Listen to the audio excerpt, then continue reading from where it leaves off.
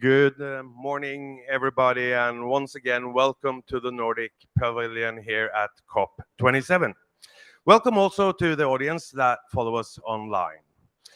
Every morning at the Nordic Pavilion, we take a closer look at the future. How will we build, eat, cook, live, and invest if we were to meet the 1.5-degree target? What changes need to be made, and how will they impact our everyday lives? As has been said many times before, the future starts with the decisions we make today. And the topic today is, here at the Nordic Pavilion, is how do we pave the way for change? Everyone wants change, but nobody wants to change. Then how do we get the change we need? The biggest carbon footprint in developed countries stems from our consumption. So then, do we have the politicians who dare make the necessary decision and also uncomfortable decision? And would we vote for them? Here to discuss this topic, we have Axel Eriksson, Swedish Youth Delegate to the UNFCCC. We are short of one person, Nikolai Astrup. He might be joining us a little bit later. And his co-pilot, so to say, is Himanshu Gulati from the Progress Party in Norway and also a member of the Nordic Council. Welcome.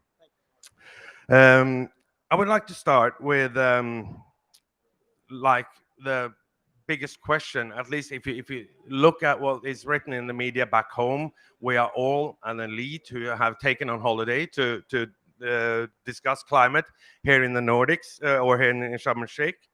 And here is Nikolai Astrup. Thank you and welcome. You made it.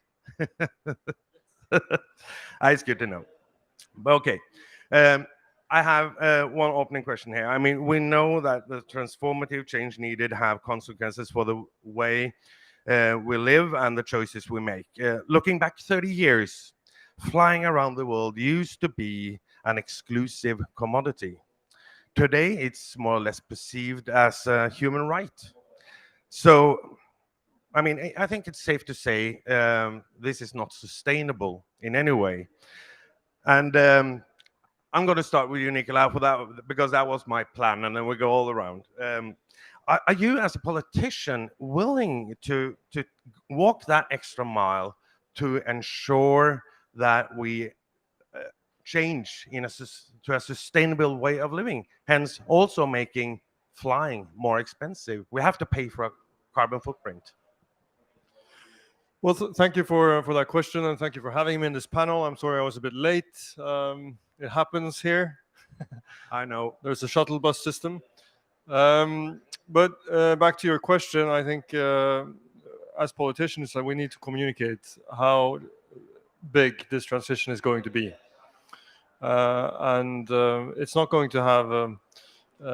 we can't complete this transition without it having effects on people's lives. And we all need to do something. But the most important thing is to make sure that consumers can make sustainable, environmentally sound choices in their everyday lives, and make sure that our industries switch from fossil fuels to renewables, and that our transportation sector switches from fossil fuels to renewables, and our power sector, of course. So these are the main components, I think. Starting out with flying, I think we need to have sustainable alternatives as well. It's not just about saying you can't fly, because that's not going to happen. But we need to make sure that we do more to promote both electrical planes for short-haul flights, which we're doing in Norway now. We hope to be the first country with short-haul electrical flights by 2030. And on long-haul flights, we need to work more on other sustainable solutions apart from fossil jet fuels. Axel Eriksson, sorry. I mean, listening to Nikolai here, do you agree on what he's saying? That it's not really possible to do something about the flying at the moment, or So what I would say is that the message from youth in Sweden is quite clear that um, the main priority when it comes to consumption is actually reduction, so that there are many things that we consume that we don't actually need. So, for example, there are alternatives to traveling by airplane, which are viable already today. For example, it's possible to get by train to large parts of Europe, even though it might take a bit more time. So I would say that the message from Swedish youth is that rather than trying to accommodate current habits with more innovations, trying to make flying, for example, a bit more energy efficient or less polluting, uh, we should rather think of, do we actually, are these habits that we have actually necessary, or could we, for example, take more time to travel by train and enjoy that the actual travel instead. um, so just to summarize, it's um, about changing habits rather than just improving technologies. mm.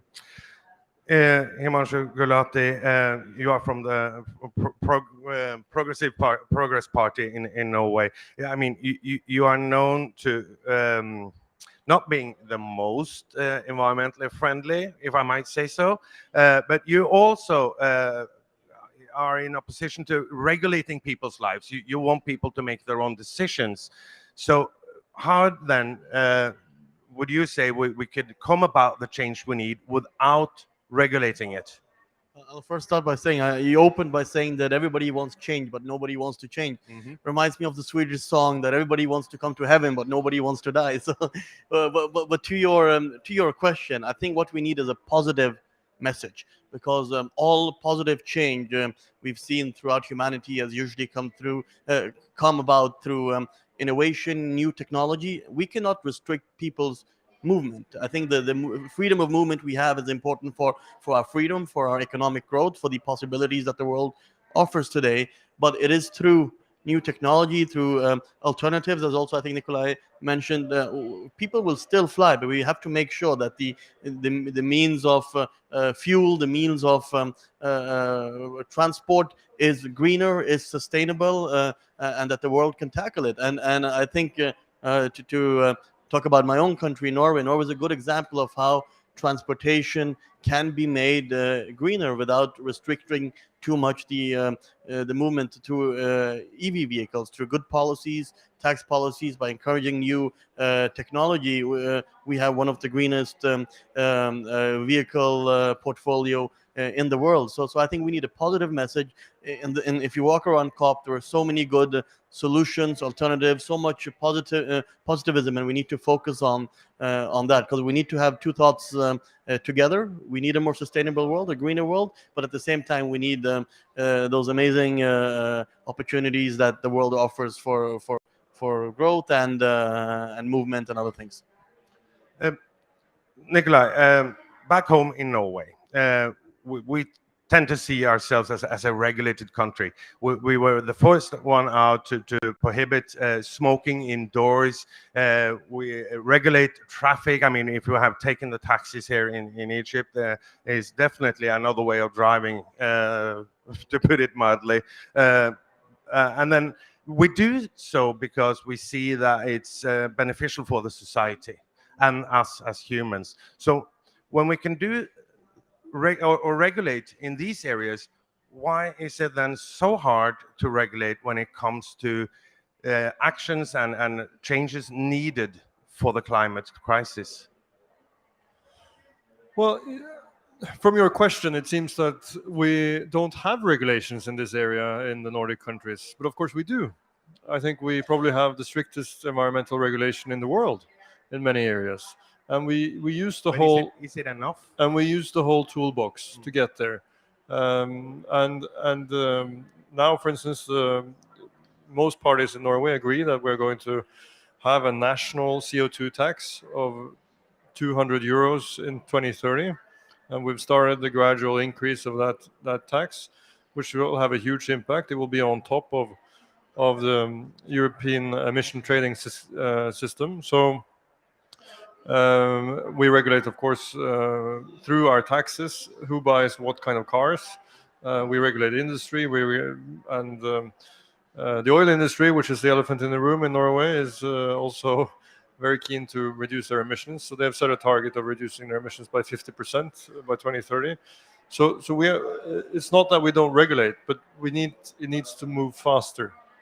And we don't have enough results compared to the severity of the situation that we face. So we need to accelerate the progress in this area. But it's if you look at the big emission points in Norway, for instance, it's mostly from the petroleum sector, and it's from industrial factories. So we need to make sure that we have plans and that are realistic to remove emissions from those points. Axel, yesterday the Nordic youth gave a letter to the Nordic governments with some demands. Among those were the total removal of fossil fuel subsidies, removal of investments, and also removal of or stop of searching for new fossil fuels. When you did that, that's all, of course, because we're still doing it. And you have the science on your side. Are you in a hurry to make the politicians change here? And yeah. I would say it's definitely a hurry, since, as you said, the science is clear. We need to phase out fossil fuels urgently and totally. And I think there's a general narrative when speaking of, for example, regulations and phasing out things, that it would mean less well-being, and that it would come at the expense of the welfare of the people, and that's a reason why it might be a bit too, or very much too slow. But again, I would say the message from young people in Sweden is that transitioning to a less fossil fuel intensive economy doesn't have to be at the expense of welfare. Rather, it would lead to healthier, cleaner air.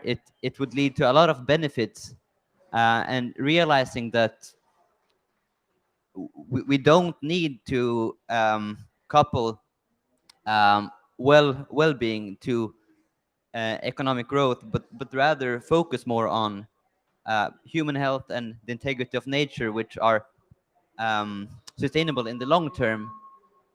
That would I think that would increase the will to actually do the changes that are needed. For example, phase out fossil fuels and make sure that those currently invested in those sectors also get a good life. So what you're saying is that the need for fossil fuels today it has to do with our overconsumption. So we need to cut that, and then hence we can also reduce the fossil fuel. Yes, that's a big part of the problem. Well, yes and no.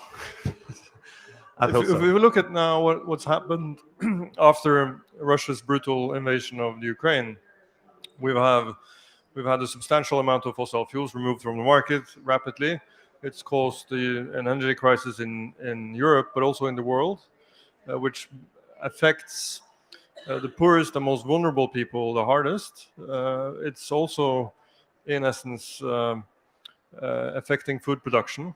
Natural gas is an important input for fertilizer production, and we're going to see this year lower harvests than what we need to have for food production to be sustainable year on year, and that's the first probably in history of mankind. So that's interesting, and it ties back to the fact that we had a huge part of our imports to Europe removed immediately. So my point is just that yes, we need to get rid of fossil fuels.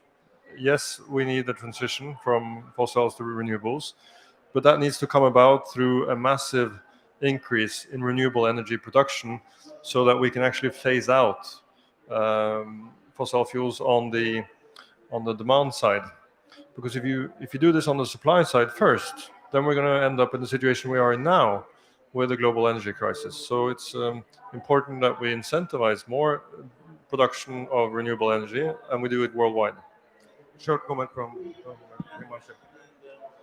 We are in a transition, and it needs to be a smart transition. This is a marathon, not a sprint, because the problem is, and as rightly pointed out, in the aftermath of the invasion of Ukraine, we've seen how instability in energy supplies can cause huge challenges to societies all over the world. Also, bringing some countries on the brink of social unrest, and all of our countries, although luckily in the Nordic less than in most other countries, but all countries in the world right now are facing tough challenges where the inhabitants are feeling their personal economy and daily lives being more challenged. And the thing is, unless we manage to have a stable energy supply and we manage to keep the calm and the growth in our societies, we will not have the strength and the will and the support to do the necessary transition. So the transition has to make sense.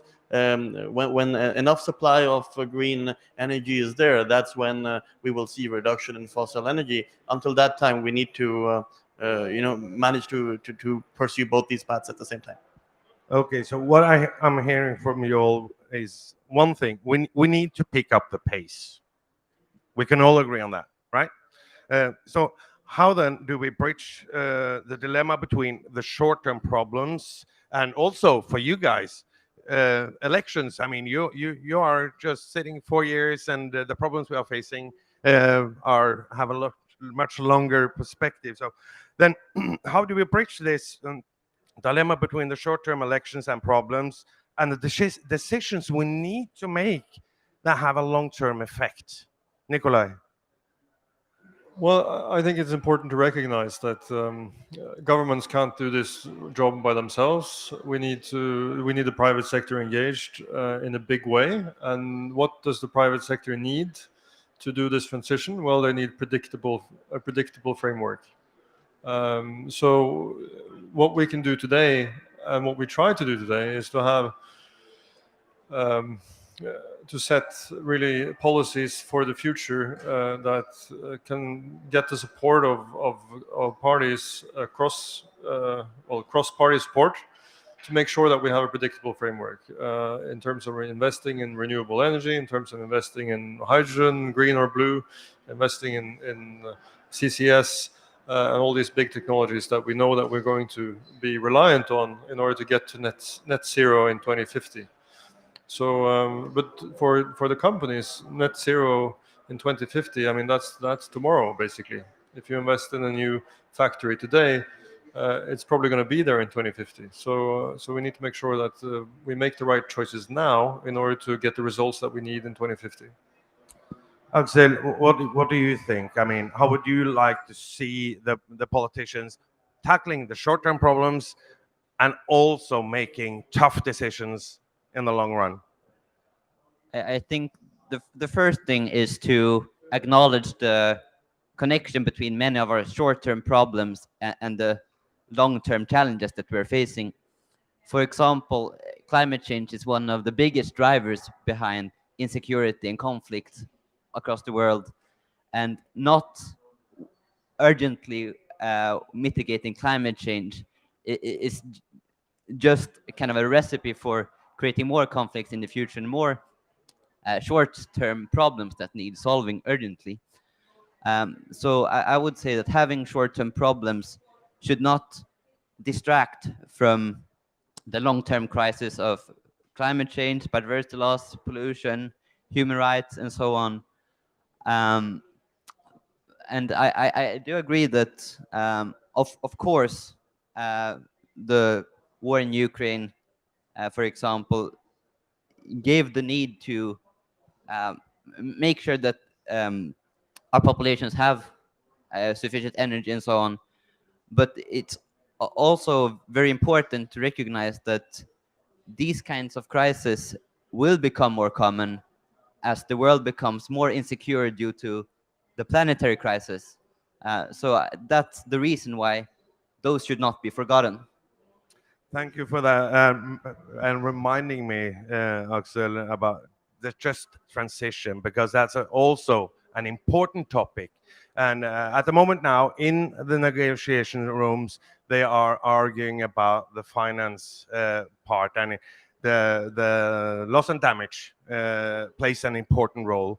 Developing countries being slightly mad at the rich countries for not stepping up and paying what they have promised. Nikolai, why is that so hard, do you think, for the rich countries to admit, okay, our prosperity is actually standing on the poverty of the rest of the world, basically? Well, I mean, for Norway's part, we pledged to treble our climate financing, and we're doing so. And we're also within that, we had a pledge to increase substantially our climate adaptation measures as well. So, but why is it so hard? Well, I think this is a very good question. Now, we should have done more, but right now, I think many countries, developed countries, are in a situation where they have strained domestic budgets, not least because of the energy crisis.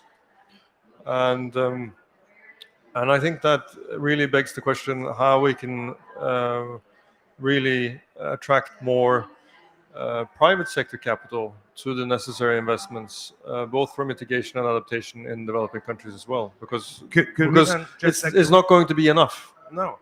Even if we reach the $100 billion target, it's not going to be enough. When- It's just going to be a when- start. When the voters in Norway complain about the high energy price we've seen this past 6 months or so, and they're all crying out for the government to come in and subsidize the energy, the prices we've seen in Norway are not uncommon other places in the world. So isn't it just fair that we pay what it actually costs, so that we also can contribute to solving the climate crisis elsewhere? I would like. I mean, would you stand up and go in for an election where you say, "Okay, guys, our lives is gonna be less wealthy, if you like, because we need to tackle the climate crisis. So our money has to go somewhere else where they actually have an effect." Would you do that? I don't think it helps the climate if Norwegian businesses have to close down because of extremely rapid rises in electricity prices, or if our aluminium industry in Norway moves to China, where emissions are much higher from production because the Norwegian government fails to facilitate for them being in Norway. So I think that question is basically not. I don't agree with the premises for that question. I mean, look at aluminium. In Norway, we can produce 8 cans of soda from aluminium with the same emissions that China produces 1. Now, where do you want those cans to be produced? In the Nordic countries, where we have a low footprint, and making sure that it's possible to have an industrial base in the Nordic countries is extremely important for the transition that we're going to go through. That's my view. But isn't that the argument that we hear all the time? Businesses is going to move out. I mean, it's all based on the theory of everlasting growth. I mean, our whole system, isn't it?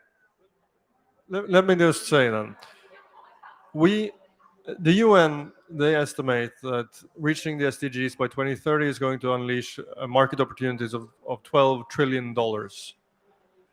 The investments that the global community needs to make to reach that transition that we all are here to talk about and that we all want to attain is going to, of course, be a massive growth impetus to the economy. We need to invest massively in energy systems, renewable energy sources, grids, infrastructure, terminals, whatnot, in order to get to net zero. So again, I think the premise of the question is completely wrong. It's not about being for or against growth. It's about what kind of growth is it? Is it sustainable, or is it not sustainable? Now we need more sustainable growth and less of the unsustainable the variant. But let's not say that we don't need growth, because the only way, if you don't have growth, that means we're going backwards. And that is not going to help the climate, and it's not going to help nature, and it's not going to help mankind. It's just Axel, going to make us poor. Mhm. Axel, you were nodding. I'm not quite sure who you agree with here, but go ahead. Well, I agree with that. There's a very big need of investment in clean technologies such as renewables, but I think that the priority should not be to continue economic growth as the goal, but rather to continue ensuring that uh, people and nature are healthy.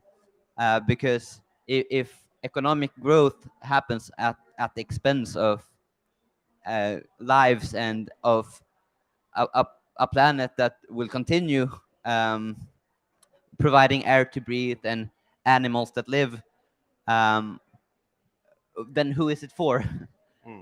So I think the priority should be, to ensure health and well-being for humans and nature. Okay, we could go on about this topic forever, but our time is actually up. I have one last question for all three of you. Be quick about it because we are almost out of time. So first to you, Alex. If you were a parliamentarian, what would you do? The one most important thing to tackle the climate crisis, what would it be? Briefly, I would say honesty, being honest about i- the things that you don't know as a politician, the insecurity in terms of am I doing enough, being honest to voters that this is what I actually think is the right solution and these are the insecurities. Nikolai, if you were representing the youth here at COP27, what would your main message be? We need action now. That was short and sweet. Thank you. Himanshu Gulati, what would your message be to the, if you were a youth delegate? I think if you want real change and if you want people with you, you need a positive message. And I would highlight innovation, technology as the solution to the challenges we face today. Thank you all. It has been lovely to have you here on the stage. And please follow us for the rest of the day. We have a lot of interesting events here. So, last, give them a hand.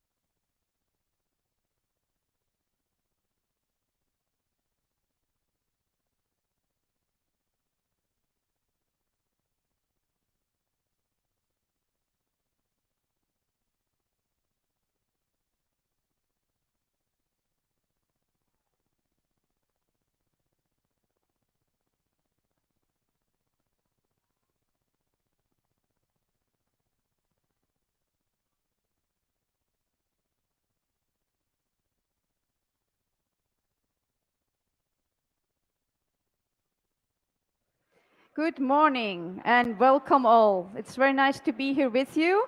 My name is Bryndís Haraldsdóttir and I'm an Icelandic MP. I'm also from the Nordic Council. I sit in the Nordic Council. And to add a little bit, I'm also sitting in the OSCE Parliamentary Assembly where I'm specifically focused on Arctic issue. So I will maybe allow me a little bit, because we are all Arctic nation, to take this a little bit into the Arctic scene.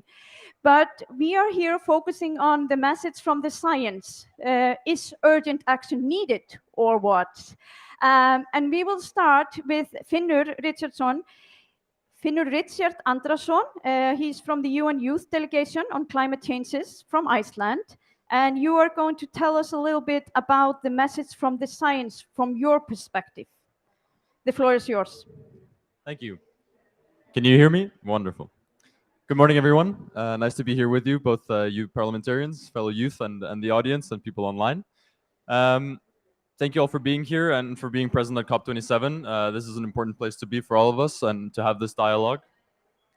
I want to start with something that I've kept repeating since COP26 in Glasgow last year, where I made this realization that I'm about to share.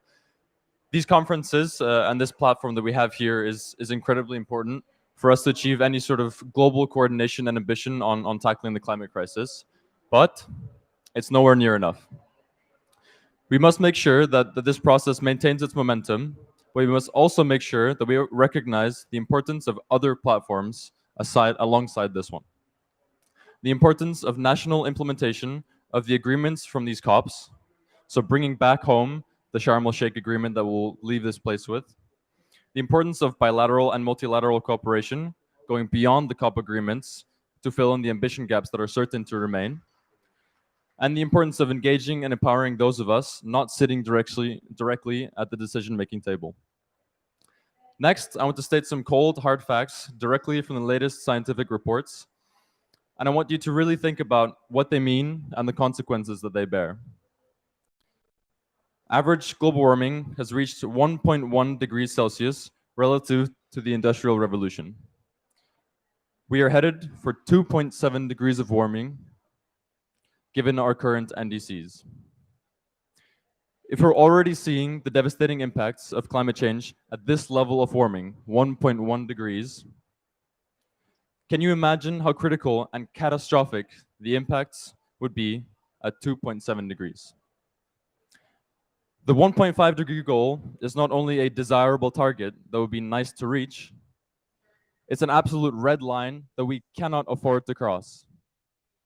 Crossing the 1.5 degree threshold could potentially activate dangerous tipping points from which we may not be able to turn back from.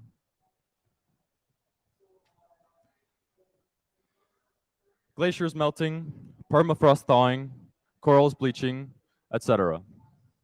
Breaching the 1.5 degree ceiling would result in sea level rise to the extent where entire islands, entire countries, and all the history and heritage that they contain are lost. These small island states are the communities at the front lines, experiencing the most dire impacts. So I want to plead to you all that you listen to the voices of those at the front lines. Those are the people. My apologies. To listen to the voices of those at the front lines, those already experiencing the worst impacts of our historic inaction. They speak not only based on science, but based on personal experience. For them, it's not about meeting some made-up target or about avoiding paying for carbon credits because they didn't meet their goals. It's about their homes, their livelihoods, their friends, their families, their mothers, their fathers, their brothers and sisters, the people they love. Those of us living in the Nordic region must open our eyes to the realities that these communities are already facing. These are the people we must fight for. We must extend our empathy to them, even if they are far away. Put your families in the shoes of their families. So now I've laid out in front of us the critical nature of where we stand, but the science doesn't only tell us how dire the situation is. It also tells us what solutions are available to us and how we can use them to achieve the necessary emission reductions and adaptation that we require. To stay below 1.5 degrees, global emissions have to peak by 2025, be reduced by almost half by 2030, and the entire globe must achieve real carbon neutrality by 2050 with further emission reductions beyond that. And as a side note here, can we please from now on speak in terms of all emissions and not play around with baseline years that make us look better? We cannot afford to do what some call clever carbon accounting that looks good on paper but doesn't mean anything for the climate itself. But coming back to the solutions, the third chapter of the IPCC's sixth assessment report is entirely dedicated to the various emission reduction options that are at the disposal of parliamentarians like yourselves and other decision makers. Please make use of this report. It has been compiled by the world's leading scientists for you to use. It would be silly not to use it. To get more people on board with these climate policies that we need, it is crucial to shift the narrative from not only speaking about the problems and potential unwanted side effects of the climate policies that we need, and to shift to start highlighting the positive co-benefits that come along with so many of the climate actions that we need to implement. Creating a world with a stable climate can and should also lead to a healthy, just, and more desirable future for us all. And that only happens if you proactively think about climate action in a broader context. So what I've said until now about the science is something that I hope most of you already know. We know that if we don't rapidly scale up our ambition, we're headed for disaster. But despite this knowledge, there remains this cognitive dissonance between being aware of the situation, being aware of what needs to be done, and then not doing enough about it, particularly from those of you in front of us here today. And by saying that, I don't intend to make you look like the enemies, because you're not. But what I mean is that we need more leadership from you. We need you to take this message back home to each of your countries, to your parliaments, to your committees, and further, and make sure that you align your actions with the science. This is the main task of the leaders who are here at COP27, to make sure that the action we take is in harmony with the urgency of the science.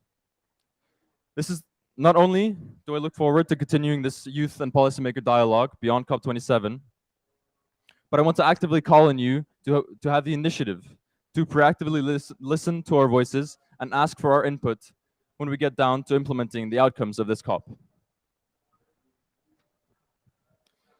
So now I've been reading a paper, and I feel like speeches like this often get lost. They go in one ear and out the other. So for those of you who are interested, let me know and I'll send you the speech. I have a link in the speech to this IPCC assessment report with the tools that you need to use to implement the climate action that we require. And with that, I'd like to close. Thank you.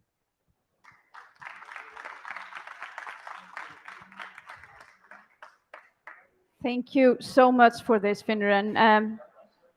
We know the facts that are in there, but now let's discuss a little bit what are we doing about it. And I want to start with you, Ola. You are the chair of the Sustainable Committee of the Nordic Council. Now we have heard from the youth delegation what they think needs to be done. Are we doing it?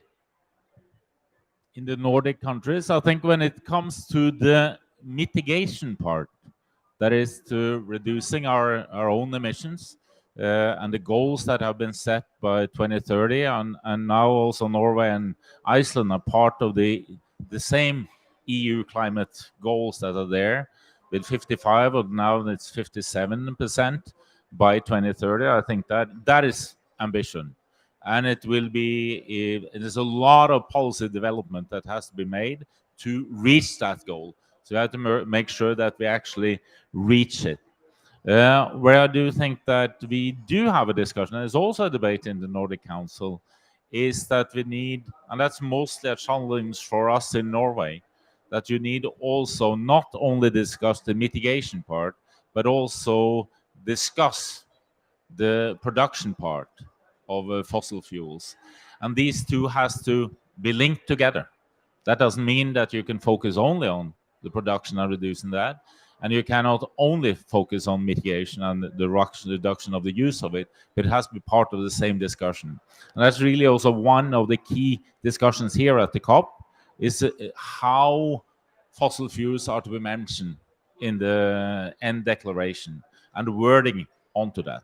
And now I'll let the others talk, but I also think on when it comes to biodiversity and the convention on biodiversity that comes later this year in Montreal, there we are also not delivering the way we should.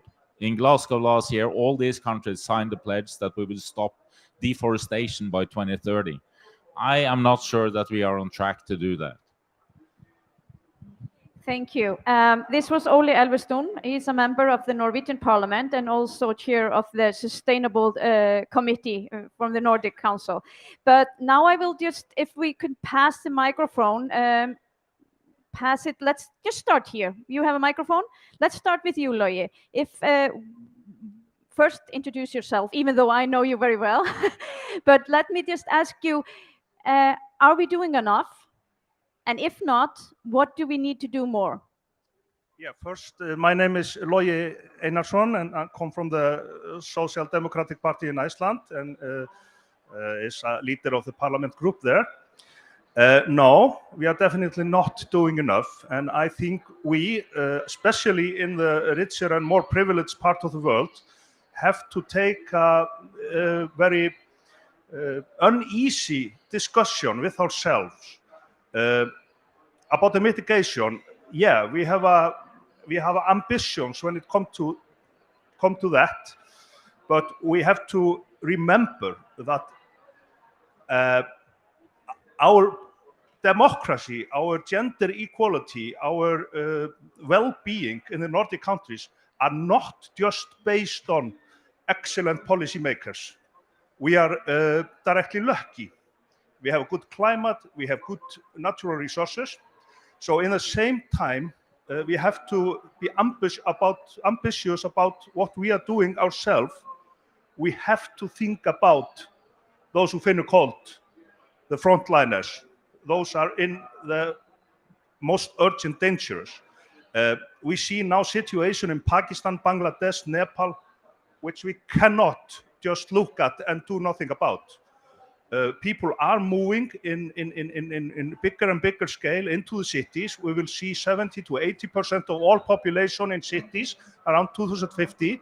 So I think we have to focus more on urban planning and forget about that dumb idea that there exists something like a green private car.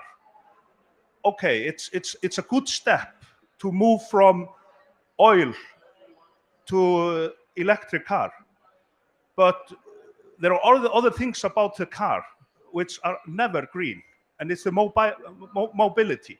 We have based our cities around the car, and we live in one place, we shop in another, we go to dinner at the third, and sports event on the fourth.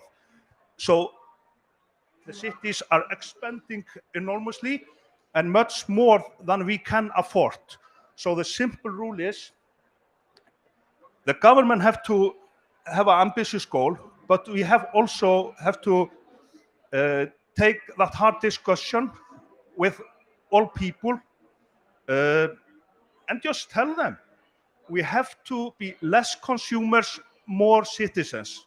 We have to consume less, we have to live in smaller houses, we have to live near each other. Otherwise, we will never manage to do that. Thank you for this, Loye. And because we are many people here, so I'm going to ask you to have it short, and I'm trying to put up more than one question. It's okay, Loye. I know you're an architect, and I know that this is a real issue for you. But because you mentioned green cars, and that is something that Norway is very high on, and Iceland is number 2 in the world. Mariana, what is your thought about that? electricity cars, is that the future, and is that our answer, or do we need to do more like Loyi was speaking about, or something totally different? I think definitely electrical cars are important, and that we have to electrify most of the society, actually. But it was quite interesting what you said, and just one sentence I recognize that we have to tell them what science says and what is in front of us, or actually right here now when it comes to climate change. I think maybe that's one of the biggest challenges we are standing in at the moment. That is how to make people understand and how to involve and engage in these, what we have to do to make sure that we achieve our climate targets. So, because I see lots of people, we are discussing things here, we are reading the science, we know what's in there, but how to make sure that this happens in a just transition in a fair way, I think that's the main question to actually succeed. Thank you. And Marianne, you're an MP from Norway. From which party? Sorry, Marianne, from Norway, yes, and from the Labour Party and the northernmost parts of Norway. Okay. Thank you. Let's go to Sweden. Kjell Arne Ottosson from Sweden. What is your remarks to what Finnur just told us earlier? Thank you for the question. Kjell Arne Ottosson. I'm a member of the Swedish Parliament and also a member of the Nordic Council. I think we must act, and we must act now, as he said. And then we must act in a way where we'll leave the symbol policies behind us. We must do the real things that make changes in real. We heard some days ago the Secretary General spoke about that it's urgent and serious now. We must listen, but in the same time, we must have a point of view for the future and don't take the faith in the future from our children and youth. So we must do the right things. And we up in the Nordics, we have the money, we have the knowledge, the know-how that we should use. That is our way to go before the other countries, so that we can get the bigger emission countries on the same way. Thank you for that. And now over to Tinna. Now, I mean, Finnur has read his thoughts about the issue that we are discussing here, and now you've heard the politicians talk. Is it all blah blah blah, or is it something in it? Well, it's definitely not blah blah blah, but I think we need to take into account. Right now, we've discussed that yes, we are a part of a joint EU, Norway, Iceland, and DC, and that is definitely ambitious. But if we, the Nordics, are to be leaders, we can't accept just the common denominator. We need to go further. And I feel like we could take more responsibility because we know that it's also accumulated emissions in the atmosphere that matters regarding the climate crisis. So we should be taking on more of our fair share and think in that way and have more ambitious targets. Also, we need to think of our consumption-based emissions. We're, of course, not only responsible for those emissions that happen inside our borders. So I would like to see that. Furthermore, we see that in the UNEP report, we see the huge emissions gap between our targets, our national targets and international targets, but we also see a policy gap. And I see that in the Nordics too. So we can't only put forth a target, our policies, our finance flows need to truly align with that. And just because I still have the mic, I just want to reflect that we saw the title of this is Urgent Action is Needed. And I feel like people in power do not have the same sense of urgency as the youth does. And we see some good policies, good targets, things being implemented, but it's definitely not at the speed needed to conquer an existential threat. So we really need to see that so we really can believe that the politicians, the people in power, are concerned about our future, because this pace is definitely not something that reflects that. Thank you. You got applause. And Tinna, your name is Tinna Hallgrímsdóttir. You're the chair of the Young Environmentalist in Iceland and a member of the Iceland Climate Council. So I just recommend, even though I have your names here, please introduce yourself because there are people watching here. Emma, can I give the microphone over to you. What about the urgency? Are we too patient or are we urgent enough? Well, first, my name is Emma Norren. I'm from Sweden. I belong to the Green Party and I'm the chair of the Committee on Environment and Agriculture in the Swedish Parliament. No, we are not doing enough. We know the science, we heard it, and we, in the North country, we have the money and the knowledge to change it. But we are talking now of how can we tell the people of this. But we forget something. We also have to tell what will be in the future. Because I think one reason why nothing has happened or it's happened so slow is because people are afraid, losing the privilege, losing their home, their 2 cars, the benefits we have. But we have to make sure that people are secure that it will be different in the future, but it will not be worse. How can you be afraid of a world without pollution and with healthy ecosystems? That's something we all should be longing for and something that we actually would try to reach. Instead, we are doing the opposite way around right now. So we cannot only tell about the problems, we also have to make sure that when we do the transition, and a just transition, it will be a better world, not the same today, a different one, but it doesn't need to be a worst one. I promise you, it will be a better one. And it's also connected with the health problems when we have the air pollution and so on, and biodiversity. So everyone is actually benefiting of the transition, but right now we haven't been able to show what's behind the corner and what we can achieve together. So that's something for us politicians to take care of. Thank you. And over to you, Lars. So is the future bright? I hope so, and I think so. My name is Lars Haltbrekken. I'm a member of the parliament from Norway with the Socialist Party. And I just wanted to comment what Tina said, because I think she's right. And what I fear more than the climate crisis is the apathy, to believe that we cannot handle the climate crisis. It's too big, so that we will lean back and just look at it happen. But we can solve it if we'd like to. When I became engaged in the environmental issues some years ago, the threats were acid rain and the hole in the ozone layer. But we combated those issues. Those are solved. We don't have to fear the hole in the ozone layer or acid rain anymore.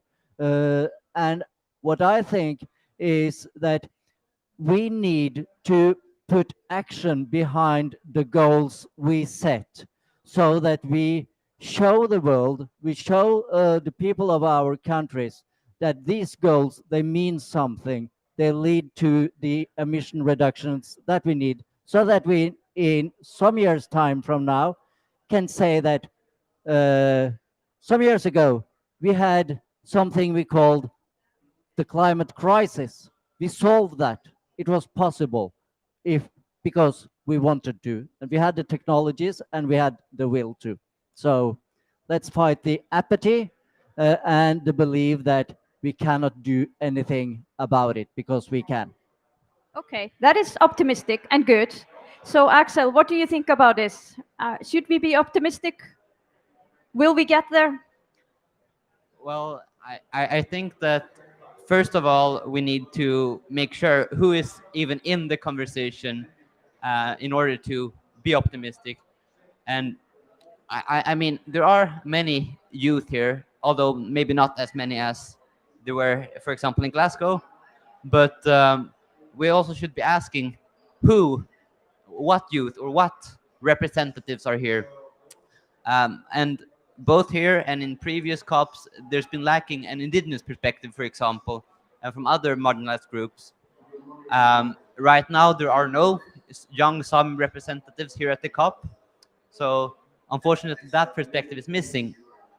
And one of the reasons why that's very unfortunate is because indigenous peoples are those who are usually the most affected by both climate change, biodiversity loss, pollution, and so on, and also the ones who have been able to manage their lives best without creating those issues. And by not even having them here at the table, that really um, gives a big gap in what perspectives are brought in. I mean, I am here as a youth delegate and I'm supposed to represent youth. I would like to tell the stories of a broad range of youth, but unfortunately, that's not my story to tell, it's theirs. Thank you for that. And Axel, you're Eriksson, and you're from the Swedish youth delegation, just to have that correct. Vilhjalmur, you're not so old, maybe not as young as Axel, but what do you think? Are we listening to the young people? And should we listen more or do what they are telling us more? Yes, my name is Vilhjalmur, and I'm from the Icelandic Parliament and from the Independence Party, same and Bryndís. Yes, I think we are listening and we should listen more, but see our bets about who is in the conversation. My is party overflow, but the youth from Iceland have a party. So I think we are on the correct way there. But I think we have to think about our legislation. Are the legislation stopping something? And how can we let the private sector, the youth and the science and then do the things? We are in COP27 now, and we are still discussing when are we going to start to work. And so it's something we can do so the people who want to change can't do it by themselves, but we have to have some minimum legalization. But so we can't do it but anyway as we want to do it. But I think some things we are doing, we are stopping something. We can't go faster, like the youth said when they come to my committee back in Iceland. They said as sooner as we start, that will be more efficiency. So we have to start now because then it will make it easier. So I can't understand why we're still saying A, we want to making all our ambitions and say A, but no one wants to say B. That is the job, that is the actions. So we need to start to do B. Okay, thank you for that, Vilhjalmur. And Himanshu, we were together in Greenland this summer, and we are all Arctic nations. Arctic is like a showcase of what is happening in global warming. The ice is melting very fast, and we will actually see a movie about that later tonight. Into the Ice, it's called. So what do you think? Will there come something out of this COP that will change anything? Let's just look at our spectrum in the Arctic. Will the ice stop melting slower? What will come out of it? Thank you, Bryndís. And my name is Himanshu Gulati. I'm a member of parliament from Norway, representing the Progress Party. And together with Bryndís, I'm also one of 2 MPs who are representing the Nordic Council officially here. And very often these conferences have a lot of talking, and perhaps people see less action. And a lot of good things have been said in the panel, but equally important as what is done, I think it's important to focus on how it is done. We need a sustainability policy, in the sense that in a world where which is more vulnerable, we are seeing more economic crisis, more social instability because of the war in Ukraine, its aftermath, high energy prices, higher food prices. Unless we can show how the climate and sustainability things we want to do also make sense for growth, for economic growth, and for other purposes, we will not get the support among people. For instance, the aftermath of the Ukraine war shows that we need more energy, and that's a very good argument for investment in good green energy at the moment. I was in Cairo before coming to Sharm el-Sheikh, and it's a city where you feel you don't breathe air, you're breathing pollution. And in the Nordic countries, as an example, we've managed a very different approach, partially because of the EV strategy. So we have to show that what we are doing is not just spending a lot of money on something for the sake of it, but it's also the alternative that makes sense for a better future, for economic growth. And if we give good green options, people will understand. But we have to show that this is the smart thing to do. Thank you. Going from A to B then, real action.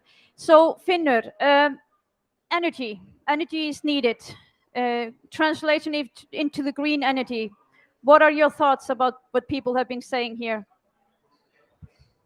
Yeah, it's been really interesting to listen to all the different perspectives, and I think there's a strength in the different perspectives. I think we need all the different perspectives at the table to bring in different types of solutions with different benefits, different knowledge backgrounds to be able to avoid some potential negative consequences of certain actions. But you mentioned the green transition and the energy transition. I think there's often a lack of focus on the efficiency gains, on the reduction of energy use. That should be the first step.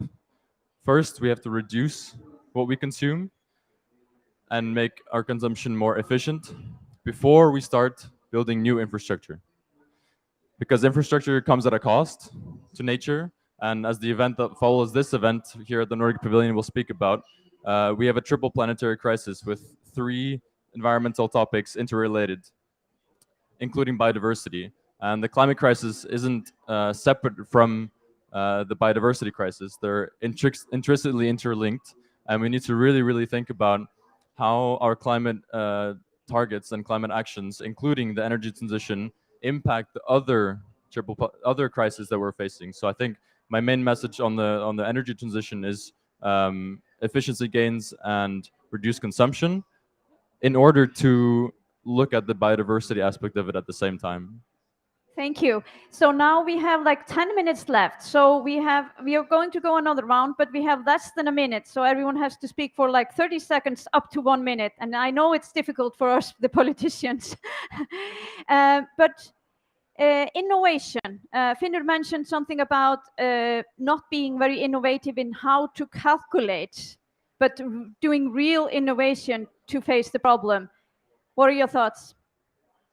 Well, I think that by putting demands, political demands on the industry, for example, and also supporting industry to develop technologies that will reduce the emissions, that's important. What we saw in Norway back in the 70s was that we had a lot of heavy industry polluting a lot the local environment. They were put demands, strict regulations on how much they could pollute. The protests were there from the industry saying that, well, if this is introduced, we will have to phase out our production here. But that did not happen. The emissions was strictly regulated, and the industry is still there, and it's one of the cleanest industry in the world now. Thank you, Lars. Now Loyi wants to add something to that. So let's give the microphone over to Loyi, and we will end in the middle. So no, I was just saying, okay, it's nice that you did that in Norway, but your heavy industry is polluting globally with your oil industry. So you have. No, okay. Okay. So you have, I mean, you have to take a bigger step towards cutting that down. You have to do that. But the technology is very important. It can lower carbon footprint, that can increase equality in the world if we do it the right way. But the worst thing is that our ability to be more ethical and thinking better values are not increasing in the same sequence as the technology, which is growing exponentially. So I think in the same time we put a lot of money into the technology and the industry based on technology.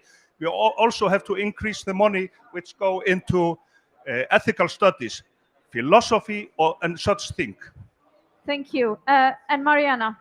What will you say back in Norway? And now we have only around 30 seconds. So what will you say when you come back home? What did you do here? Oh, that we need to do more, and we have to do it more quickly and faster. But what I just have to comment this question here from when it comes to the energy production, because I think the last year has shown us all that the importance of energy, and if you are in lack of energy, how the negative consequences are for people, for industry, for business. So we have to make sure that this energy transition happens in a just and fair way. And I believe that if we do this, we have been shown this year, we have I fear that we have social unrest. People will not follow us in what we have to do and we are going to do. So we have to do it step by step, but we have to have clear ambitions and or climate targets we are going to achieve. Yeah. Thank you. And over to Vilhjálmur. Energy crisis in Europe. Do we need to produce more energy? Yes, I think the energy is the key to go through this situation we are in now, in this emergency situation. I think we need just now to get some effort and some action for everyone around the table, and we have to support each other. I think that is not just say you have to do some more, we have to support each other and do it together now. Thank you. And Kjell Arne, over to Sweden. Production of energy crisis, war in Ukraine. Your thoughts in 30 minutes. We need all types of energy plants. We need all solutions, all fossil-free solutions. That means wind, water, sun, and nuclear. And the nuclear, yeah. Coming from Sweden, I fully understand that. Himanshu, your thoughts about this, and maybe also if I get into the last point, which is not the last at all, loss and damages, which are being discussed here. Your thoughts in 30 minutes, 30 seconds, 30 sorry. seconds. I think yesterday the news showed that the world has just passed 8 billion people, and the need for energy for people around the world to be able to live the same standard of life that we others do, the need for energy will go up, and that energy that's needed has to come primarily through green solutions. But the current role that oil and gas plays in the transition is important because this is a transition. But the increased need has to be in green energy. And in regards to your last question regarding loss and damages, I think it is more important to focus on the solutions rather than look backwards and then look in the past. We should look further and instead focus on the solutions, technology, innovation, how we can help each other instead of loss and damages from the past. Thank you. Ole, what do you think about this loss and damage discussion? We, the richest countries in the world, talking about green transition. What about loss and damages and to the people here in Africa and in Bangladesh and other places? Well, we have to do more internationally, but we have to do more on every aspect. We have to do more also on mitigation and helping onto that, also on the nature-based solutions that we are heavily involved in, and also the other crisis, whether it's pollution and also in biodiversity. And then it is more a discussion on how do we put about the funds also for loss and damage. You have this Santiago network. I led those negotiations in Madrid, so I've followed those. And now it's kind of like, how do we make this? How do we step up? But it must be done in a way so that we do not lessen the focus on mitigation and adaptation also, because this is a huge. It's an enormous sums when you talk about the loss and damage positions. Thank you. And Emma, nuclear power, Sweden, is that an innovative way to find green energy, or is it just a realistic way? I think it's a way to go backwards into the future. So for me, it's not an option. We have the nuclear power plants that we have, and we will use them to the end. But to try to start to build new ones now, it takes so much time, and the climate crisis and the energy crisis here now. The renewables, sun, air, sun, wind power, and so on is much easier way, it's cheaper, and we have it right here and now. And to make big solar plants or windmills out on the sea, it take less than it take 3, 4, 5 years instead of 10, 15, 20 years to buy the nuclear plant. So I don't think that's the way ahead. Okay, thank you. I wasn't really reading between the party lines here, but I know this is a discussion in Sweden. So, Tina, your thought on this, nuclear or no nuclear, and the transformation, changing our behavior. It's not the same to be a vegan in Greenland or vegan in Brussels.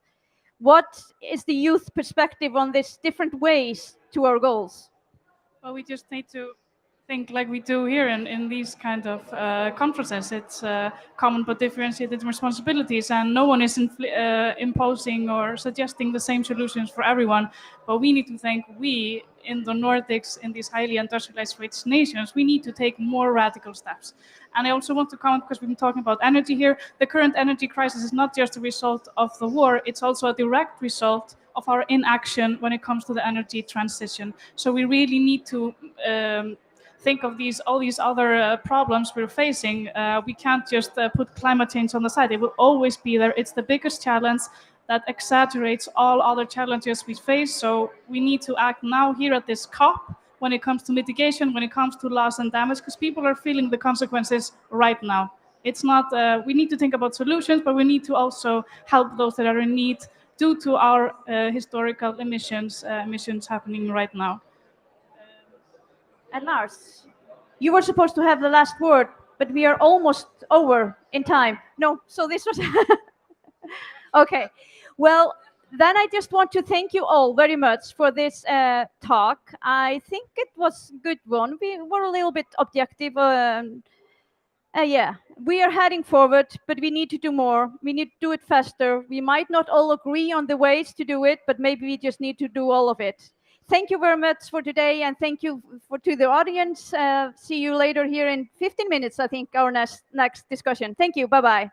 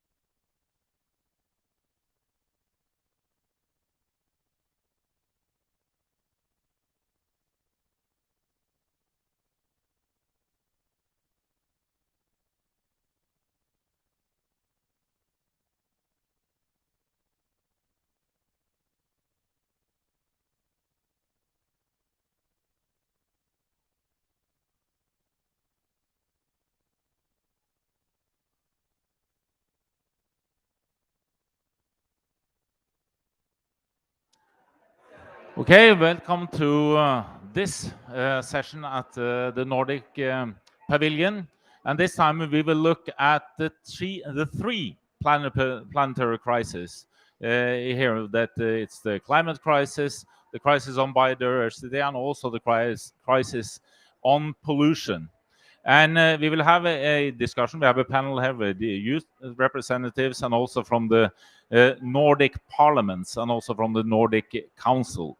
But to set us off before we take this discussion, then we will have a small introduction by Finnur, the youth delegation. I have to put my glasses on. The youth delegation from the UN Youth Delegation on Climate Change, Finnur Rikard Andrason. Please. Much. Can you hear me now? Wonderful. Nice to be with all of you here today. I've been asked to jump onto this panel with very short notice, but I want to make 2 points just to start us off on this topic. So I come from a sustainability science and sort of systems thinking perspective. And when we talk about this triple planetary crisis, we're talking about climate change, we're talking about pollution and waste, and the biodiversity crisis. And the first important thing to note is that these three aspects, these three crises, are intricately linked, and we need to look at them as being linked. We cannot solve one without solving the others. So recognizing this system's perspective on these three crises is the first step. The second step is recognizing where our societies stand within this system. So our society is built upon the environmental systems. Without the environment, our societies would not exist. Without ecosystem integrity, our societies would not exist. All the materials we have, the air we breathe, build on healthy ecosystems. And healthy ecosystems rely on a stable climate, not being polluted, and having the critical level of biodiversity to be resilient. So recognizing that environmental integrity is at the base, and our societies sit on top, and then in the very inner circle is our economy. And we often talk about the economy as being this big thing and the central aspect of all these debates. And yes, money is important. Money moves things. Money makes things happen.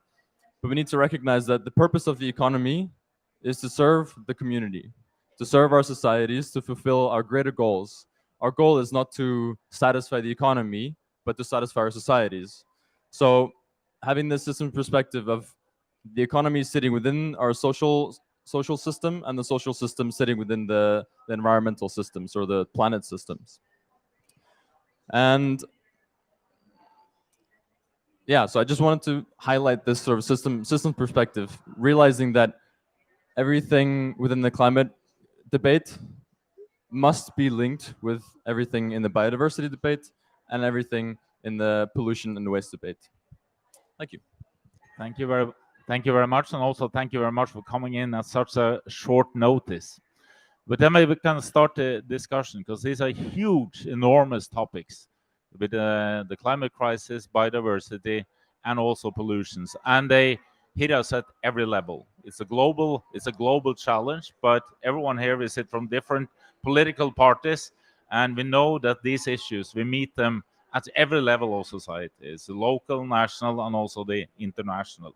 So I will start on with you, Bryndis Haraldsdottir, that also sit in the Nordic Council. Do we today address these triple climate and triple planetary crises that we have? Do we address them on every level in our societies?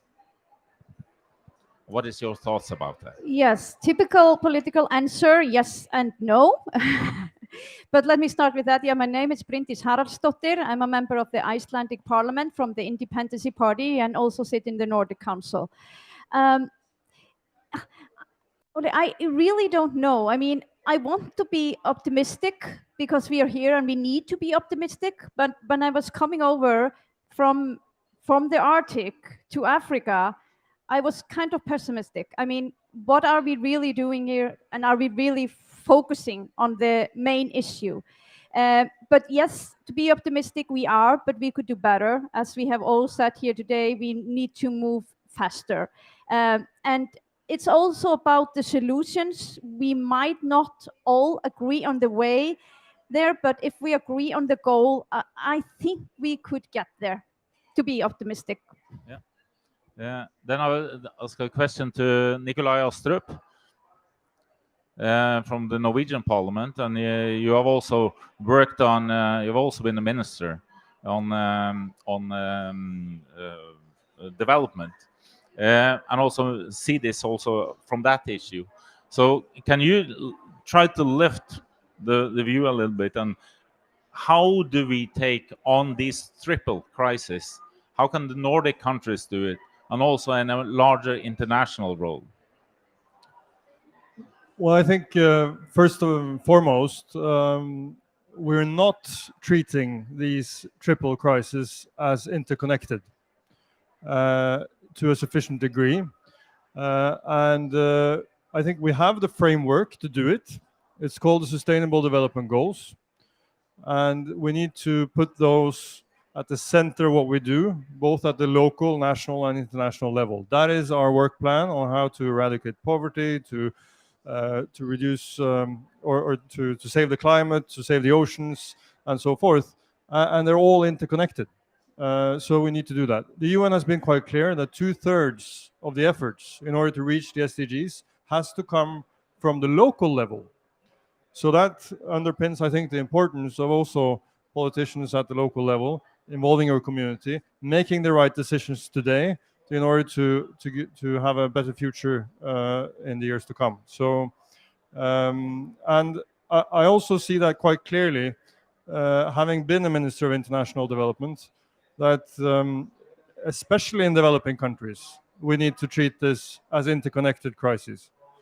And it ties in with economic development, with jobs, with general welfare, with healthcare, with education, because we're not going to manage to reach SDG 13 on climate change if we don't also deliver on the other key goals for development. So that's my take on it. Thank you. And I think we can take a little around here, because if you look at these three crises, it's really on the local level. There's so many decisions and also conflicts, and I think we all know how we're meeting, and also on the national level. And at the same time, we have to lift and do way more internationally. So, Une Ballström, let's start with you.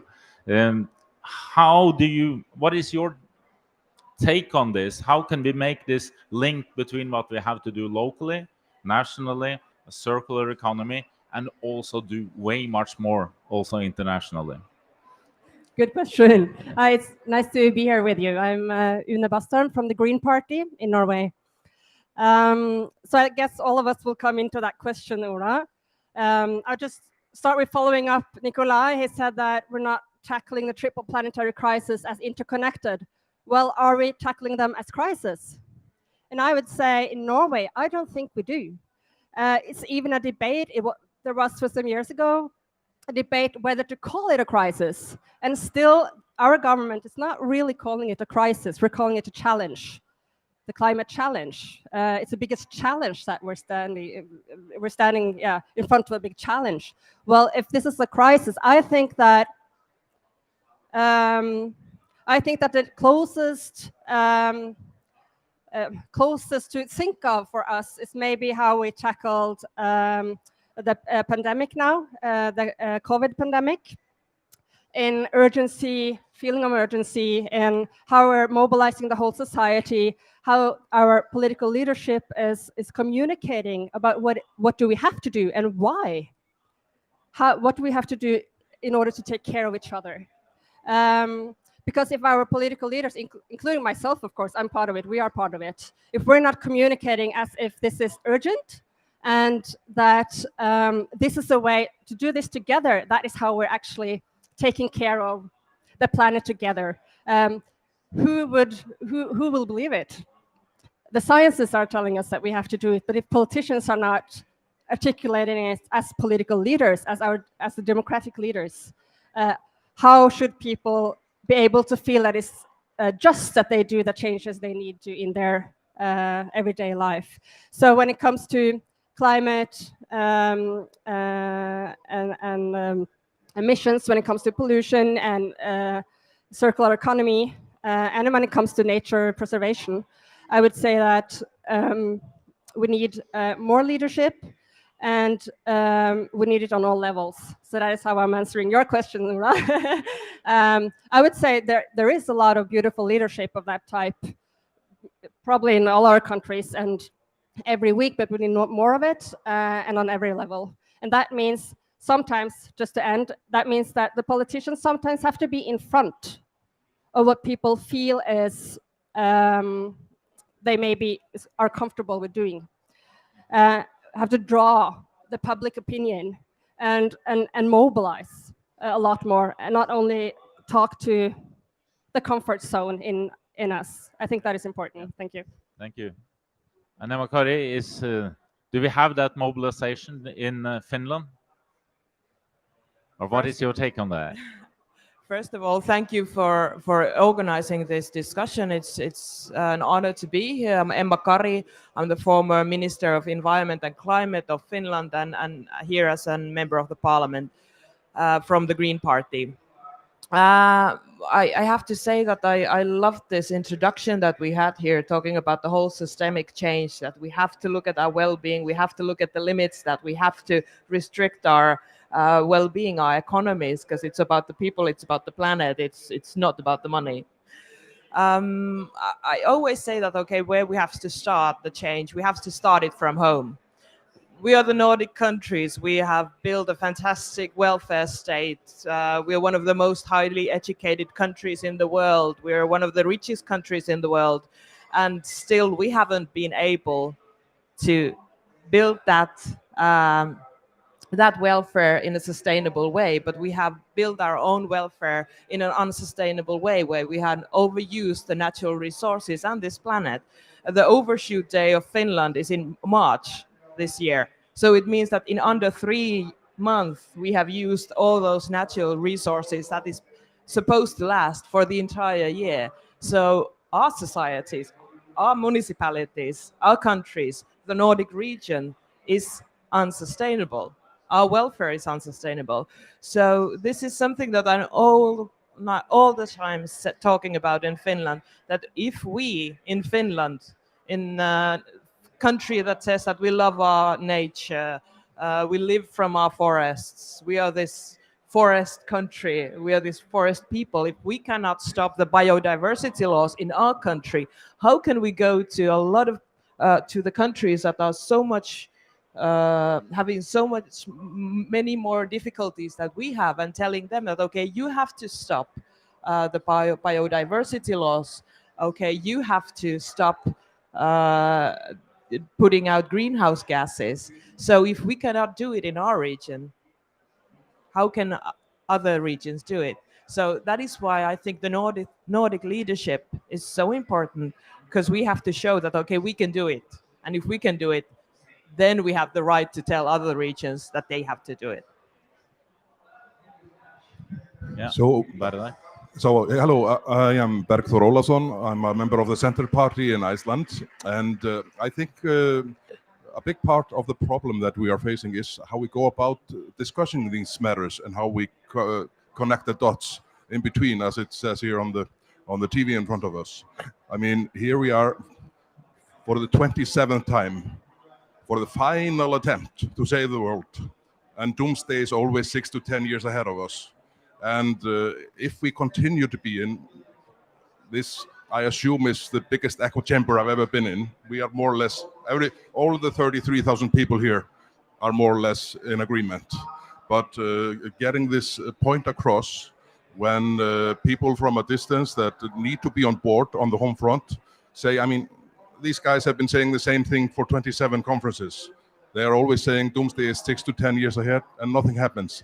Then we lose the audience. And I think it's obvious that nothing real will happen in this sense unless we put more or less all the emphasis on R&D. This will only be solved by development, finding new solutions, and this will be done through the private sector mostly, I assume. And I just by what we are hearing from the negotiation tables, things do not seem to be moving very much ahead this time around. And I think the biggest part is how we go about the discussion as a whole. Yeah. And Kjell Arne, we will jump over. Kjell Arne Otson, can we then set our policies according to the goals that we're setting? And how do we make our policies in Sweden and else so strong that they are set and meet the targets that we in many ways agree on? Kjell Arne Ottosson, member of the Swedish Parliament and also member of the Nordic Council. We have a challenge because we don't really agree about what are the facts. For example, about the biodiversity loss in Sweden, in the forest, for example, in the agricultural areas. And since we don't agree, we don't know how to cope with it.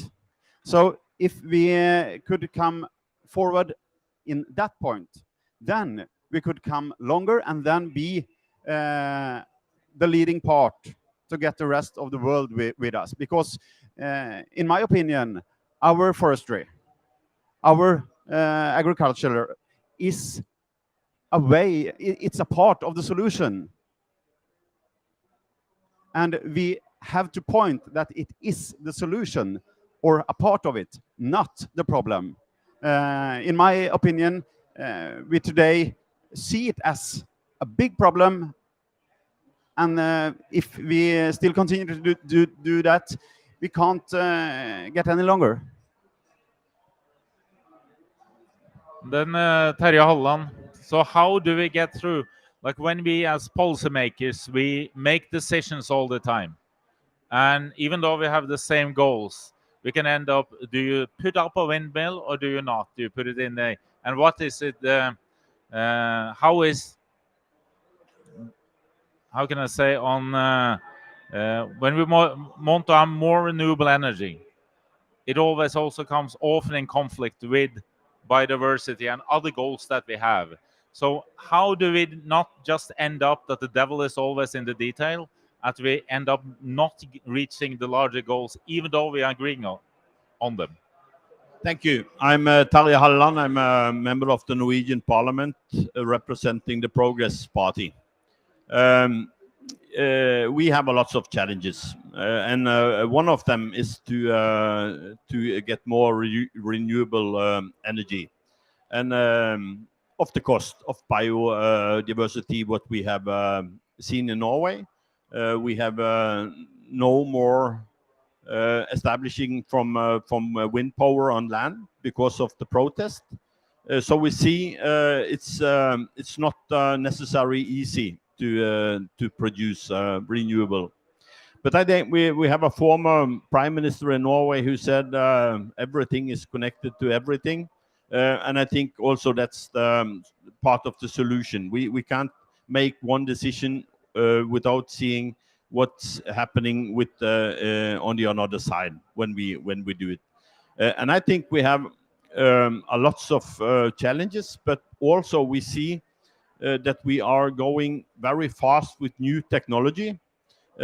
What's maybe in our country, the most important thing that we can do is to export this technology to new countries, so that they are building society who are more sustainable than what ours are. Then, Tina, do you think the youth today think that we can handle all these three crises? Yes, I certainly hope so. But then we need to put on also the biodiversity, the waste pollution lens when talking about climate issues. Because I think now we have the climate is kind of overriding everything, but we need to make sure we think about all these things and also in the context of a just transition. And I want to mention one thing that I think connects kind of many of these issues. When we think about extraction and processing of natural resources. It's causing over 90% of biodiversity loss. It's causing over 50% of climate impacts.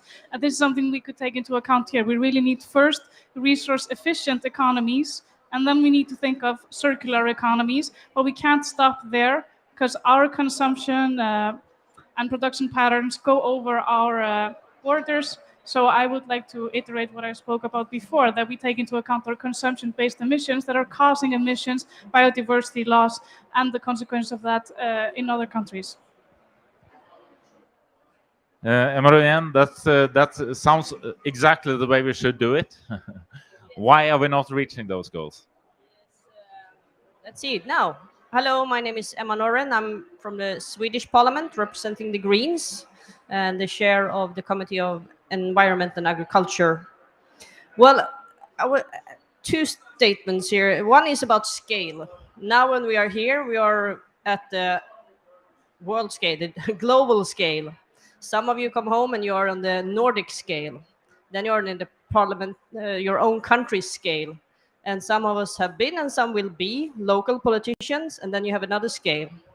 And when you have all these perspectives, you see it's different resolutions which make these decisions hard. If I take on my municipality hat, I maybe want to make a harbor because it's good for the environment, for the citizens, and we need to have it for the boats. But I destroy the spawning grounds for the fish.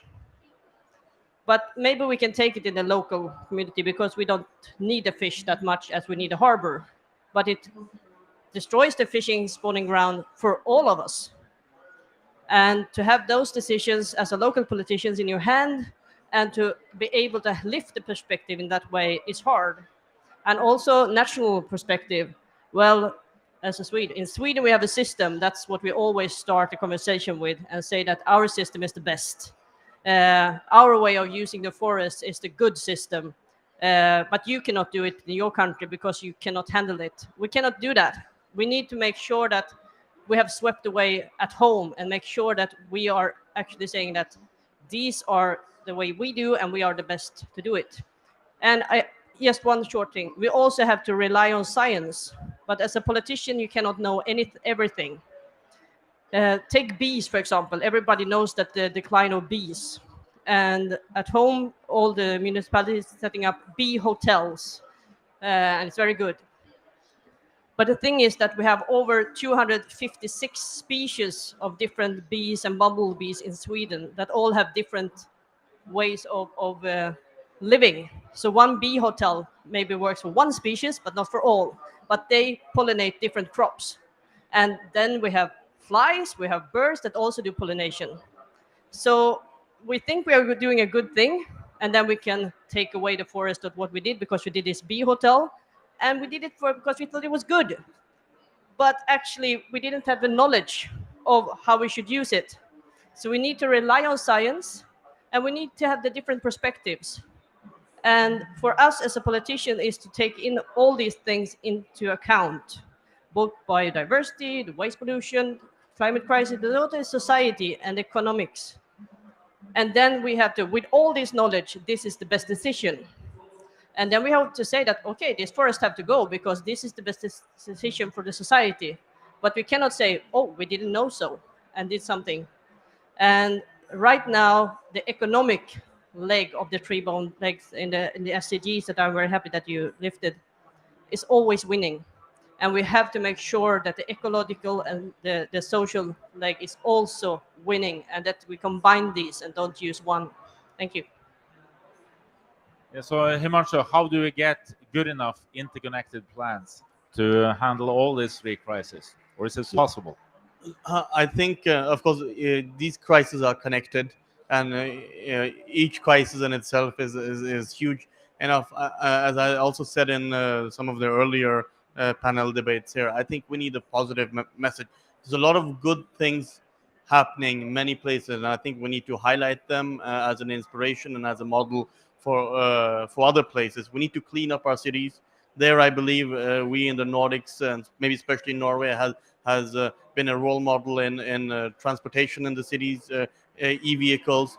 that is an example of how we can clean up cities as is needed in many places around the world. In terms of biodiversity, there was a good pledge done here yesterday between, I think, Indonesia, Brazil, and Congo on how to preserve the rainforests, how to preserve diversity within the forest and reduce cutting down of forests.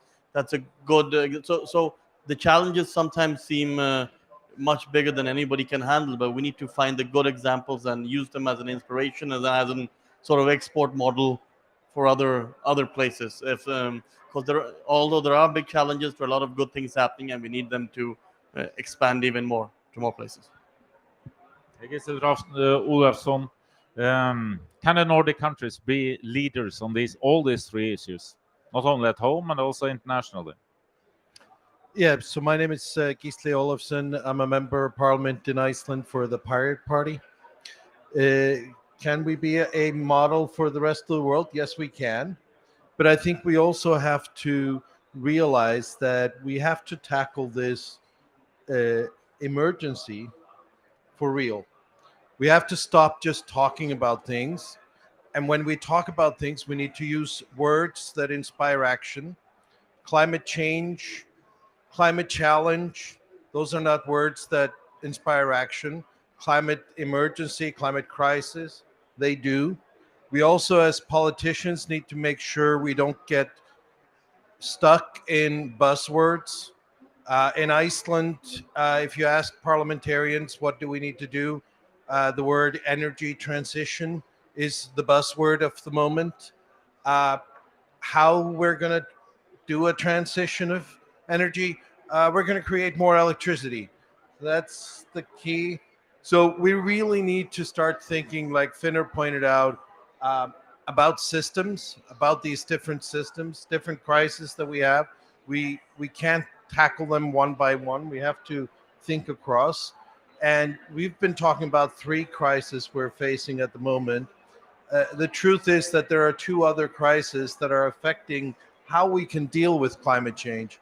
One is the war in Ukraine, which is causing, a lot of burden in a lot of countries that take money. We're taking money from our development aid to support Ukraine, for example.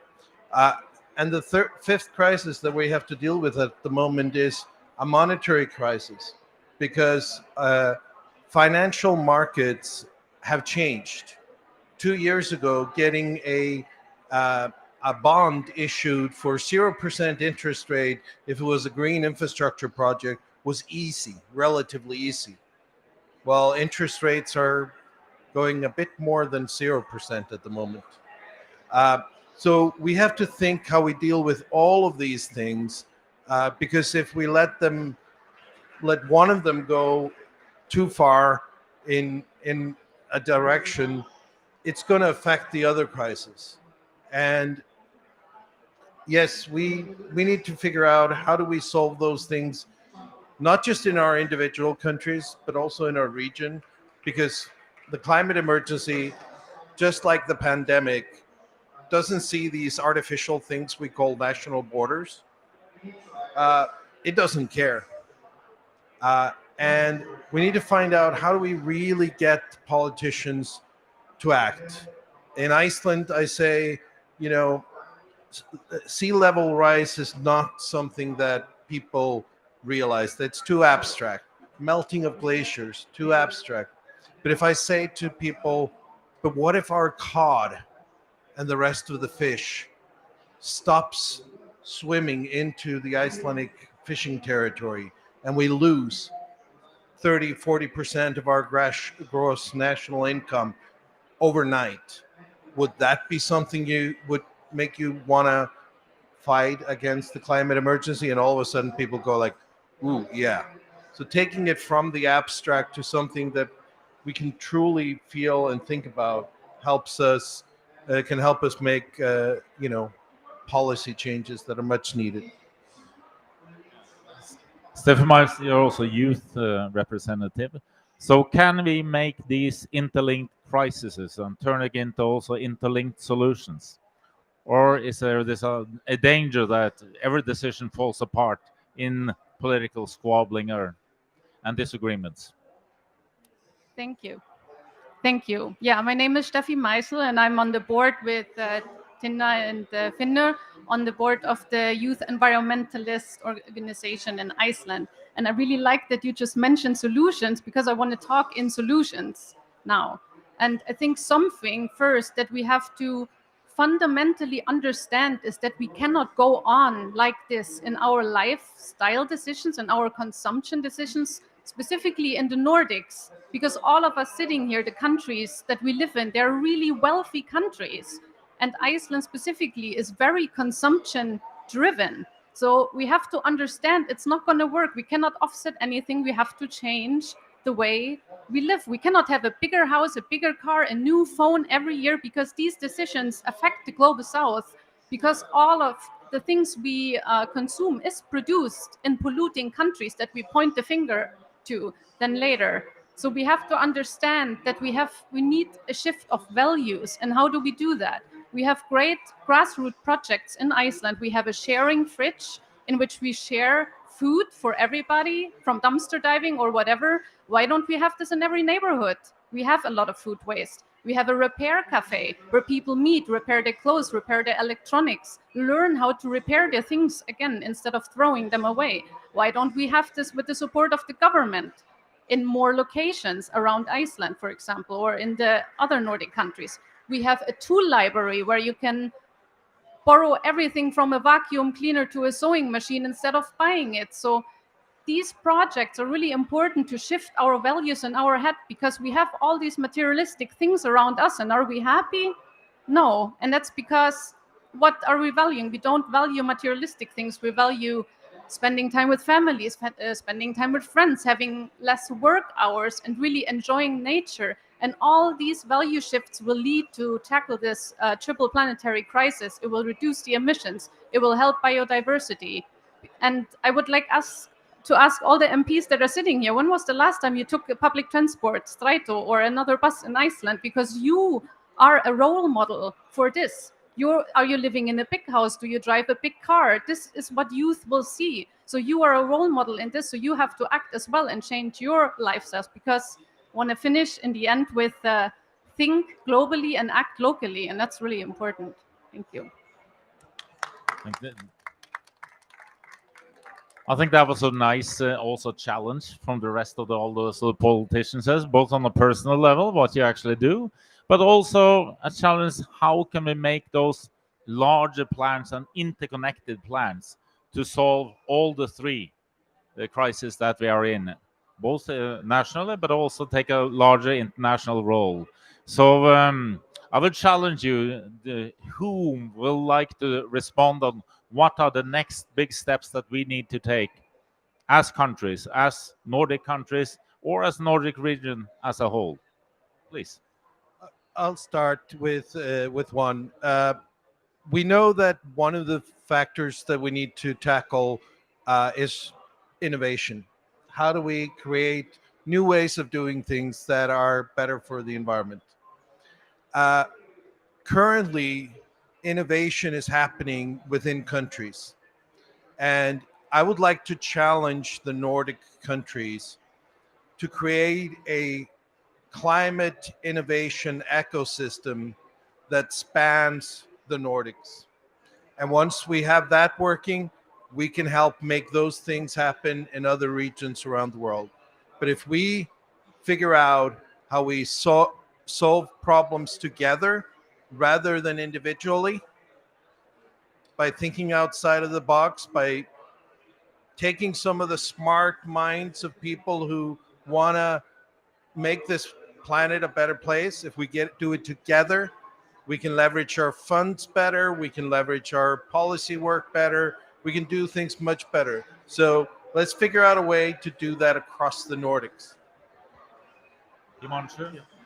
Thank you. And it's a little bit on the same note, but sharing of best practices, sharing of successful initiatives, no matter how small, in one place to other places, also successful implementing of new technology and sharing those experiences.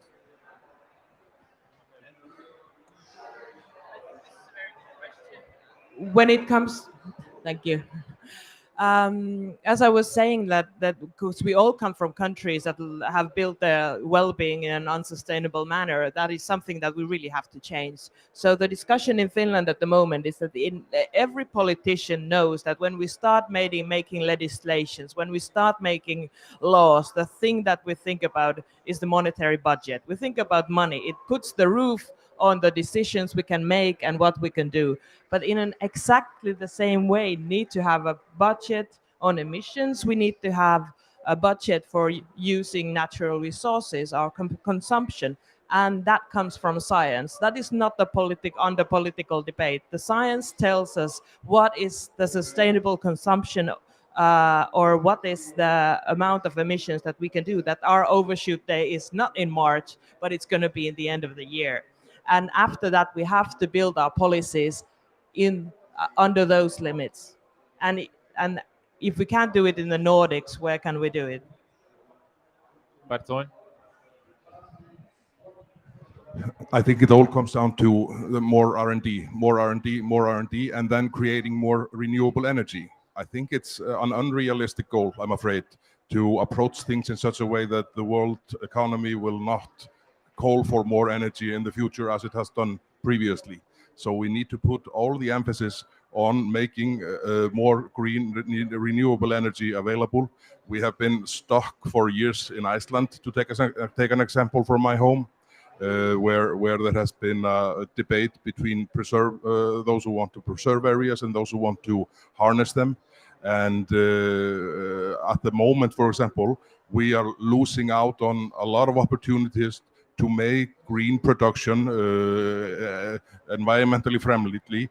We can just like Nikolai said in the previous panel, in Norway, and it is the same in Iceland, there's about 8 to 10 times more emissions from aluminum production in China than in Iceland and Norway, respectively. And I think we must start looking at this more as a global issue, because when you sit down and say, well, if the aluminum is not made in Iceland, then it's not part of our budget, and the problem has gone away. If we approach it like this, the cause as a whole loses credibility.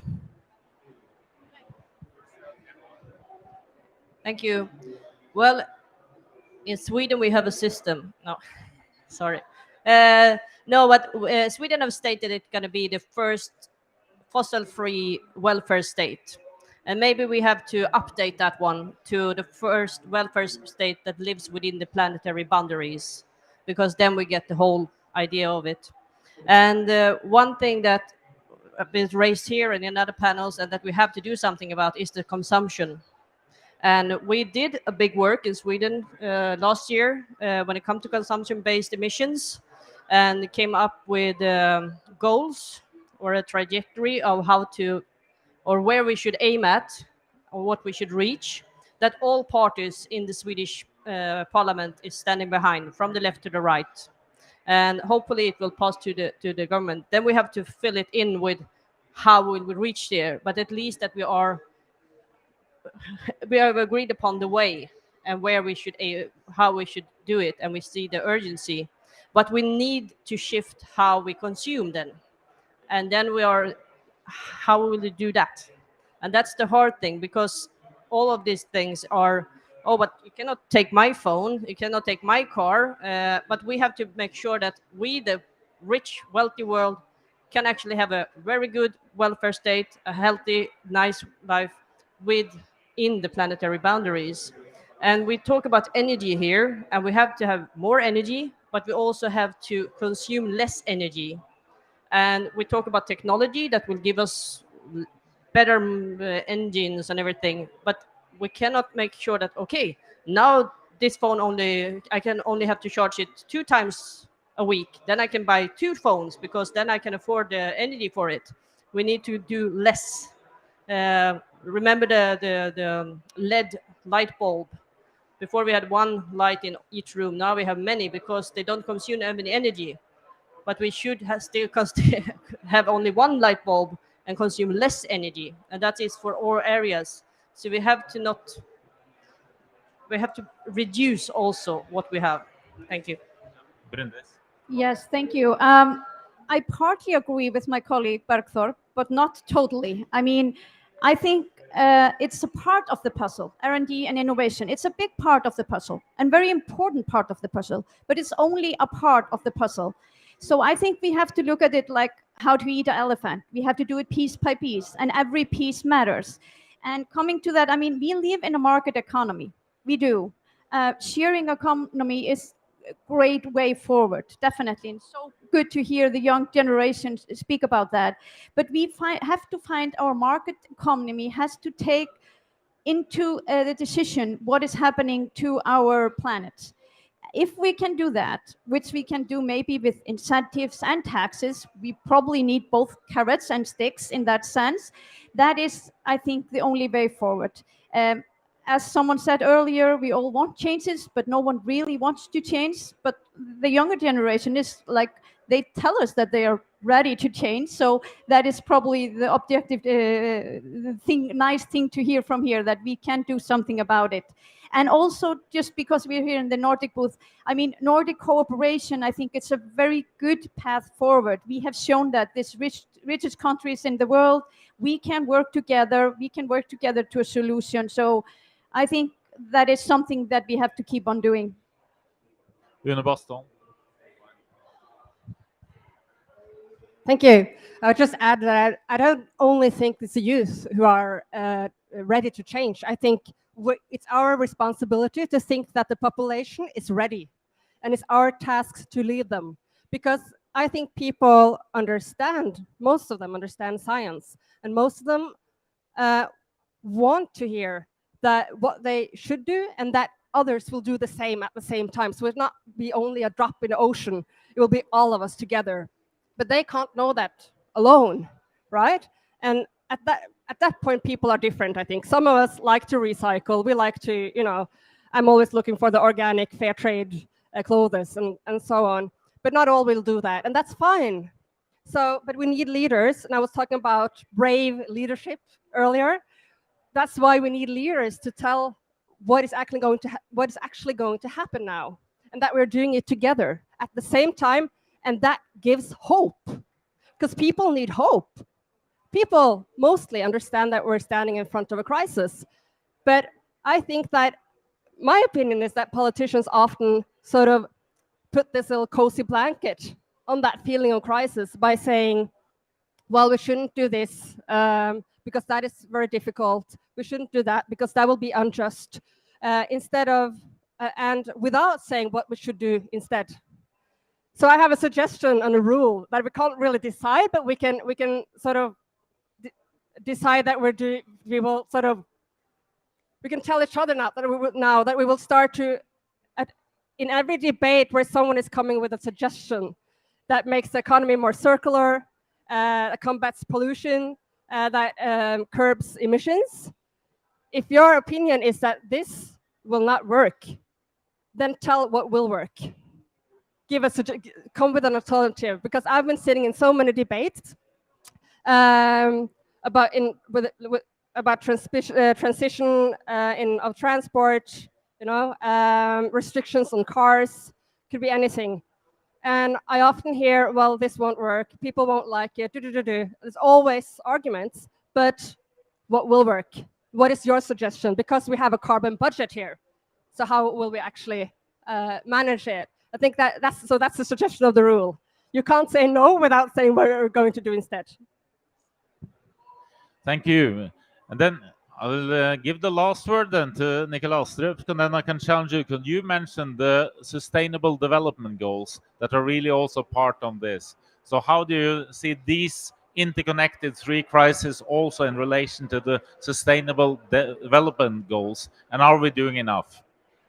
Well, I think, thank you, Ola. I think they're at the core of the Sustainable Development Goals. It's a framework that we need to use at all levels, as I said in my first statement. But let me just end by saying that we have some serious challenges or crises that we need to solve. We need to go from a linear to a circular economy.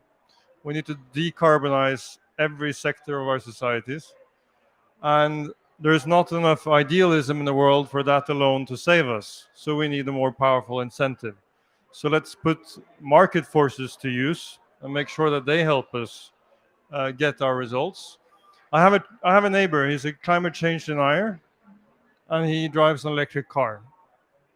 So I said, why? I mean, isn't that a bit strange? And he said, well, there's nothing wrong with my calculator. Because in Norway, of course, that's the economically sensible choice. And that's how we need to think in all sectors. If it's more profitable to invest in renewables than fossil fuels, then money will flow into that. If it's more profitable to repair your shoe than to buy a new one from China, then you will repair your shoe. But today, it's actually the opposite. That's the case. So we need to use those economic incentives. And as some wise person once said, the market is a terrible master, but it's an excellent servant. So let's make use of it to its full effect. Thank you.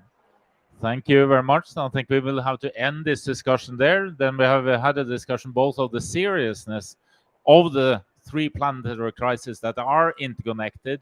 And we also had a discussion on what the problems are today, but also on the solutions that we need to achieve to handle these three crises, because they have to be handled and they have to be handled at the same time. So thank you very much.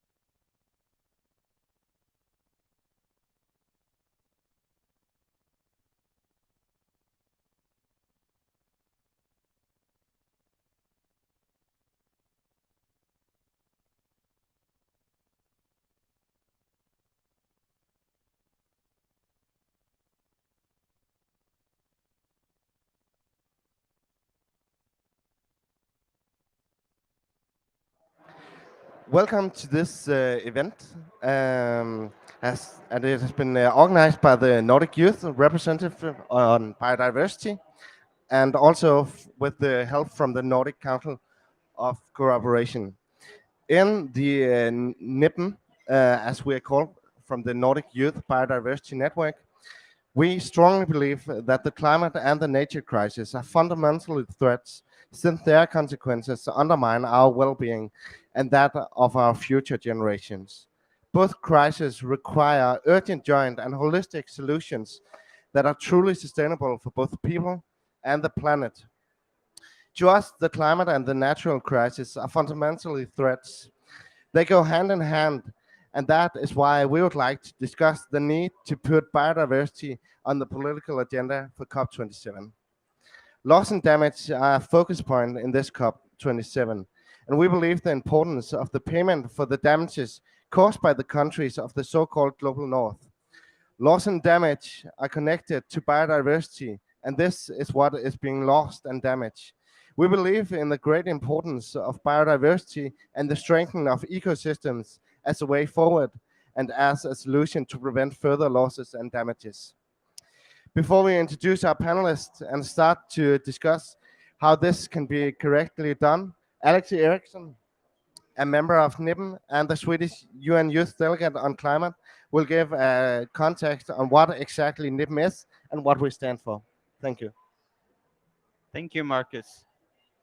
So as he said, I'm both a Swedish youth delegate, which is the capacity I'm attending this conference in, but I'm also one of the co-authors of the Nordic Youth position paper on biodiversity, which is a position paper that was developed based on responses from 3,000 Nordic youth, both through workshops in the Nordic countries and regions, but also through a survey answered by about 2,500 young people across the Nordics. And it contains 19 demands for biodiversity directed towards the Nordic governments and regions. And I will summarize a few key recommendations from those 19 demands.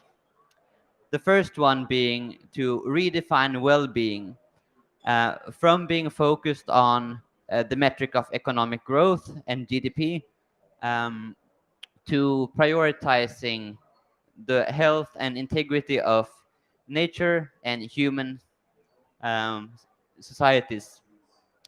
The second key recommendation is stopping unsustainable subsidies and incentives, for example, to fossil fuels, to nature damaging extraction, and so on, and instead subsidizing renewable energy and other sustainable production and consumptions.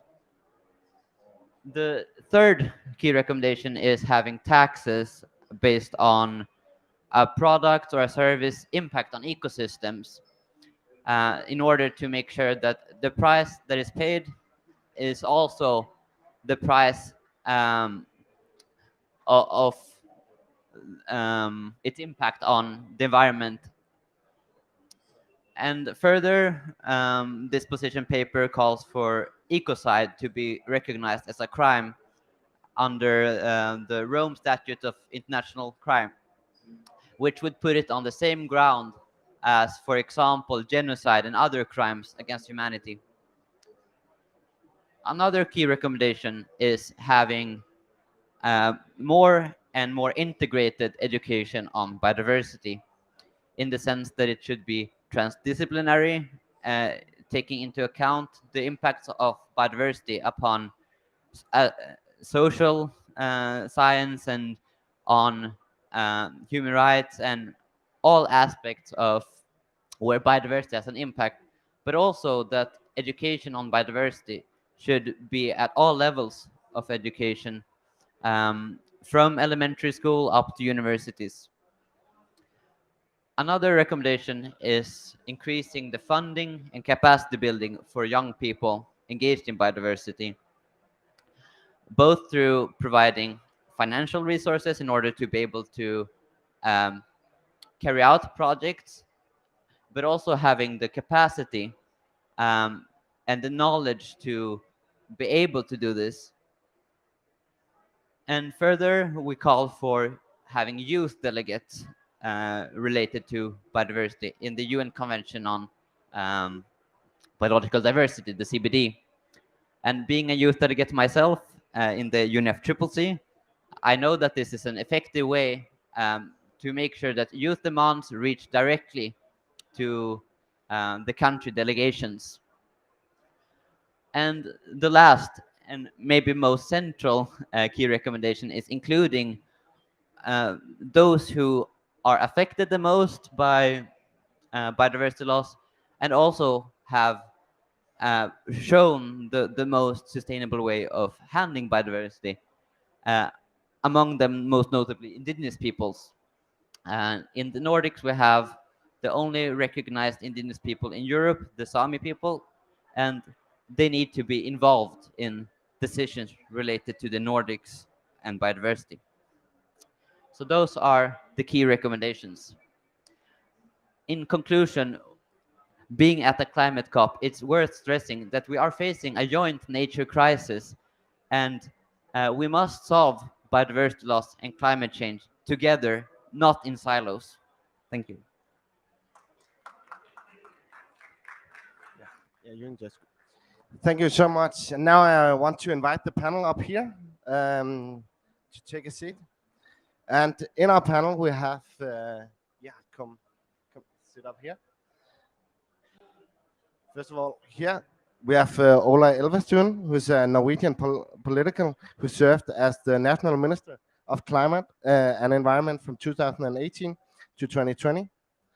Then we have Bertel van Haver, that's the Director for the Biodiversity Policy and Partnership Director, and is a co-chair for the Convention on Biological Diversity, this open-ending network group, and has worked for the Canadian Environment Department for 2 decades, 3 decades.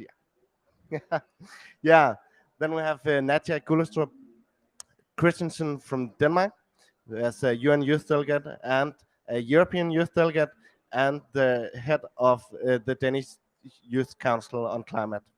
And then we have Hamid Abdul Basat, member of the Global Youth Biodiversity Network, NIPM, and coordinator of Tanzania's local chapter.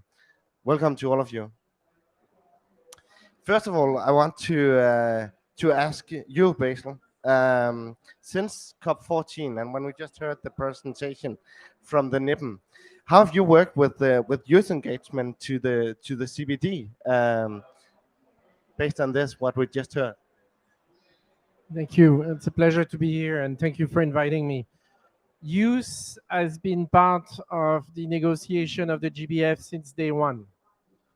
We had a strong organization of youth that goes around all region, and they have been engaged and have been part of the discussion and recognized in negotiation since day one.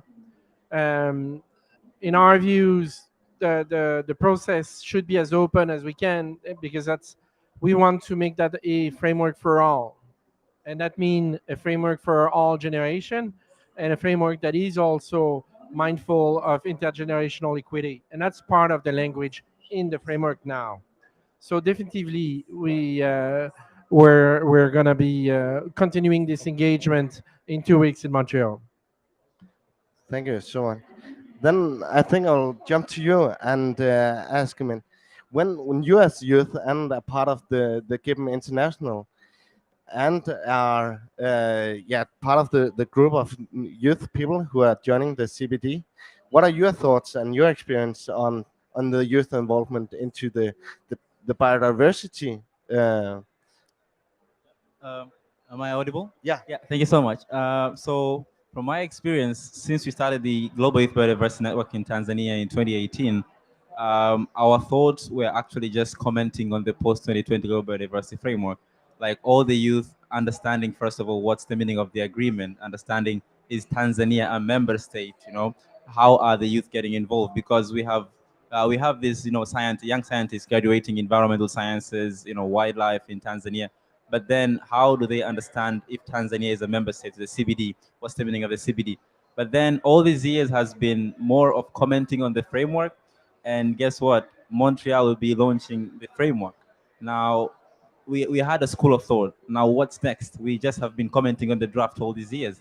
But now, what we decided, our network in Tanzania, what we decided, we have more than 200 youngsters. Now, we now have to decide what's our implementation strategy of the post 2020, even before launching of the post 2020. So we checked into the targets. What we are doing right now, we are doing a needs assessment for every youngster in the food sector, water sector, environment sector, economic sector, and finance, hearing from them what do they know about biodiversity? Are they involved in any innovations related to biodiversity? What are the environmental commitments? Then from there, we are planning to establish a biodiversity fund, which I'll talk more about it later on. But again, it's more of now shifting our minds from commenting on the draft to now getting into implementation even prior to the launching of the framework. Wow, thank you so much. It's so nice to hear that. Yeah, that you as a country and as youth are doing so much to this, and then then I just want to jump to you, Ola, and here when we hear about the youth demands for the biodiversity, how do you see the biodiversity and the UNFCCC, these two conventions working together?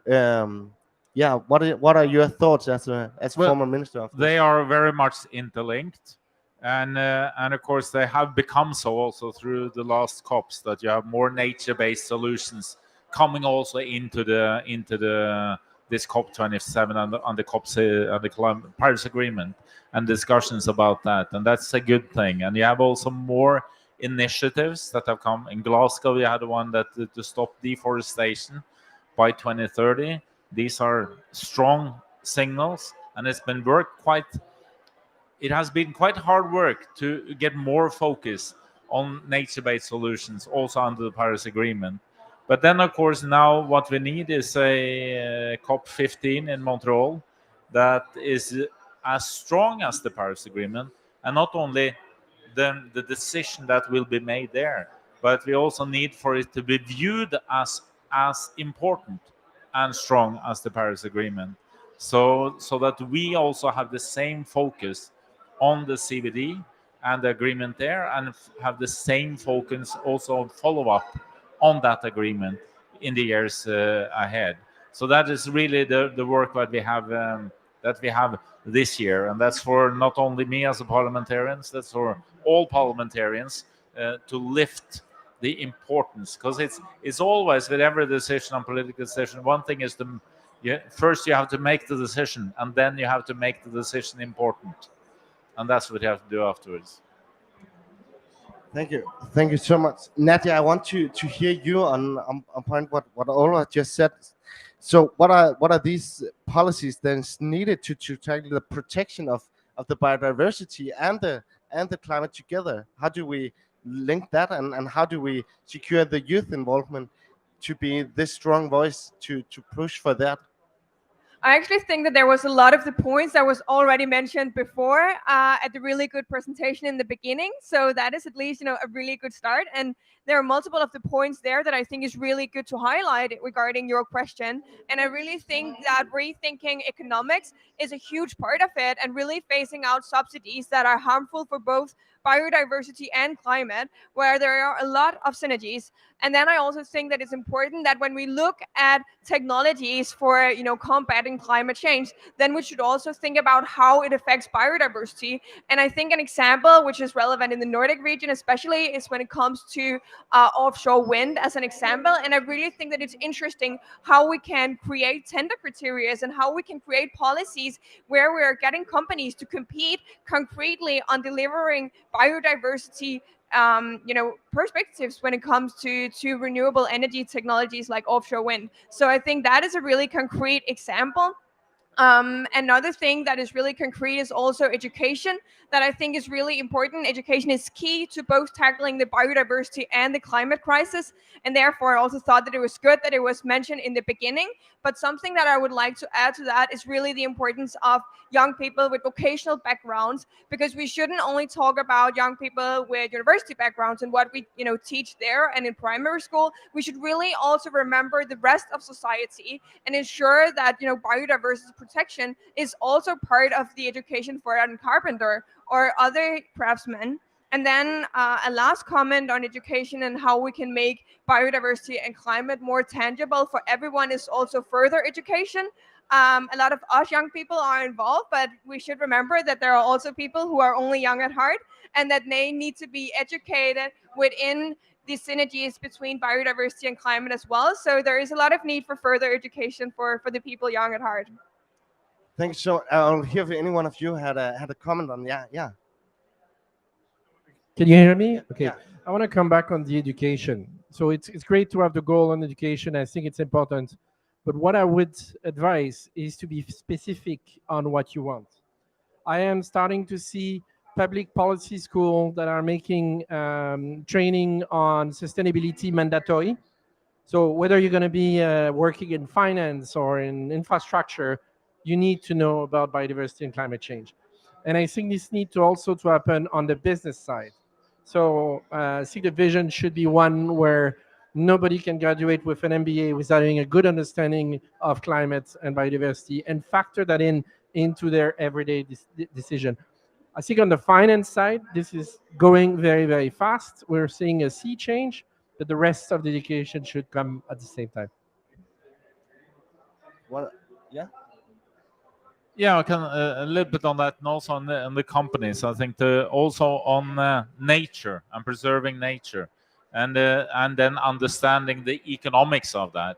Like in Norway, they've had a council looking at climate change and economics. Now there's also ones put down looking at the nature and how that will negatively, if not stopping the destruction of nation. In Norway, it's a bit by bit. Building up, we're losing too much in decisions and local decisions all the time. But then it's to see what are the economic benefits of stopping that trend, and then to build on what is already, being developed in different companies and industry. Then I think I want to jump to you as a given member once again to ask you about if you hear the voices of youth in biodiversity versus the voices on climate. How do you see the difference between there, and do you see there's a difference between how the youth are when they're writing their voices on biodiversity, and how can we get that situation to work even better? Thank you so much. Thank you so much. So first of all, with the journey we had, so actually I'm just recognizing my mentor is just in here from Tanzania. So he was in the climate space. Why am I starting with that? Because it was a bit tough to transition from climate to biodiversity, because the moment when we started thinking of starting a chapter on biodiversity issues, the youth were thinking about climate change. They were not thinking about the nexus between climate change and biodiversity. That was the number one challenge. So we had to shift them and make them understand the target number 8 about the link between climate change and biodiversity. How are the genetic resources getting affected, by climate change? So it was easier to track them down. That was our first strategy. The second strategy was actually linking whatever they are doing with biodiversity. If it's economics, we tell them the benefits of environmental economics on how it affects, biodiversity loss and gain. But on the other hand, if it's environmental sciences, how can you connect nexus of what you're doing right now with the issues of biodiversity? Tanzania is holding 30% of the global freshwater reserve, but then are we really understanding the value of the fresh water we are having if the next world war is on fresh water? So we had to link all the youngsters that are studying either politics, economics, environmental sciences, wildlife, for them to first understand what is the CBD, how are the engagements going. Then the second phase was now getting into the government level. It was really hard to connect to the CBD focal point. It was easier to access the UNFCCC focal point, but it was so tough to understand how does the government work in terms of CBD focal point. We're having a CBD focal point who is at the same time the Jeff focal point. It was a bit of complex to understand how can we actually get into the process. So we also had the National Biodiversity Strategy and Action Plan of 5 years.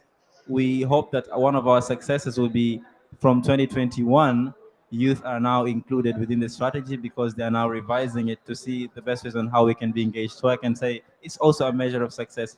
But again, just building on the point that the minister was saying earlier and the colleague, is on the business case. Building business case on biodiversity has to be an important issue, because if youth are not introduced to business cases in order on what is happening in biodiversity, then they will definitely run away from it. So we're actually screening their innovations to see how they can be a business case on how they can save biodiversity and the environment, then how they can economically gain and sustain their livelihoods. So the strategy is still ongoing and looking forward to have benefits for both biodiversity and livelihoods of the youngsters in Tanzania. Thank you. Thank you. I'll hear if there's a comment on that from you, Basil. I'll hear if there's if you have a comment on that on the how to reach the CBD, because the UNFCCC and the CBD it's depend on each other to reach their representative goals. So this relationship between these two conventions, do they already reflect the mutual dependency? If the answer is just yes or no, then I'll have to elaborate a little bit more. Thank you. No, there is definitely a codependence between the two. There is definitely and there is dependence between many conventions. It's just not climate. We depend on the chemical convention. We depend on CITES. We depend on the WTO. So you should not be looking at those instruments as isolated. They are all tools in a toolbox to accomplish the Sustainable Development Agenda. So we're getting closer and closer. I can see a future where there should be more interaction. Actually, my dream would be to have a common implementation across the various conventions. Because when you do a project on the ground, that project may have climate benefits, it may have health benefits, it may have biodiversity benefits, but it's a single project. And for an entity sponsoring a project, they should not have to go to different funding source. They should have an integrated way to fund, to plan, to report, and then the objective can be separate. So, Thank you, Nadia. I want you to. Or do you have a comment as well? I want to hear your comment on the connection between the COP27 and the COP15. How do you see that? Yeah, and maybe also just to elaborate a bit on what you said, then I think it's really interesting that you're bringing perspectives about other conventions as well, because I think it's really important now that we're having this conversation about biodiversity and climate, that we remember that sustainability is more than just that we need to think about health issues, and we need to think about resource use and all those perspectives in general, so that we're actually getting to a place where we're thinking about sustainability broadly, so that we're not ending up finding a solution to one crisis, then diving directly over to another crisis, and just having this unsustainable path. But to talk a bit more about the connections between COP27 and COP15, which you asked about, then I think it's really positive that we see a lot of youth delegates participating in both conferences, because then it's really possible for us to be here at events like this and talk about the synergies which we see right now. That being said, I think it's also important to highlight that there are still not as much attention about the biodiversity COP15. If you're making a simple Google search, searching for COP15, then you're finding the horrible COP15 in Copenhagen regarding climate, which is, a good example of what people are searching for and what people relate to. So I think, really democratizing the debates about biodiversity on the way to COP15 is really crucial. There it comes. Yeah. No, I think of course the CBD, the agreement in itself has to be as strong as possible, really, so that it is something that really we can build on. But the same there as with the Paris agreements, you still need countries to be in front. So then you also have, so already now, I don't know if there's 130 countries or so that they are in the High Ambition Coalition for Nature and People. And I think for countries like Norway and Canada, Denmark and others, I don't know if Tanzania is there, but those countries that are there, it's important that, first of all, you need as strong agreements as possible, but then when you implement your own policies, it has to be according to the High Ambition Coalition. That's where you set the 30 by 30 goals when it comes to preservation. And that's why we had to set the goals in cooperation, also looking at the whole value chain when we look at our industry and our economies. And I think also, and there youth and others come into play, that as the Paris Agreement, it has to be a bottom-up follow-up. That you have to mobilize individuals, you have to mobilize local communities, you have to mobilize on every level. And what is good about taking care of nature and biodiversity is that you get much more immediate results. I mean, if you bring nature back in your cities, you bring nature back in your local communities, you bring food production back and make it closer, you get much more immediate and tangible results of it that people can really see. And that should be built on also to do more, of course, and further on forward. Yeah, I really agree with the points about, the importance of mobilization also from a perspective. And I really think that it's something that is also crucial that we keep highlighting here also as youth delegates, because youth delegates, we can't be in every municipality, all over the Nordic countries and all over the world. So I really think that, finding structured ways of mobilizing young people all over the Nordic and the global countries are key. And I think an example of that we have in Denmark is the Youth Climate Council, where we're also having youth climate councils in municipalities all over Denmark, which is really, a success. And I think something that would be incredible if we can implement this and also, go beyond climate councils, but actually having climate and biodiversity youth councils, so that young people can be part of brainstorming about how to find solutions that are concrete and implementable in their municipalities. Yeah, thank you. First, let me be clear. I do not represent the position of the government of Canada. I'm a co-chair. I think the groupings and grouping like the High Ambition Coalition are really useful, but you have to be mindful also to bring everybody along, and those groupings should be a leadership initiative, not divisive initiative, and I'm sure that's the intent. And coming back to your subject on how you structure and what's the place of the youth in implementation, absolutely. We're going to need to think very carefully, because the agreement, as good or flawed as it may be, is only an agreement. What counts is the action that will come after. So let's build a framework that enables maximum action as soon as possible, and it will lead us to the next step. The vision 2050 is not that far, and there is not that many years, so we need to move fast. Yeah. Maybe just to add on about the framework launching. Of course, for the CBD COP15, I guess we are not expecting launching celebrations, because it's been years for them to launch the post 2020. But then launching should just be a short time thing, but they should bring concrete actions, and the concrete action should actually involve segments which involve every group engagement and the strategies. Like the 2 weeks should be used on how youth can be engaged in that, how women groups can be engaged in the framework, and concrete action plans. Because if the 2 weeks end up on discussions, I think no actions will be done, and we will again meet at COP16, which again we won't have actions on the ground. So after launching the framework, we all know the targets, we all have been drafting the targets, but now after launching, more actions should be written down on every group engagement in their different localities and their states. Thank you so much. Yeah. The COP15 must become a success. I think it's something we really don't have time for, is that this not reaching the highest level that it possibly can, and also for the mobilization that we need around the world on these biodiversity issues. So it has to be not the wording in itself, not the agreement in itself, but it must be viewed as that's that important, so that it is comparable with the Paris Agreement to mobilize around the world, because this is absolutely necessity.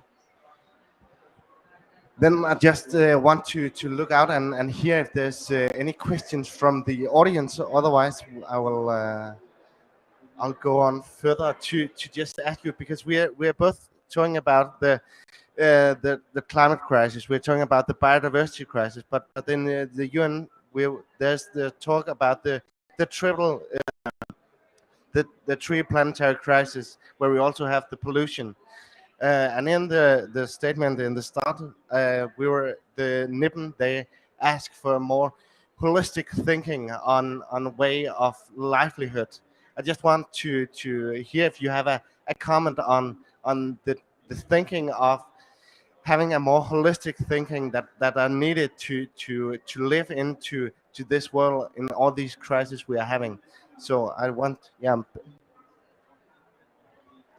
That's a subject I've been very keen to talk about. We're not talking enough about the future we want. We're not talking enough about that livelihood and that better future. Who is not going to be wanting to live in a world with less disease, better quality of life, more and happier life in terms of balance, inner balance? We're talking about the crisis, and we need to talk about the crisis, but we're not talking about the result we want to accomplish. And if we were able to convince people of the result and the world we want, then they would be willing to go to the efforts to get there. So I think it's very keen, and I'll turn particularly to youth. It's going to be very important for the youth to say, this is the future we want, and we're ready to work to get there. Yeah, I really agree. And I think something when it comes to thinking holistically in general, then I think it's also important that we ensure to keep it relatable for people. Quite often we see that here at COP27 and probably also at COP15, then, we sometimes risk that it becomes unrelatable for common people, how this can actually benefit their everyday. And I think this is really something that we should keep in mind, that, biodiversity and having, more species is something that could create, better nature experiences for people in their local communities, and that having cleaner air is also something that is actually healthy for people and that can save human life, which is also an important thing to highlight. And when it comes to resource use, then it's also better for everyone that we're not having plastic everywhere that we're not using, but that we're actually using it again and again, so that it's potentially also cheaper for everyone, which is really relatable when people are starting to feel it in their pocket. So really having that perspective is really crucial. That being said, everything, of course, isn't local and concrete. I also think that to have the more overall perspective to thinking holistically, then the triple boundary crisis is a leadership challenge, and I really think that highlighting the role of leadership is crucial when it comes to creating a sustainable world, because we truly need leaders to act, and we need them to show direction. And unfortunately, we're not seeing that happening when we're having that companies and civil societies are actually sometimes demanding more than what we're seeing the governments delivering on. So I think we need to ask for more for our governments, and they need to take responsibility. We have to stop the use of fossil fuels as fast as possible. And when we look back at these times, that will be probably viewed as the easier part, because that it is. And then you need more nature, and it's not like way in the future. I mean, this is by 2030. We need more nature than we have now, no doubt. You have to bring nature back in the local, into cities where people live, at the same time as we preserve the important restore nature, everything. But then the large part is then to create a global economy within the boundaries of nature, and nothing else makes economic sense. And that's to understand the economics of it. So that's where we really have to work, I think, is to develop that circular economy that we need. And that includes a circular economy, because you need cooperation around the world to have control over those value chains. And that's also about fighting against environmental crime. That is a huge problem, still destroying nature around the world. So that's also part of this. But what you're really talking about, the holistic, that's really the sustainable development goals that are there, that we always have to remember that you cannot, among the sustainable development goals, you cannot pick and choose. You have to reach all of them, and you have to have a policies and programs on all of them to reach and get that future that we want. Thank you so much. So from my perspective, number one is the nexus between science policy and what is happening into the biodiversity ecosystem issues. So IPBS recently launched the species assessment report on the 50,000 species which are actually in danger. I think the member states of the CBD should now look back on the type of ecosystem that they're having in their own countries. Valuation, it's very important to understand the valuation of the ecosystems. I know the only tool that is now being commonly used is actually evaluating ecosystems with tourism tools, calculating the traveling cost method. But I think we need to take a step further to evaluate the values of ecosystems we're having, the water resources and the other type of species. But on the other hand, is actually the country should also assess themselves on what are the tools being used to assess the biodiversity state at that moment, and are they really available, or do we need transfer of technology? Because we're having technology transfer in the UNFCCC, I think we might also need biodiversity transfer of technology to see the best ways on how we can protect our biodiversity. Just an example, in eco-hydrology, we have the models of commercialization in water management and the patents that can actually support water filtration and water purification. Now, can they be accessible solutions to other countries as well to access them? And on the last part is actually on the finance. We are speaking more of climate financing than biodiversity financing. Biodiversity also needs its self-financing, and I hope the launching of the framework will actually speak of the financing and, of course, the distribution of financing. And we hope that biodiversity is backed more by science, and really hope that science also gets the finance available for the countries. Yeah, thank you so much. Before the last question, Jared, here, if you have a comment on what each other was saying, yeah, Nadia, you can start. Yeah, I really love how much people talk about the environment and economics, because actually I'm studying environmental economics, and it's really good to know that someone can actually use what I'm studying when I'm done with studying. Unfortunately, we are only 5 people at my bachelor's when I was at that, having that field of study in Copenhagen. So this is really a field of study that we need to expand. Also, because sometimes, we keep talking about the fact that we should value nature, but having, spent 4 years trying to do that, it's actually really difficult, to find synergies and standardize how we value nature. Because, now where society has figured out to find a way how we value, a climate and put a price on carbon and all those perspectives. Now the next step is figuring out how do we value this frog, or how do we value this tree, and how do we value ecosystems. And that is really a difficult challenge, and something that we need to standardize, so that we're not ending up having Denmark valuing frogs in a certain way and Norway valuing the trees in another way, and then it's not connected. So that is something that I hope that we will work more on, and not just because I want an insured job when I'm done studying. So basically, is it possible to evaluate trees equal from every country and every places and ecosystems and so on? So thank you for your support for Target 14. So that's where it is, and definitively, I think we're seeing a lot more work on that. There is definitely a need for an objective way to do that valuation work. I have great confidence in the capacity of the financial system to help us with that. They have learned how to work with us through the climate process, and now they're looking for those kind of ways, and they're actually pulling us up. I talked about Target 14 on valuation, but also let's talk about Target 15, which is on mandatory disclosure of risk and impact, which will also require valuation. So, and that is strongly pushed by industry. So it was a big surprise for me. We also need to work on ecosystem-based planning and spatial planning that's ecosystem-based, because that's where we're not, at least in my experience, we're not good enough. on doing that. So you have to understand the economics. You have this huge ecosystem-based planning, and we need the international cooperation and the local mobilization. I mean, a lot of these issues on preserving a biodiversity is a lot of local decisions. I myself, I have the fortune that I have a species named after me. Yeah, it's a tiny, tiny wasp that was found in Oslo, and Aphelinus elvestueni. But that is, of course, that is a to preserve that is also a very local work.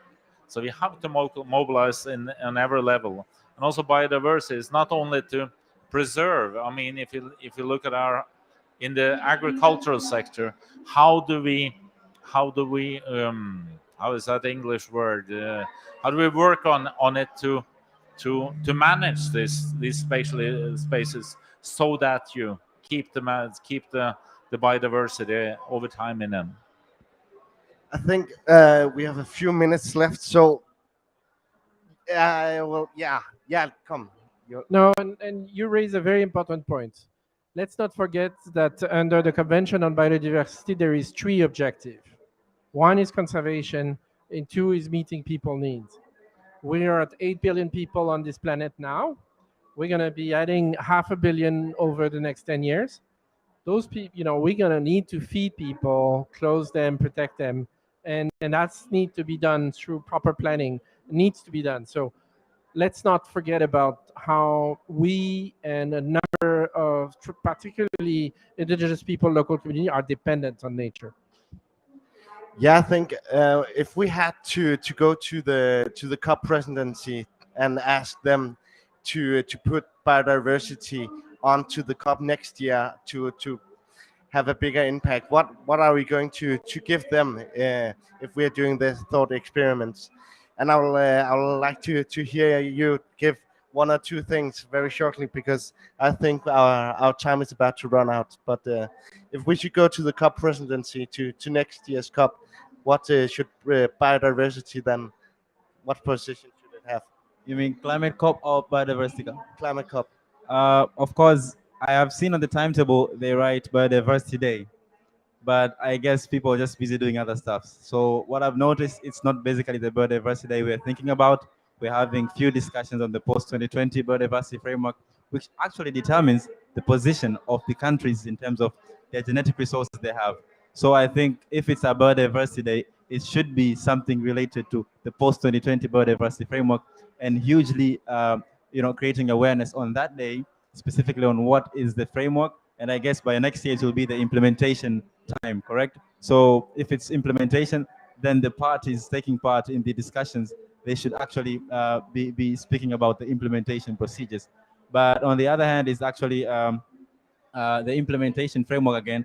We need to have transparency in terms of data and information that we are trying to share from international level to to local levels. Are we really acting on the benefit sharing target of the Aichi target? Are we really doing what we are supposed to do according to the benefit sharing of the resources we're having? So, of course, the countries have to assess themselves on the genetic resources they have, but are we really sharing the benefits for going down to the chain from an international level to local level? Really want to be engaged. And of course, for my fellow youngsters, I can say, are we really ready for the change? Are we prepared on what we are really trying to address?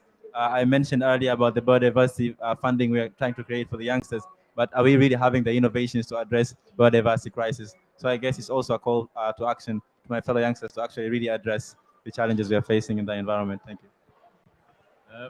For the COP28, what I want is that every country that signed on to stopping deforestation by 2030 come back with their concrete plans of how they're going to reach that goal.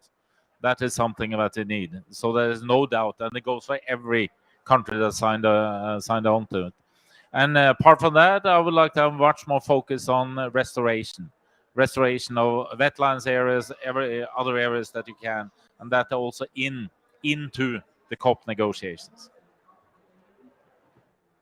Yeah, I think something that is really important for COP28 is that we see biodiversity everywhere in the negotiations. When we talk about loss and damage, we should, explicitly mention loss and damages in nature and biodiversity. And the same goes for other parts of the negotiations. I think that is really important that we do that to an even greater extent.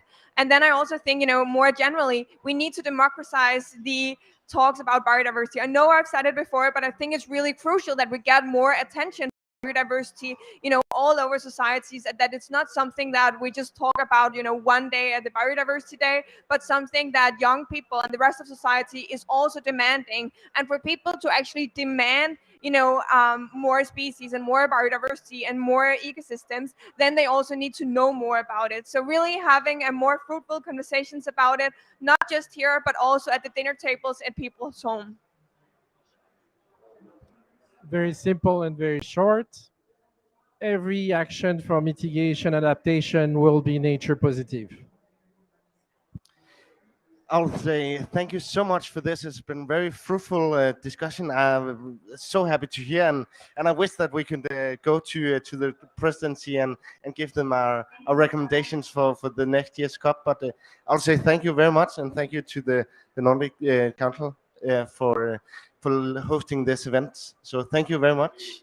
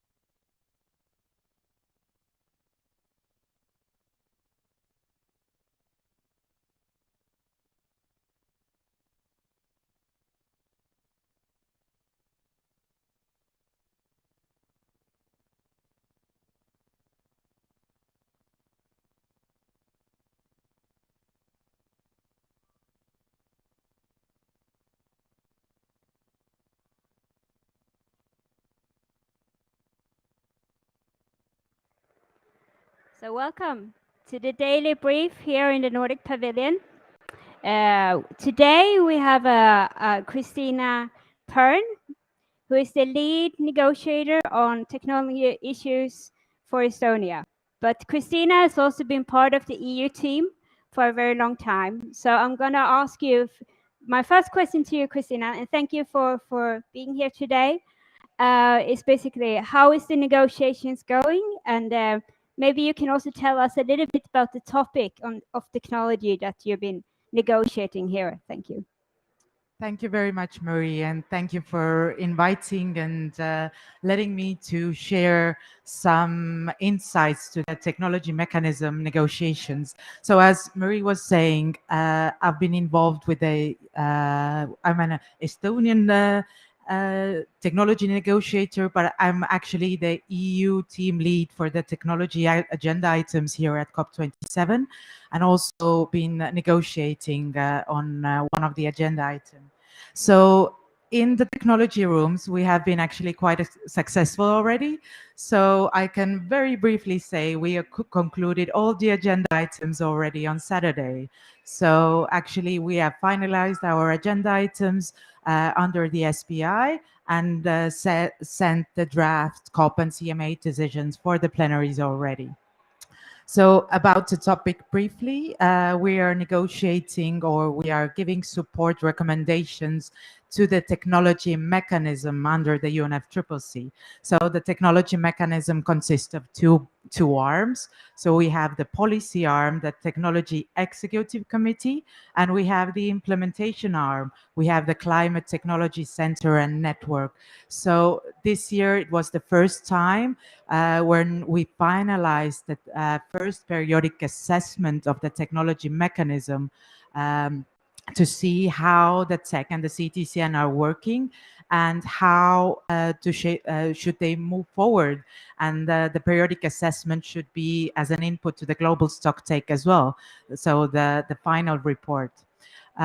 Here also, it's quite an important year for the technology mechanism because this is the first year when we have the joint work program for the technology mechanism for the years 2023 until 2027. So yesterday we had very high level attended event, a launch for the technology mechanism joint work program that was attended by John Kerry, Inger Anderson, and also Simon Steele. So it was very, very good way to showcase the importance of the technology mechanism and the work that the technology mechanism can do in these to transform the systems to reach the Paris Agreement goals. And just to give you some examples, or just to outline the key areas that the joint work program is emphasizing the work for the next 5 years. It's about technology roadmaps, digitalization, national systems of innovation, water, energy, food systems, energy systems, building and infrastructure, business and industry, and technology needs assessment. So I think these are very relevant topics in the world that's happening outside of the UNFCCC process, because in the technology mechanism room ourselves, we are trying to find out the needs of developing country parties. What are the technology needs and how they can move forward to implement those needs. Finding ways to link the NDCs, the TNAs, so everybody who's interested in the work of the technology mechanism, the UNFCCC has a really good webpage, TT Clear, that has this different publications prepared by the tech, but also interesting information about the work of the tech and the CTCN as a whole. Thank you so much, Christina.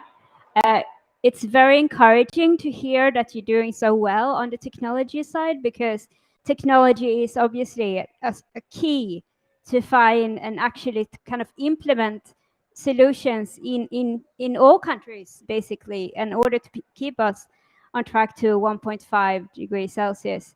I also wanted to maybe ask you more of a high-level question, because we heard from different speakers we had here at the daily brief that generally in the negotiations is going, many things are like pushed into the second week, many political issues are still outstanding. I just wanted to hear your take on that, given from yesterday to today. Have you made any progress in terms of what the presidency would call the cover decision, which is going to come out here from COP? Yes, thank you for that as well. We have seen the first draft by the presidency, and from technology side, of course, we want to emphasize that there should be more attention to technology mechanism as well. Just as I was bringing out the good example of the first ever joint work program for the technology mechanism, and just to highlight the importance on how this work program can give another push what's happening outside. So from the EU technology team, of course, we are keeping an eye on the cover decision and the elements there related to technology mechanism. And yeah, so happy to see already the next iteration from the presidency. I don't know if perhaps there's something already. I haven't seen one today. Yeah, so the COP will probably close in 48 hours, unless it goes over time, which it has a tradition to go over time in these negotiations, but we hope for the best. But from Estonia and also from the EU perspective, what is the must-haves that you must come from this COP, come out of this COP with in a decision? I think what Estonia and on EU on behalf of all the member states have emphasized here is keeping the 1.5 degree goal alive. And I think this is the main, we have the science to back it up. So just really to keep the contribution, not contributions, or keep the, sorry, I lost my English words now. Just what we have promised to deliver, just keep the 1.5 degree promise and act upon it. Yeah, and I think we can hear in the background that it's ramping up attention and energy here in the venue. So I think there is a lot of people here who wants to see like speedy progress on the decision, I guess. I think I'm gonna try to open up for a few questions from the audience to Christina on the state of the negotiations or anything else that you want to ask. So the floor is yours.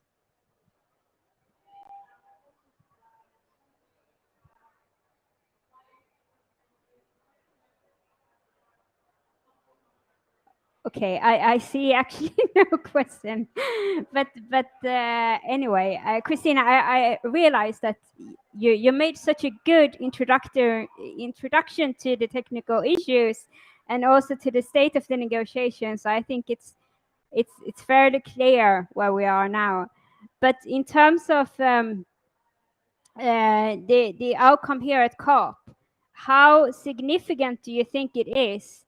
I mean, the outcome itself, in order for us to actually keep us on track to 1.5, because we've been hearing here there is a sense of climate urgency, and this is in some people were saying that this if we don't get it right here, then we won't be on track to meet the 1.5. And at the same time, we hear tensions in the negotiation rooms and difficulties in agreeing on political issues. So maybe I just want to ask you, like, how would you, how realistic do you think it's that we will get a positive outcome that our planet deserves here in Egypt?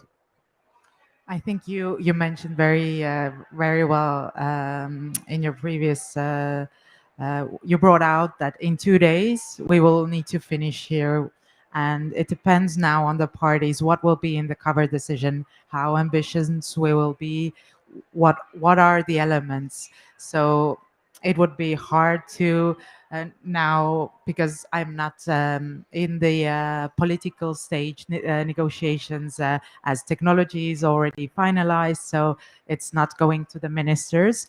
But of course, it's up now to the head of our states to take the important things forward and to reach agreeable and ambitious outcome from this COP, from COP27. Well, thank you so much. And just maybe to summarize, what are the key issues that are still there that is the really contagious one? If I understand it, is the issue of financing for loss and damage, financing overall, if I understand correctly. And then we have mitigation and what's being called as a mitigation work program.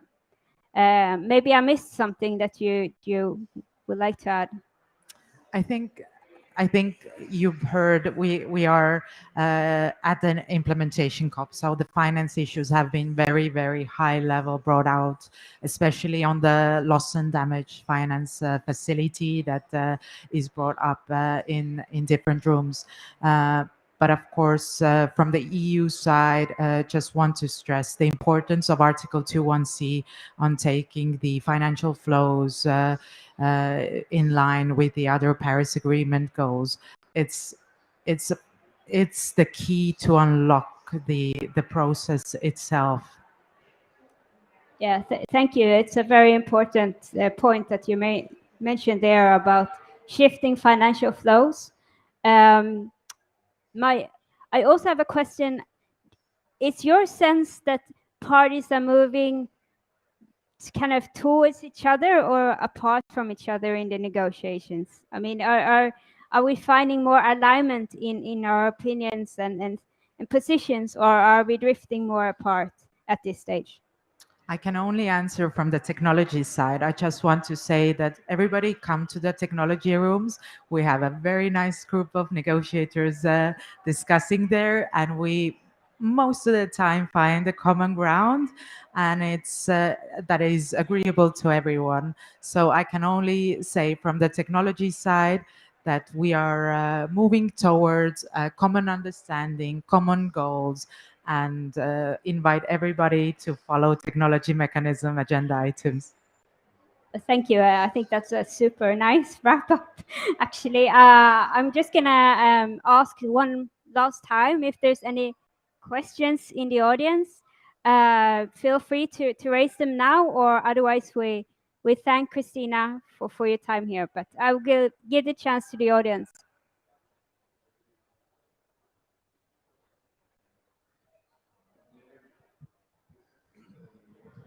Hi, thanks for the briefing. How has the Marienborg Declaration affected Estonia's negotiations? I have to say that I can't answer to that question because I'm not involved in this discussion. So I'm very sorry, but I'm not involved in this discussion. But of course, I can check with my colleagues and come back to you on that. Well, thank you. Is there anyone else who wants to ask a question before we wrap up? I see none, but then thank you so much, Christina, and best of luck for the final hours or the final 48 hours before we ring the bell and gavel the decision, hopefully. Thank you and have a good day. And have a good day, everyone. Thanks. Thank you very much.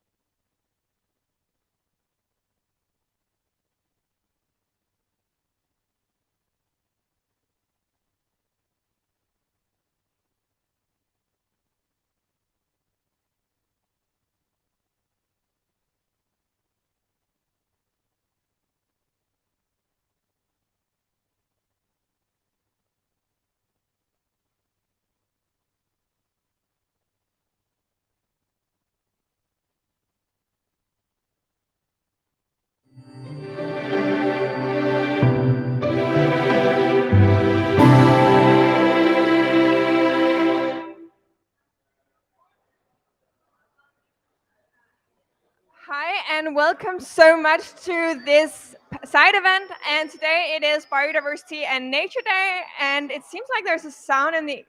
Never mind. Welcome so much to this side event. I've really been looking very much forward to it. Today is the Biodiversity and Nature Day, and therefore we will also look forward to talk about the coexistences between nature and climate action. And this side event today is hosted by the Nordic Working Group for Biodiversity, the Nordic Vision 2030 project on nature-based solutions, and the Nordic Energy Research and Vlogs. So there is a lot of good people who are part of organizing this event. And this is also really what we're going to discuss today, where we're going to use multiple examples of how we can, have concrete cases where we're both acting on protecting biodiversity and also tackling the climate crisis. So this means that first of all, we will start out with a few panels or a few presentations and opening remarks. And then afterwards, we will have a really short panel. That said, I can see that there's already going to be a change now, because in the beginning we were supposed to have an introduction by Ola Elvestuen, who is a Nordic policymaker, but since he's not here already, then we will add him later on in the program and have a little bit of flexibility. But I guess we all need flexibility when it comes to solving crises. So we will start with Leonard Sandin, who is a lead researcher on the Nordic Council of Ministers project, and he has spent the last years working on mapping nature-based solutions, and he has just finished writing the synthesis, and he will present the result at the Coexistence with Nature event at COP27. And then he has done a lot of different research and been within the field of research for more than 20 years. That's almost older than I am. So he's really an incredibly clever man, and I've been looking forward to hearing his presentation online. So over to you, Leonard Sandin. Thank you. Can you hear me? Am I live? Yes. So thanks so much for a very nice introduction. If I can see the slides, that would be great. Thank you. So I'm a researcher at the Norwegian Institute for Nature Research in Lillehammer, Norway. Coming live to you from Oslo, Norway. And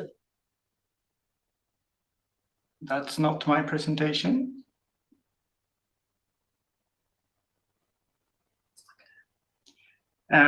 So what I'm going to talk to you about today is a vision project from the Nordic Council of Ministers, which is working with nature-based solutions. We've been doing mapping and synthesis of where we are in the Nordics in terms of nature-based solutions, both policy, governance, research, and out in the field. I will also shortly present a project by Habitats, which is a Danish company who's also worked on a similar topic on multifunctional ecosystem restoration in the Nordics. I still can't see my slide, but I just continue and hope it will work.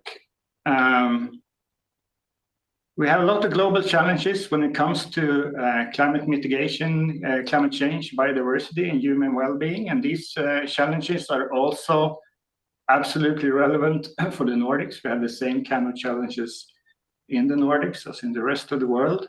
And we do know that the traditional solutions and management we have are not longer enough to solve these challenges. We need other kinds of solutions than what we call engineering or gray solutions. So what we've done in this project is to look at the status of research in the Nordic countries. How far have we come in terms of nature-based solutions? What are the policy frameworks for nature-based solutions in the Nordic countries? What specific challenges do we have? And do we have good key examples of projects in this area? And how do we move forward? When it comes to research, there's been a really strong increase in the last couple of years. The number of papers in this area has grown a lot. And it's really interesting, I think, that it's not only urban projects, it's also coastal, freshwater, arable land, forests, and so on. So a lot of things is happening, a lot of research is coming out. There's a number of projects, both from the Nordic level, on the national level, on the European level. Moving on to policies, we spent quite a lot of time reading through all the literature, what we call gray literature, which is non-scientific literature on policies, governance, and so on. And what we found is that all the Nordic countries have policies that support nature-based solutions, but they don't necessarily call it nature-based solutions. It's actually Norway is the only country who has policies that in the law actually states that nature-based solutions are important and should be used. What we do not know is if the current policies are strong enough for a fast increase in the uptake of NBS, and that's sort of a future endeavor we need to look into. How do we go from having policies to actual implementation? Regarding mainstreaming of nature-based solutions, I just wanted to say that, let's see if we can get this going. We looked at challenges for mainstreaming nature-based solutions as well, and one of the main shortcomings is long-term monitoring and evaluation, lack of clear definition of biodiversity net gain, technical and ecological knowledge gaps of practitioners, and difficulties developing cross-sector structures supporting NBS. And our suggested way forward is clear political prioritization of nature-based solutions, better cross-sectoral governance structure, policies, and mainstreaming. We need common standards and guidelines, better funding structure, and an improved evidence base. So that's all from our project. And then for the multifunctional ecosystem restoration project, what they did was that they looked at a number of case studies across the Nordics. Their key takeaways were that both existing and new projects contexts are very diverse in the area of ecosystem restoration and nature-based solutions. There's no single set of rules for organizing these kind of projects that can be applied across ecosystems, across projects. We really do need to inspire, stimulate, and support new restoration and nature-based solution projects in the Nordic region. And there's also a big need for a multifunctional standard in this area. They also come up with policy options for the Nordics in terms of promoting partnership, multifunctional standard for funding, contact between projects, authorities, and destinations, land consolidation schemes, socio-economic benefits, and so on. One thing that we've found through this process is that there's a big enthusiasm and a large interest across the Nordics in terms of nature-based solutions. The Nordic Council has started a network hub, a network nature hub for nature-based solutions, and there's a number of other initiatives in this area. That's all I wanted to share with you today. So hope you'll have a great meeting in Egypt, and thank you. Thank you so much to Leonard Sedin. Please give him a hand of applause. And we, of course, apologize for the technical issues. How can we have an event without technical issues? It feels like this COP is the COP of technical issues once in a while.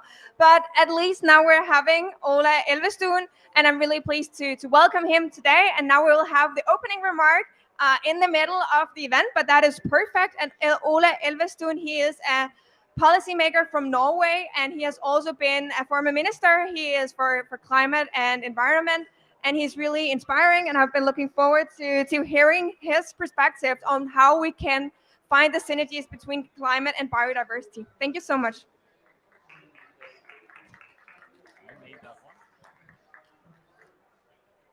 Thank you very much. And that is really the task we have, is to get that. We need to reach both our goals. I mean, we have a climate crisis, we have a nature crisis, we have a crisis also on pollution.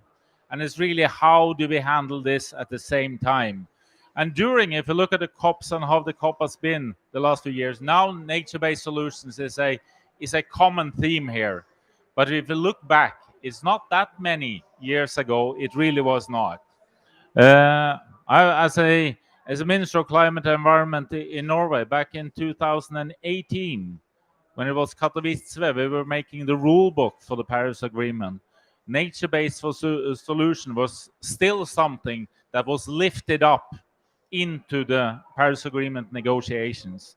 Now, at least, this is something that is generally both understood and taken for granted, that we have to reach the goals on nature-based solutions. And last year in Glasgow, we have one of the major news there, of course, was that more than 130 countries, I think that's the number, that agreed that we would stop deforestation by 2030, which is a major agreement. And of course, one of the follow-ups that we have to do now, and also in the Nordic countries, of course, all the Nordic countries are part of this, is how do we implement that on towards 2030? Because that is not in place, not at all in place yet. A nature-based solution also, now we have the CBD and the COP15 in Montreal, just less than a month away. And the task for the world is to get an agreement there that has the same, that will be as important as the Paris Agreement has become for the climate works around the world. And that is one thing, is then what is negotiations and the results for the negotiations, but as much is that it is perceived as important. Because one is to get the agreement, the other part is also that everyone goes on and starts to act on the agreement and make it as important as it should be. And we also know it's easy to set the larger goals, whether it's on restoration, it's on conservation, it's on combating alien species coming in. It's easy to set the targets, but we all know that when we have to make decisions, the dilemmas and controversies coming.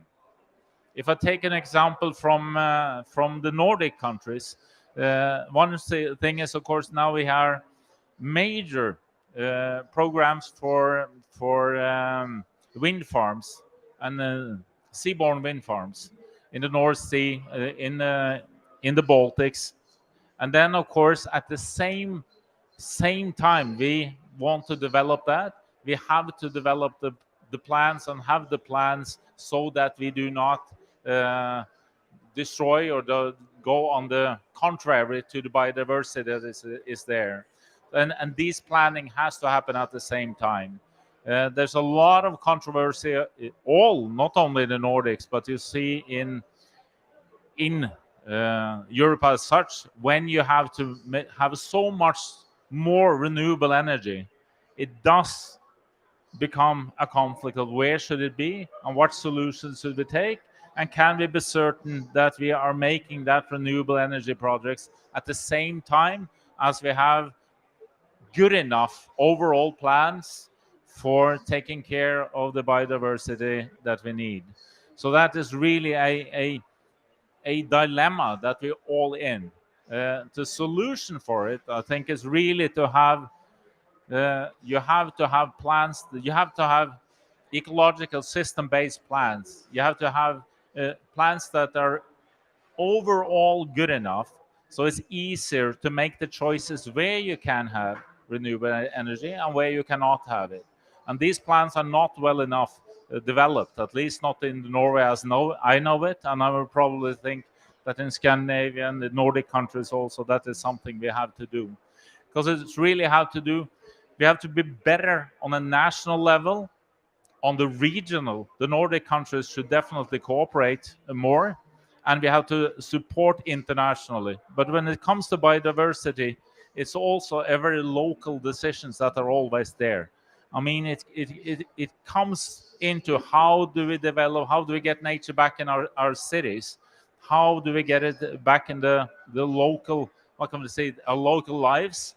There's so many single decisions that has to be made, and many of those are also dilemmas. If you should yes, or are there other interests that come up? Everyone that's been in a politician in a county or anything know all about how these discussions are. So I think our challenge is, first of all, foremost, put up the necessity of nature-based solutions, also to reach our climate goals, but also by itself, by taking care of nature, taking care of the biodiversity, and then reaching also the essence of the Paris agreements also on the agreement of biodiversity, that it is a bottom-up process. You have to mobilize on every level. You have to mobilize locally, regionally, nationally, international, and have Nordics should of course be in a yes, I see the time, be in the forefront. But then again, if I was quick, I'll be quick, because first of all, we have to stop the use of all fossil fuels as fast as possible. We have to have more nature, and it has to be more nature by 2030. But then the hard part is also that we have to develop a economy globally within the boundaries of nature. And there we come with everything that is part of this also discussion, that is circular economy. How do we make our value chains so that they do not destroy nature around the world and outside where we have the responsibility? But thank you. I'm looking forward to the discussion and introductions.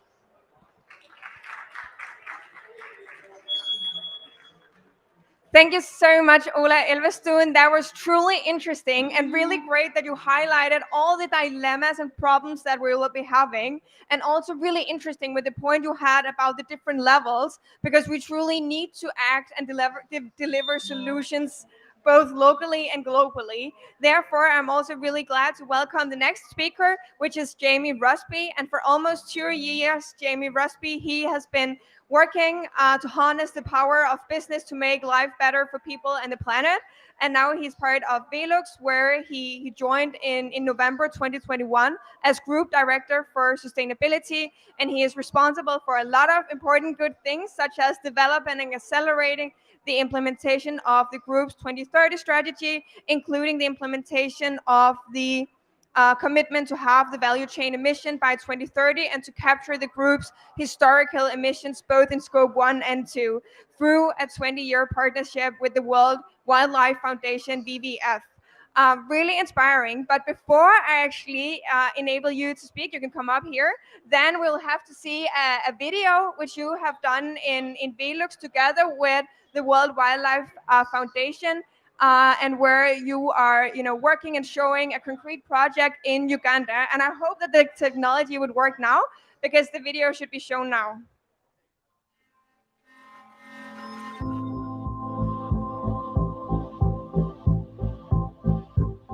The Nordic Council of Ministers has launched a 4-year programme to fund a wide range of pilot projects in the Nordic countries, working with nature-based solutions inspired and supported by nature.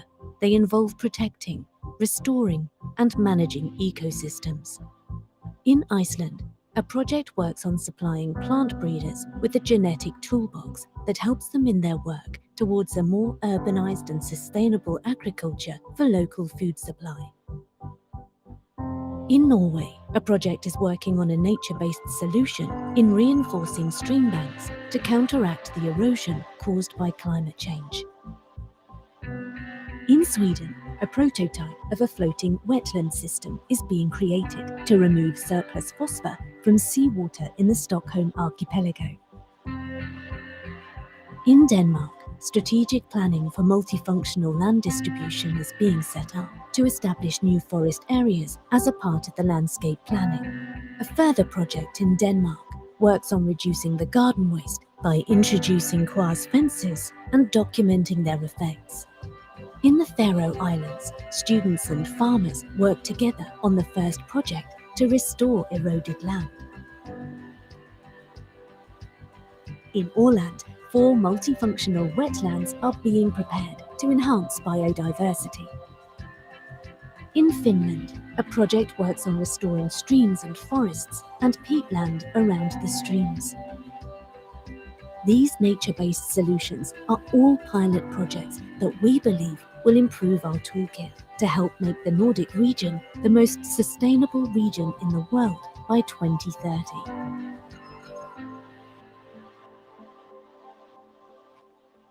And this was not the video that was done in collaboration with Velux and the World Wildlife Foundation. The video that you just saw was the one about nature-based solution, which was related to the presentation that Leonard Sedin he presented. And it's really an interesting video, even though it was not the one we were supposed to see at this point.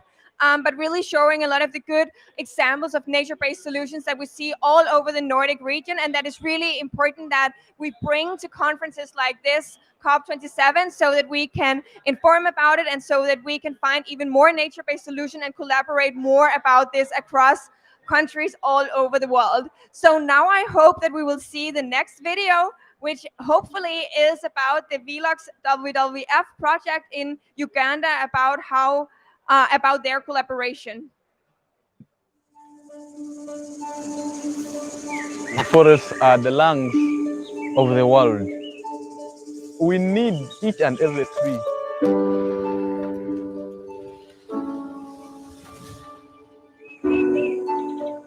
When I see the forest degraded, I feel the pain because it loses integrity.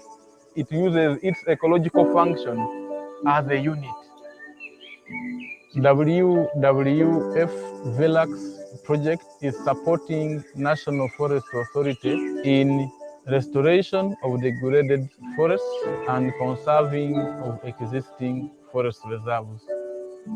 Conservation of natural resources is not a one-man dance.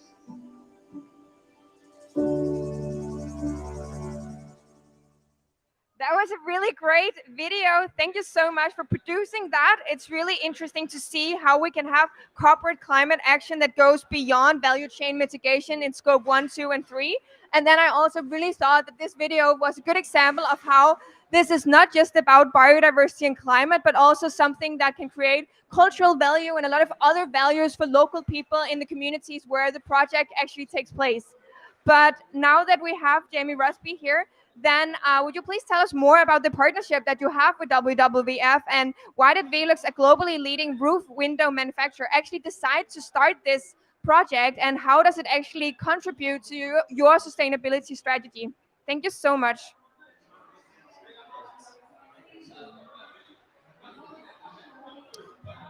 Hello, everyone. Yes, the slides work as well. Fantastic. So we saw the video, and I think, as was said, conserving nature is not a one-man or a one-woman's dance. So we've got in partnership with WWF to capture our entire historical carbon emissions from our scope 1 and 2. So I'll tell you a little bit about that project and that activity. But first to say that that commitment is part of our overall climate strategy, where we've said we will reduce carbon emissions from our operations by 100% by 2030, and then we will halve value chain emissions over the same time period. So this is in line with the 1.5 degree pathway.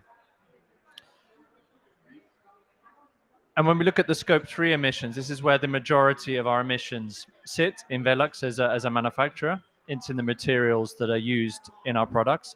And you could see the top line is the if we did nothing scenario for emissions. But the line you can see is curving is what we need to do.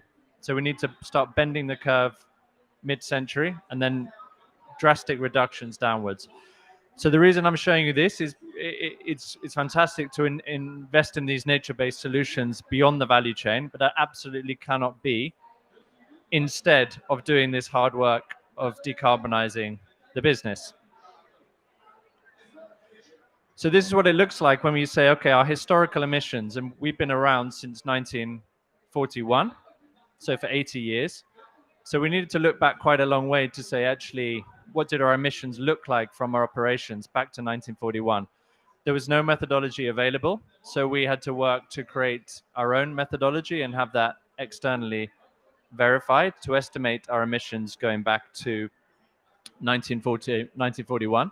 And what we've seen here is actually with 100% reduction in emissions to 2030, we will have no emissions by 2030 down to near zero, but we will capture an equivalent amount of carbon as all of the emissions looking back.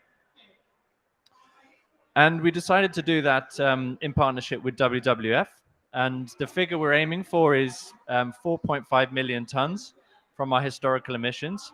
But then we've added a 25% buffer on top of that. We're dealing with nature-based solutions, so we wanted to be sure. So 5.6 million tons is the amount that the projects have been scoped for. We started working with the first project in Uganda, and that's an afforestation and reforestation project, which you saw. And that is, it's taken some time. And as a company working with this, who are used to short deadlines, it's taken some patience from us and from our management, where we say it takes 3 years to go through the verification process to the Vera standards and the biodiversity standards. And then we have quite infrequent reporting, but we're really trying to do this the right way.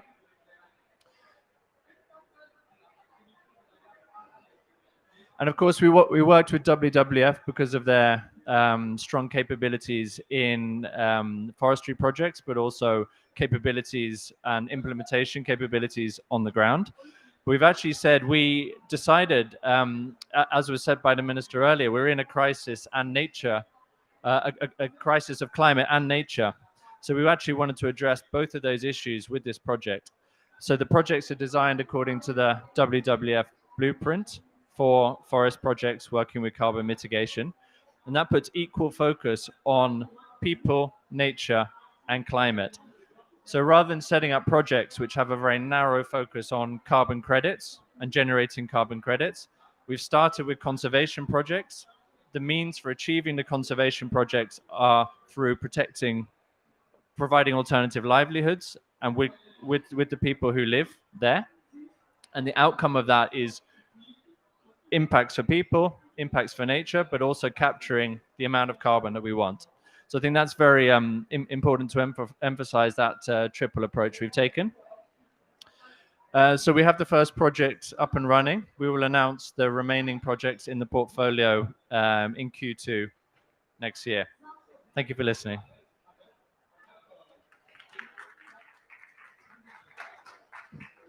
Thank you so much, Jamie. That was really interesting, and really also like the parts with how it also affects people and how you need to think across both climate, biodiversity, and people to really find sustainable solutions. So really interesting, and thank you so much for your remark. I'm looking very much forward to also having you in the panel discussion later. So our next agenda item for today is seeing a small video about how offshore wind is also connected to biodiversity. And the reason why we will see this video now is because we afterwards will have a presentation by Maida Rustin. And Maida Rustin, she is Principal Consultant at Sustainability within Energy Systems at DNV, which is a leading international classification society and accredited register, which is based in Norway.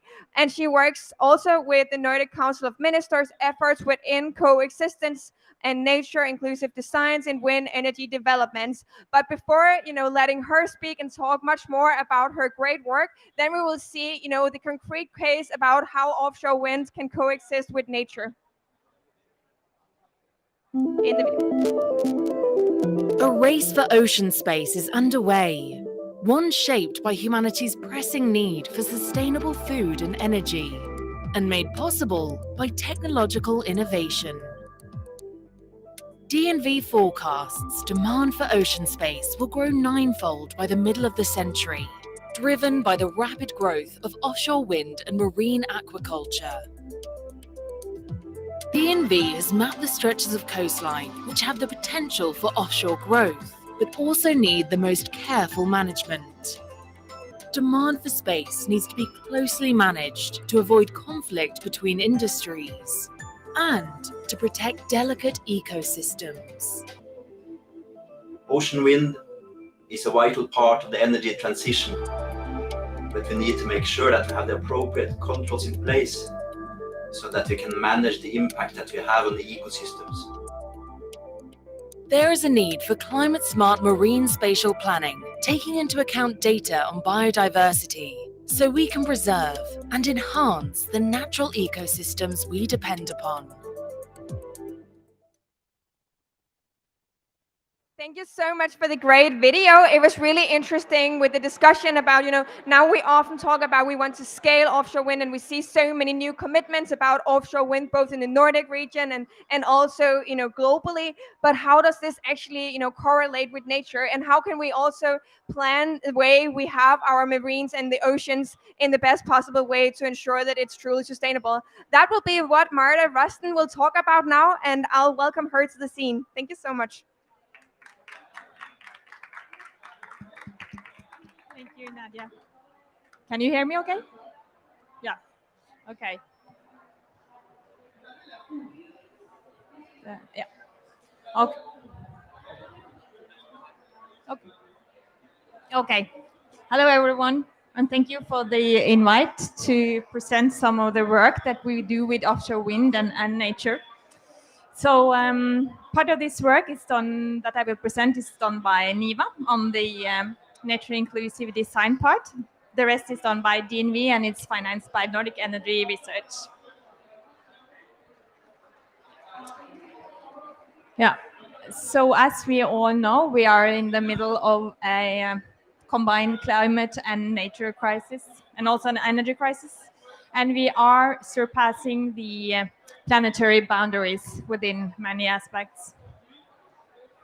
And to meet the decarbonization targets, we need a massive expansion of offshore wind into the ocean space, where there are already a lot of activities ongoing and where the ecosystems are under a lot of pressure. And successful coexistence between industries and nature moving forward is key if we are to succeed with solving both the climate and the nature crisis, and also to have the speed and efficiency in the consenting process that we need. And in order to meet biodiversity targets, offshore wind farms should also not only avoid and mitigate environment impact, but should also have a net positive impact on biodiversity. Yeah.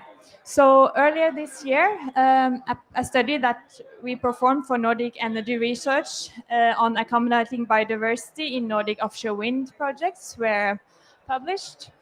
And the key elements that we identified there were that strategic planning is really key, starting in an early phase, making sure that all involved stakeholders are involved. Marine spatial planning is also key. And with offshore wind, since the wind research is in abundance, you have the possibility to plan away for some conflict, especially for floating offshore wind. Environmental data is key. You need to have good baseline data. You need to monitor impacts, and you should collect and share data, preferably using standardized approaches. You should understand the cumulative impacts. It's key to limit underwater noise, and stakeholder engagement from an early phase is also required. So this project formed the basis of another project that we are now performing, which is focusing on governmental instruments to facilitate coexistence and nature inclusive design when developing offshore wind in the Nordics.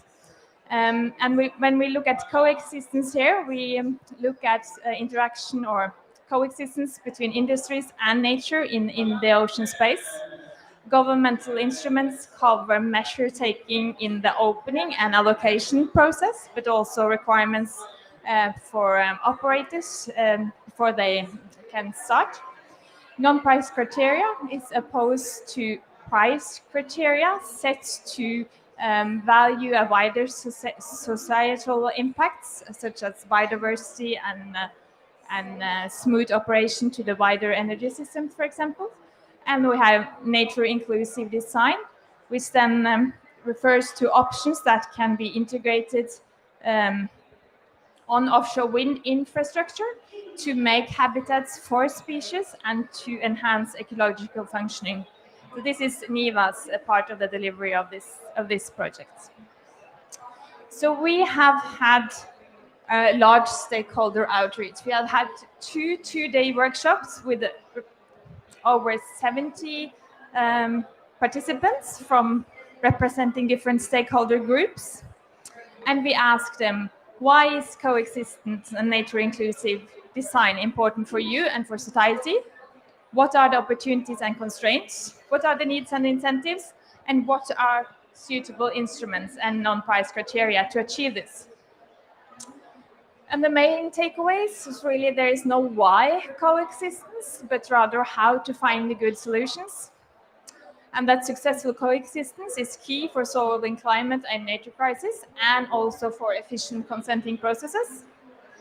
There are considerable knowledge gaps, especially with regards to environmental impact and also nature-inclusive design. But at the same time, this is also an opportunity for learning and innovation. A key challenge is to prioritize between different environmental factors and also to measure the value of nature versus the value of energy. And there are, especially for nature inclusive design, significant regulatory barriers and cost concerns. So examples of the governmental instruments that were suggested was that environmental monitoring program should be a backbone in a long-term strategy for offshore wind.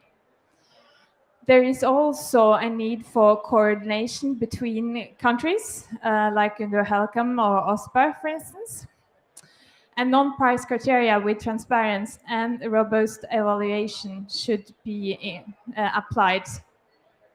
And nature-inclusive design goals should be stated in the tender, and positive impacts of nature-inclusive design could be evaluated in the environmental impact assessments.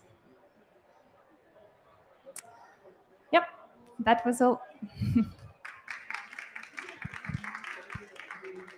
Thank you so much, Marta. That was truly interesting and really also with the perspectives about many stakeholders and how they should be involved to actually find solutions where we can ensure that offshore wind coexists with nature. And I'm also looking very much forward to the discussion we will have later today, where you will also get to talk much more about the non-price criteria, in tender processes, and all those good parts. So much more about that. But the next person that we will have up here at the scene is Rachel Asante Owusu, who works in IUCN, which is the International Union for Conservation of Nature, and where you are in the climate change team, and where you're working with how we can ensure that renewable energy are not having consequences that were not foreseen. So this is really also relatable to the presentation Marta Ruston just did, but more, in a broader perspective. So really looking forward to that, and looking forward to hear more about your work with both renewable energy and coexistence, and also nature-based solutions. Thank you so much.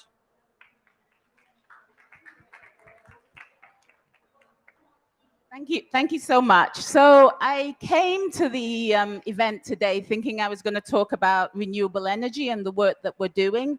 Maybe I'll touch on that later, but I was quite inspired by our keynote presentation, and I've changed my presentation, hence no slides, and I'm going to be talking about nature-based solutions and why they're important and what IUCN is doing on nature-based solutions. I've only got 3 minutes, so I'm going to dive right in. At IUCN, we believe that nature-based solutions are crucial if we're going to tackle the climate and biodiversity crisis together. But we need high-integrity nature-based solutions. And for that reason, in 2018, we developed an IUCN definition for nature-based solutions. And we were very happy to see that earlier this year, that definition was expanded by UNEA and became a UNEA definition for nature-based solutions. In addition, what we've been doing at IUCN is we've developed a nature-based solution standard. And this is really to help guide operators to make sure that they are reaching all the opportunities that are possible when they're implementing nature-based solutions. Because I was at a presentation where our Deputy Director General said, if you're implementing nature-based solutions and you're working on biodiversity, but you're not incorporating local communities, it's not nature-based solutions. Call it something else. Call it a land grab, call it what you want, but it's not nature-based solutions. And so that's why we've developed this standard, which has 8 criteria, 28 indicators. It's got a self-assessment tool so that project operators can measure themselves against the standard. We're also there, we work with businesses and governments to help them do the self-assessment should they want. At IUCN, we have over 18,000 scientists as part of our commissions. So I challenge you to bring up a subject that I can't find an expert for. And we're working to have the standard used as a self-assessment tool. In addition, we are also working on a certification process for the standard. So I'm currently working with the gold standard, with FSC, with Fair Trade International, UEBT Biotrade, and IRMA, the mining standard, to allow a process whereby operators will be able to be certified with these ICL standards and also at the same time be certified with NBS. After this session, I'm running over to the French Pavilion where I'll be announcing that we've got a version 0 of this integrated process with the gold standard. So we're working on multiple fronts on NBS. I would ask you, if you're doing NBS, go through the standard. Use the self-assessment tool. If you need help, contact IUCN. That's what we're here for. But what we really want a high integrity, robust NBS, because as I said at the beginning, that's the only way we will solve the climate and biodiversity crisis. Thank you.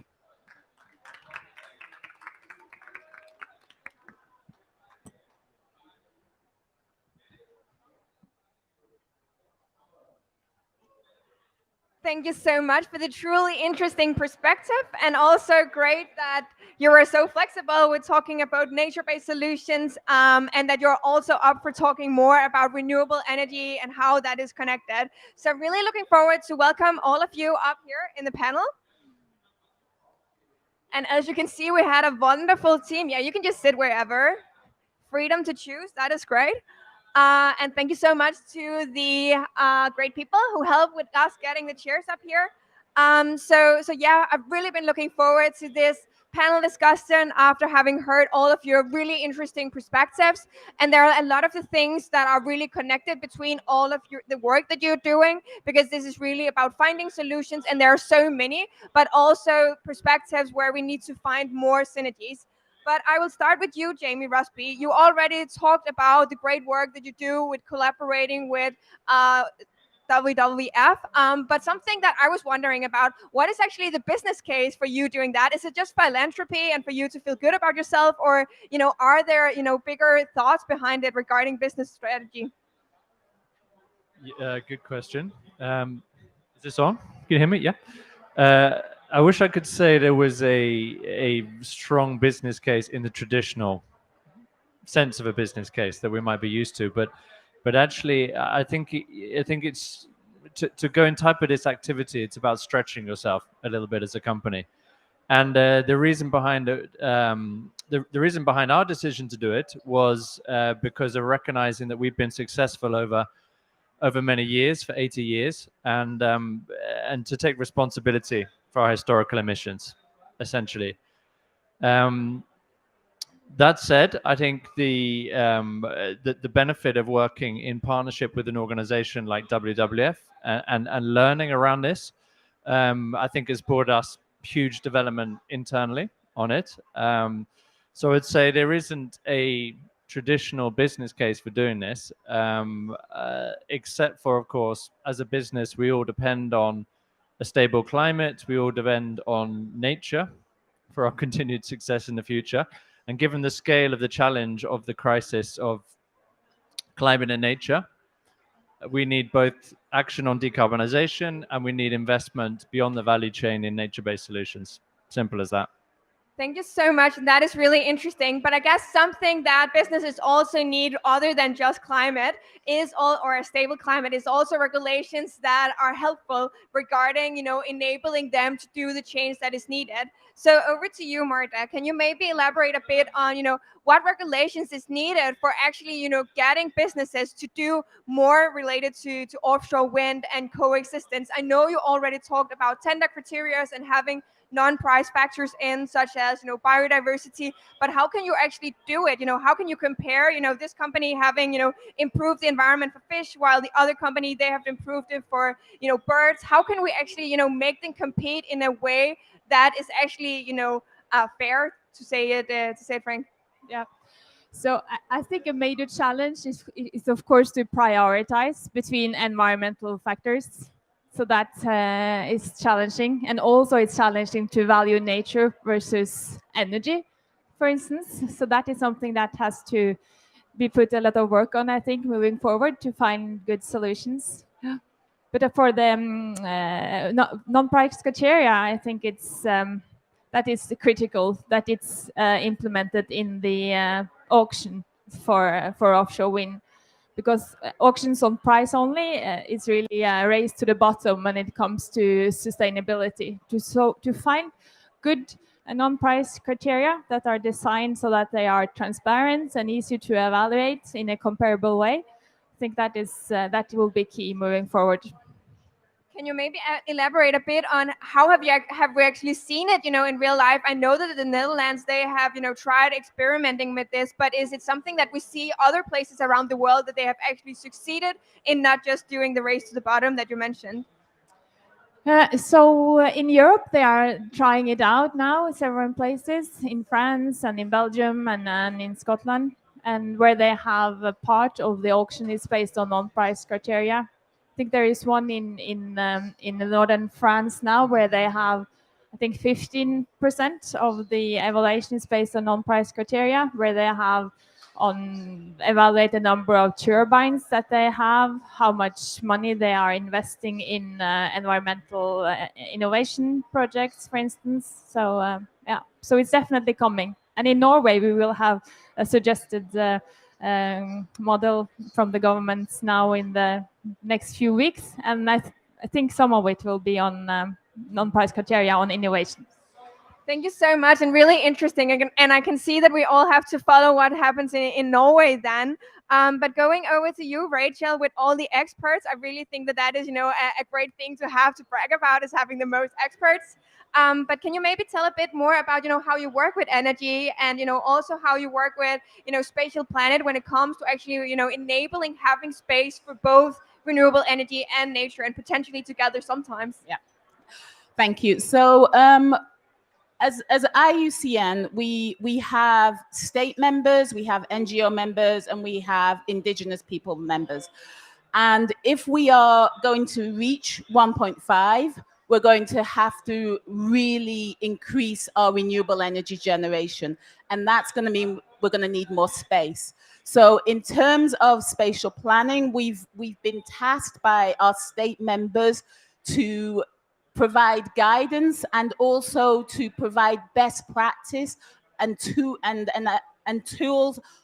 around what's out there in terms of spatial planning, and to help them to contextualize the tools that are out there, the best practice that are out there, to make sure it works for them, so that they can have regulations, and more importantly than regulations, also monitoring frameworks that allow them to incorporate spatial planning of renewable energy offshore and onshore. So we work with our governments. We also work with private sector partners. We have a select group of renewable energy companies that we're working with, so that we can provide a safe space where we can talk about lessons learned, we can talk about best practice bottlenecks and how we overcome them with our global partners and with our private sector partners as well.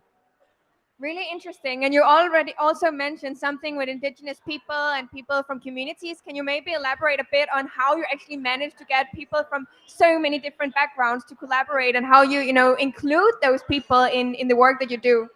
So we have, for instance, we have our indigenous peoples champions. So we have indigenous groups where we reach out to women, and we've got 4 indigenous champions here at COP27, and we've got there's a lady from Tanzania, from Mauritania, from Guatemala, and from Mexico, and we say to them, look, come participate, because we feel that having them participate in COP helps them to really gain capacity about how the dialogue is going, but it also helps COP to have a different perspective of how we can reach 1.5, because we really believe in IUCN that diversity is a strength. So it's also helping the conversation at COP. And then we travel, we listen, we see what solutions they want, and we see what our place is as IUCN to help facilitate that.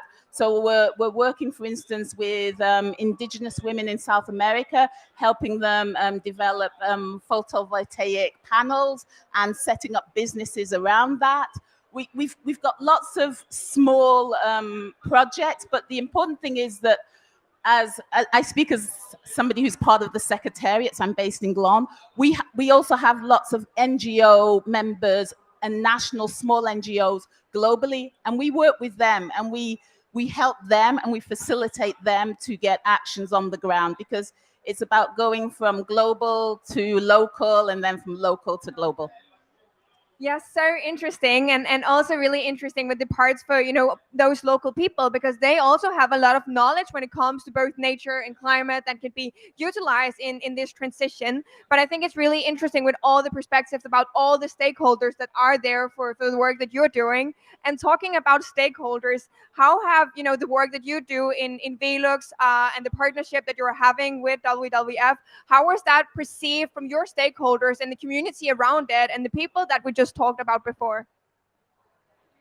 Yeah, I think if we're talking about the projects themselves, I think the strength of working with WWF is that they do have a strong presence in the countries where the projects will take place, and they are chosen. Those geographies are chosen because of their biodiversity richness and the ability. And if we're going to tackle these issues, we need to start in the priority places.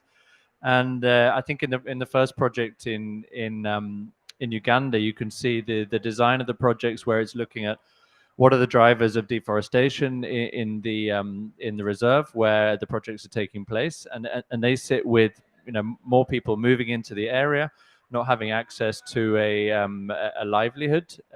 So it's really starting with people and what are their needs, and then starting involving them in the process, in the design of the projects, so that then the projects become around improving people's conditions and livelihoods.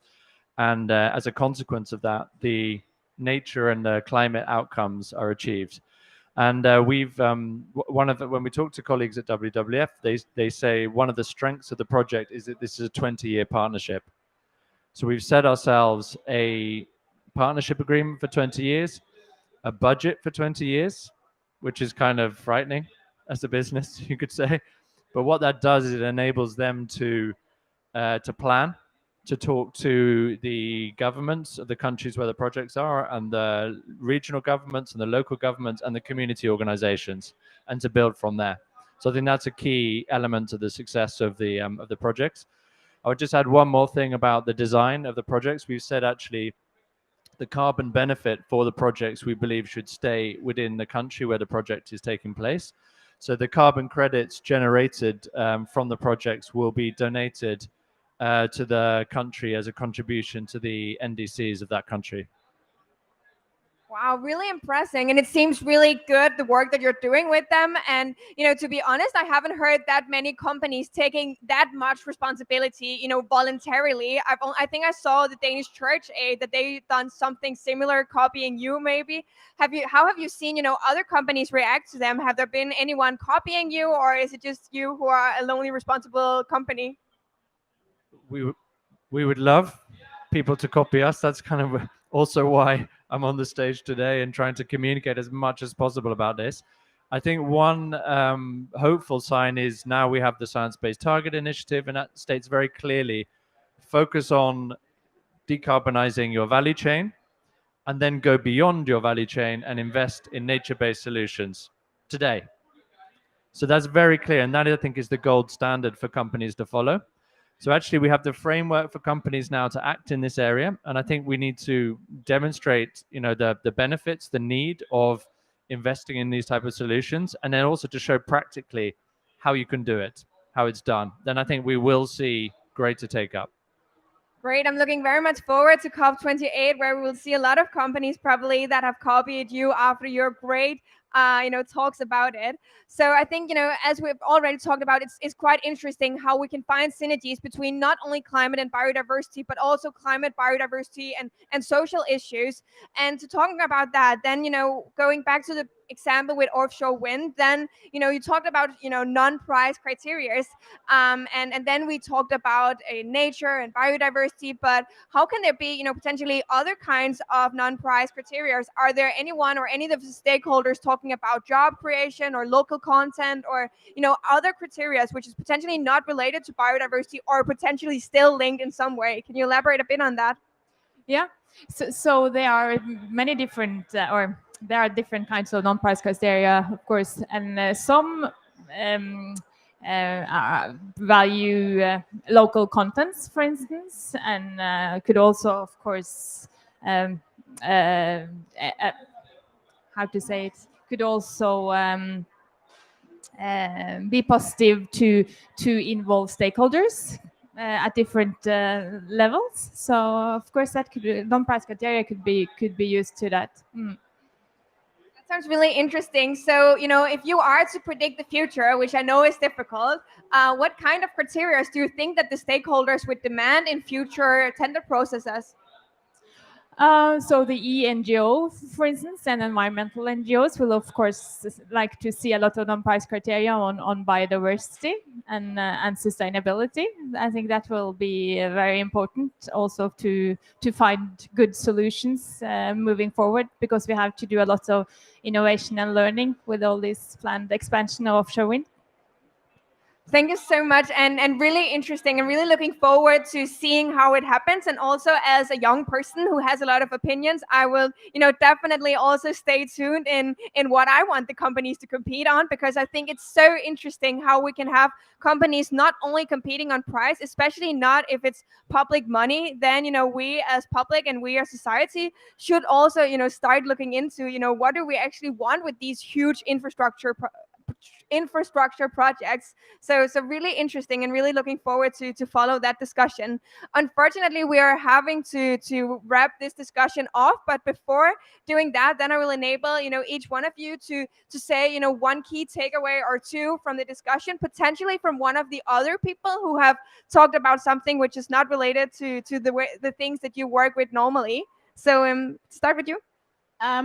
I would like to commend Velux for donating the credits to the NDCs, and I would really implore, try the standard and see how it fits, because we're also developing a corporate guidance, and so if you want to be a case study, love to. Thank you so much, and yeah, over to you and your key takeaways from today. You look so ready. Yeah, one of my, I noted down the point on my phone about the standards, so point well taken. No, I think my main takeaway from both speakers and the whole session, I think, is that we've taken some time to get to this point on the climate discussion, and we don't actually have that time to take. We didn't for climate, but we definitely don't for the nature question. So how can we fast forward, going to COP15 and beyond that? How do we fast forward this discussion and put forward more of these solutions? I think that's important. Thank you so much. And last but not least, Marta.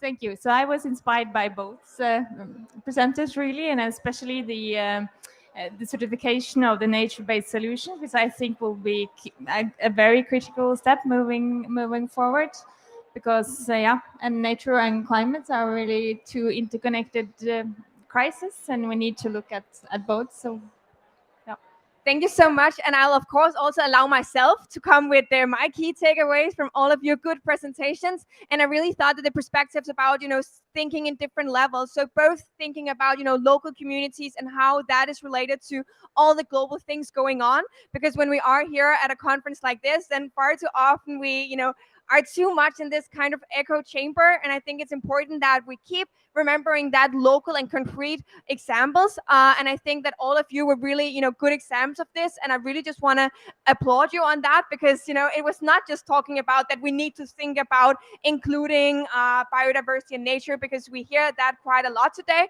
But you were actually all of you really good at, coming up with concrete examples with projects in Uganda with, concrete tender criteria and how we can do that. And also all your good talks about how you work with indigenous people locally and globally. So really interesting. And thank you so much to all of the organizers. I apologize for the technical issues, but things like that always have to happen. And at least we managed to get a good discussion anyway. Thank you so much.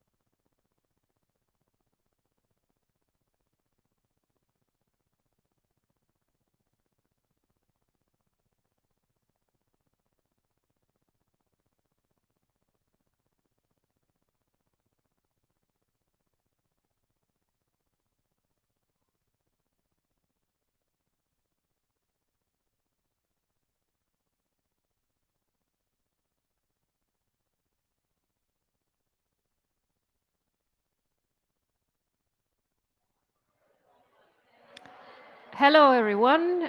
Welcome to this meeting on the dual challenges of nature and climate change, or biodiversity and climate change. I prefer to talk about nature because everyone understands what nature is, and almost nobody understands what biodiversity really is. People talk a lot about biodiversity, but don't really know what they're talking about. So I suggest to everyone we just talk about nature. I'm very happy to see all of you here. We have a great program ahead of us, but unfortunately we're very tight on time, and one of the speakers has not showed up. My name is Auður Önnu Magnúsdóttir. I'm the General Manager of Landvernd. Landvernd is the biggest and oldest environmental association in Iceland. First, we will have 2 talks, or just one if the other speaker doesn't show up. Then we will have a short panel discussion, and I will introduce the panelists once the panel starts their discussion. So Basil is still not here. Basil von Havre is not here. Is that correct? Okay. Then we welcome a very honorable guest. He is the former Minister for the Environment of Costa Rica. His name is Carlos Manuel Rodriguez, and is currently the CEO of JEF. If he wants to introduce himself further, he can. Now the floor is yours. You have very strict 10 minutes.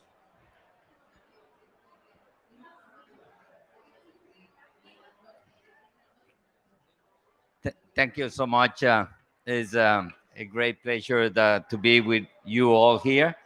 My name is Carlos Manuel Rodriguez, and I'm the CEO of the Global Environment Facility. For those who don't know what the GF is this financial mechanism that was created 30 years ago to provide strategic funding for developing countries so they can implement their international commitments with environmental conventions. There are probably 10, 12 international environmental conventions, and we respond to 5 of them. It has to do with nature conservation. This is the Convention on Biological Diversity, climate change, land degradation, and then we got a group of chemical-related conventions. We normally tend to believe that climate change is the major global environmental challenge and problem. And let me correct you all, that is not the biggest one. Not even the loss of biodiversity. And by the way, we have lost probably 70% of the wild biomass in the last 40 years. But the biggest environmental problem, and this is according to the science, is pollution. Pollution of the air, the water, and the soil, and mostly chemical pollution. Chemical pollution from the agricultural sector, chemical pollution from the industrial sector, chemical pollution in the way we consume and produce goods and services. And up to very recently, we've been addressing all these environmental challenges on silos. And the JEF is a good example. We've been funding projects and initiatives according to the commitments of every single convention. So we did in the past projects with countries to deal with land degradation, drought, and desertification.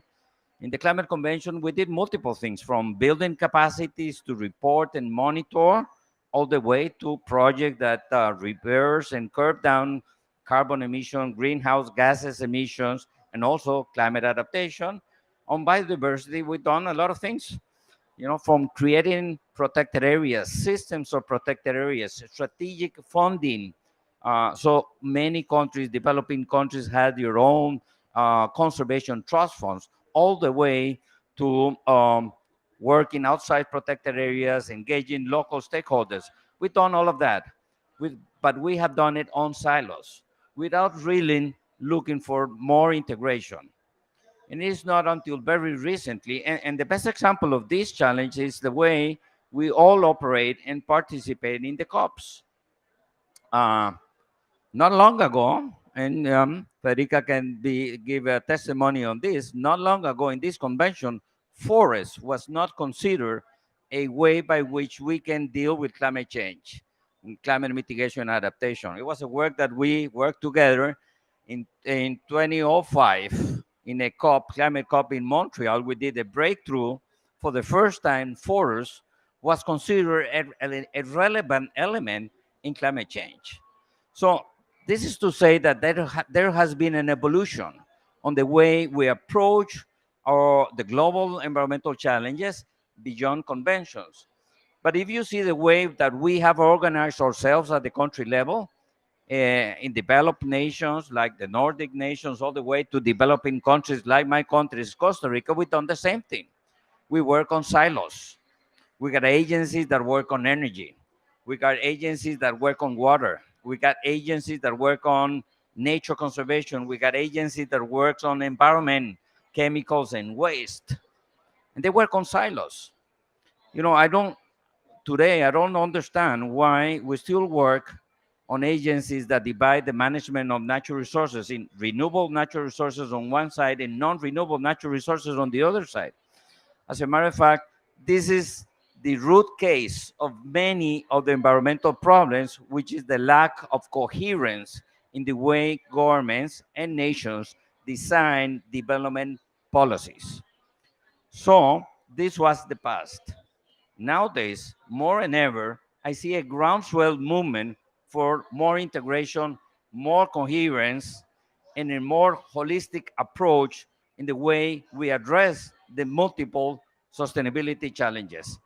And I think that from probably 2 years ago up to today, we see that integration happening in these real conventions, the certification, biodiversity laws or biodiversity convention, and climate change. And last year in Glasgow, it was for me a breakthrough, a turning point, a moment of change. For the first time in a climate convention, we were really talking not on forests, but we were really talking about nature, biodiversity in a more integrated manner. Last year in Glasgow, I participated many more times in activities related to nature than climate change.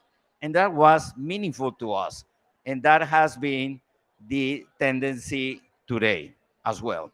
So loss of biodiversity, climate change, chemical pollutions are multiple sides of the same coin. That means the way we address those challenges need an institutional and financial mechanism that recognize the need for integration. Integration because we want to maximize and optimize the impact of the policies, of the institutions, and the resources. Nevertheless, the challenges are still there, very big and evident to all of us. So it's not a matter of just more integration. There are three things that are really important here. One is more integration across agencies in the executive sector. I used to be Minister of Environment, and you kindly introduced me as Minister of Environment, but let me clarify. In Costa Rica, the Minister of Environment is also the Minister of Energy, Mining, Water, and the Ocean. A lot of integration. In one agency, we look at the landscape level in a more integrated manner. In many of the other countries in this planet, you got a Ministry of Environment and a Minister of Energy and Mining. And they don't think the same way. They don't work and operate in collaboration, and they had a lot of conflicting agendas and ideas. And this is within the Ministers of Environment and Energy. It is even worse within the Minister of Environment and Agriculture. The conflict of vision, the different perspective of development with these two ministers and two agencies has us in a big problem today. 80% of global tropical deforestation is a direct cause effect of agricultural policies. So that's one major element that we need to understand. And the takeaway message I want to give today on this first topic is that we will never achieve the 1.5%, potentially a very ambitious new framework for nature conservation. We think that with the same institutional framework that we have created this problem, it will be solved. So we need to change the structure on how we have organized at the government level. We cannot continue working on silos. We need agencies that works and operates, that plan and invest at the landscape, seascape level. In the future, I see a future without a Minister of Environment and a Minister of Agriculture. It will be a productive ministry. I ask myself, what is the difference between a Ministry of Agriculture and Environment? Many people can say, well, the Ministry of Environment is for conservation, the Ministry of Agriculture is for production, but that is wrong. Both ministers generate goods and services. The only difference between agriculture and environment is that one works with domesticated biodiversity and the other works with wild biodiversity. They work in the same landscape with the same stakeholders. So that is an important element that we need to do. My final point here has to do with more integration on how we finance the sustainability. At the GEF, we don't invest as we used to based on the different conventions whereby we provide fundings to the countries and they design projects on each convention. Now we work across convention with full flexibility so they can design projects that aims at different conventions with different sectors. And I think that that's the way forward. I strongly believe that protecting nature will save us from climate change and will save us from the threats of pollution. Nature should be in the center of our sustainability efforts. Up to now, the public attention has been captured by climate change. Climate change and investing in climate change not necessarily will save us in terms of protecting our natural capital, nature. That is why it is so important to look in this convention and look at nature as a cost-effective way to achieve our mitigation and adaptation plans. So thank you so much for the opportunity for being here, for being able to express what we are working at the GEF.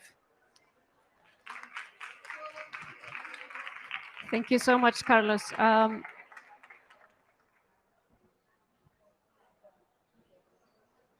Hello. It's my pleasure to introduce Basil van Havre. He has a very short time with us today. So I will let him introduce himself properly, but he is the co-chair of Convention of Biological Diversity Working Group on Post-2020 Global Biodiversity Framework. Is that correct? Yes. Thank you. My name is Basil van Havre, and I had the pleasure to lead the negotiation of the Global Biodiversity Framework for 2 more years than initially planned.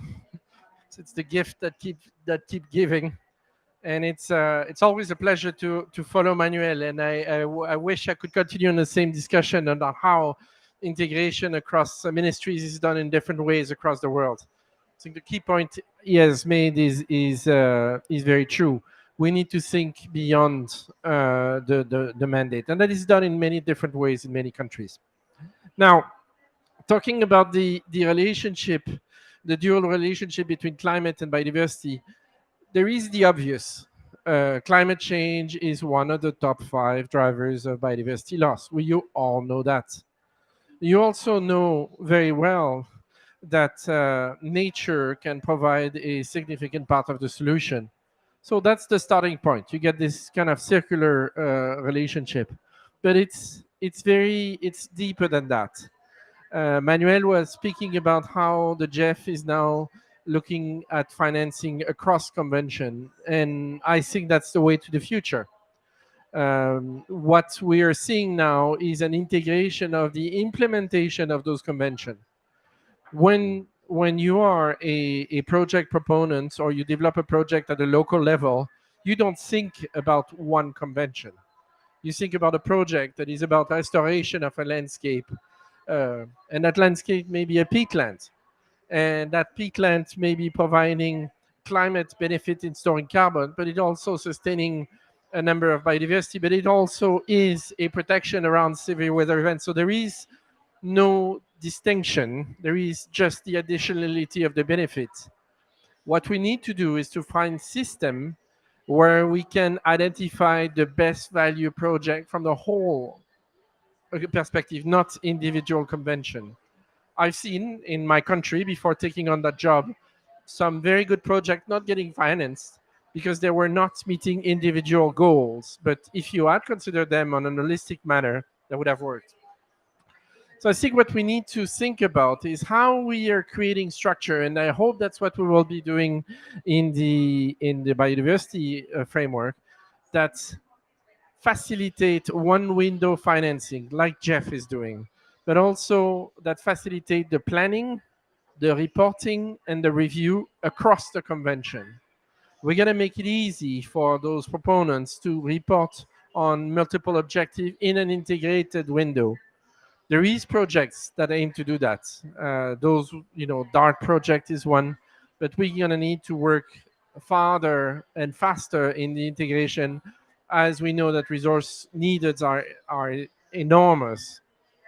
So that means that we're going to need to work together, and we only need to work across the silos in the international negotiation. And we're starting with land protection and conservation, but we will be talking about excess nutrients, which is another area where we got both climate and biodiversity together. Urban planning, we're talking about what do we do with the 70% is another place. So I see a future where there will be we will be forced to work together. My dream, and then one thing I would be ready to work for once I'm done with this one, is to create an implementation conference where we can create the structure and the dialogue among the parties at the implementation level. So you leave the objective and the targets and the goals separate. They need to be separate and discussed on their own, but you integrate totally at the implementation stage. So, Madam, I'm not sure if I've addressed what you wanted me to talk about, but I've expressed one of my dreams.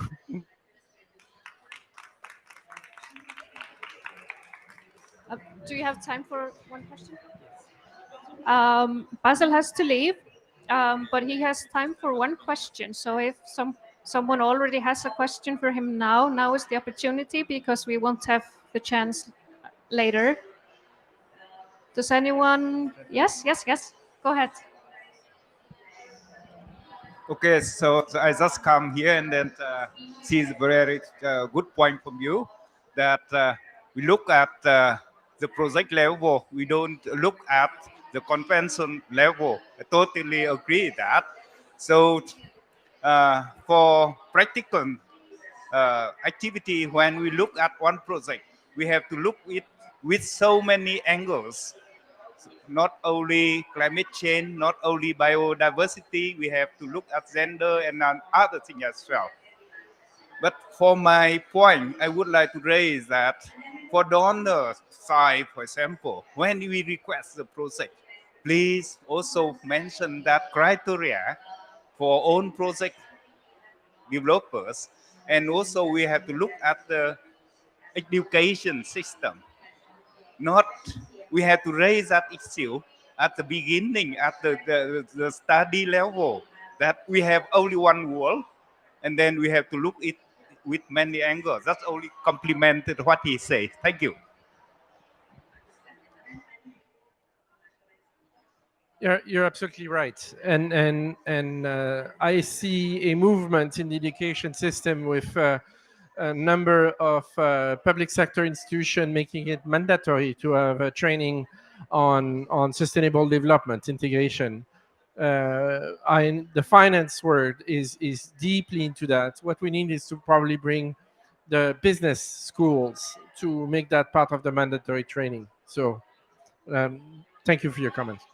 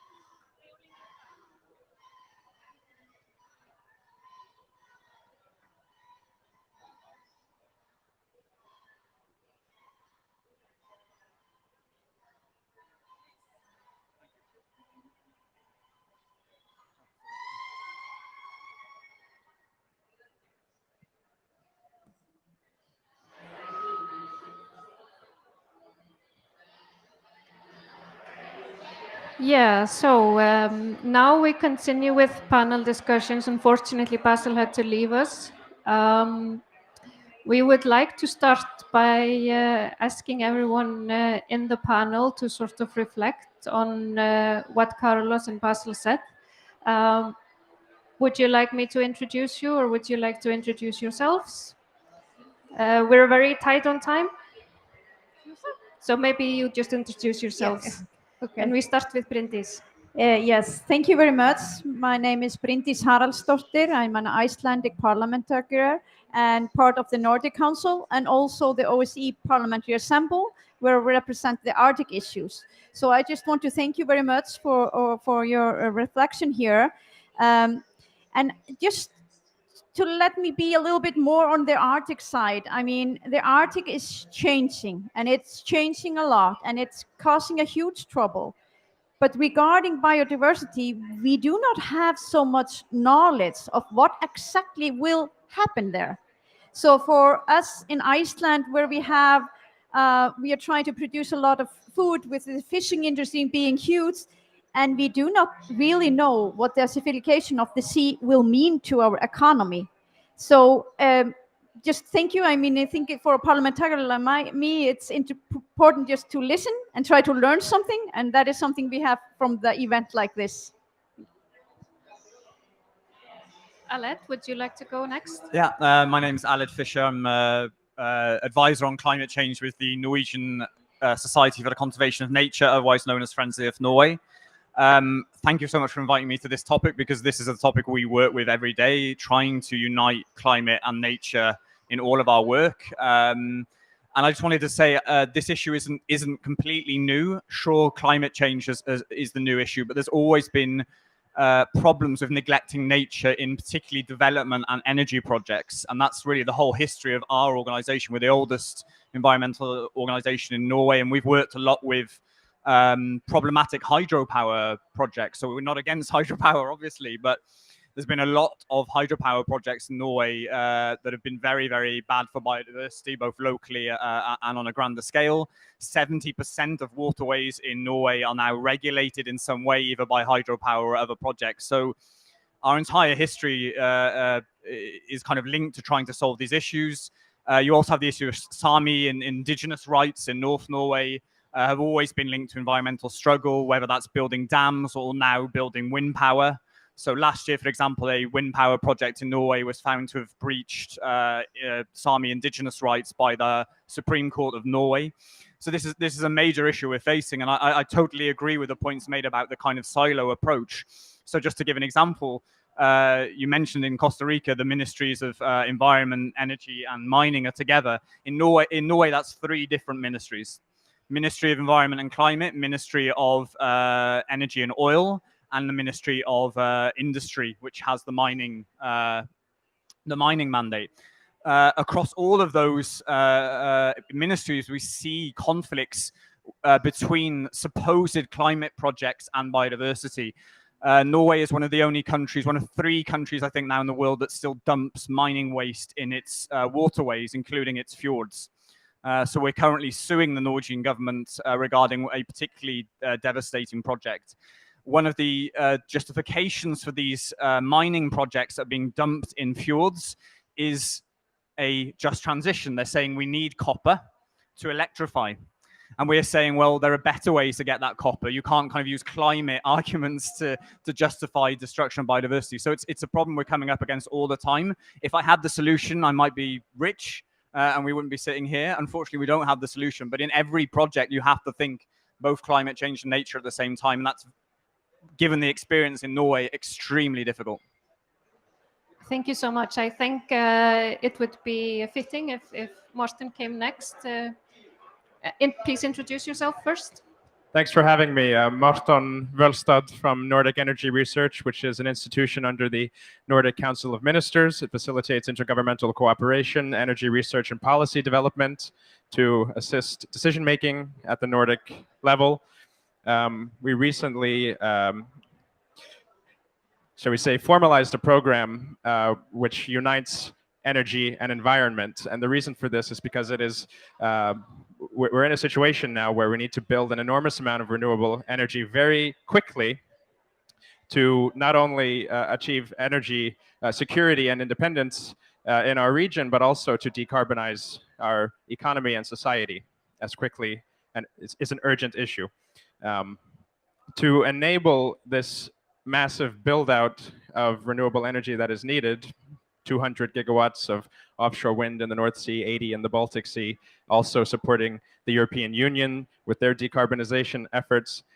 This requires very close cooperation with the environment sectors, NGOs, supply chain, also local communities, a lot of actors that need to be gathered together and brought into the decision-making process at an early stage. We notice that this is particularly challenging. We see that in our part of the world, there are already existing industries out at sea that have interests in supplying food, also critical for security in our region and globally. We need to arrive at compromises that can appeal to all stakeholders involved in the process and not disenfranchise very important actors in our economy. So we're working to combine the interests of different stakeholders with an aim to have a affordable, secure, and sustainable energy transition.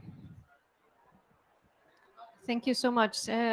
Lastly, Frederica, you jumped in at the last minute. Thank you so much for that. Would you like to comment a little bit about what Carlos and Basil said just now?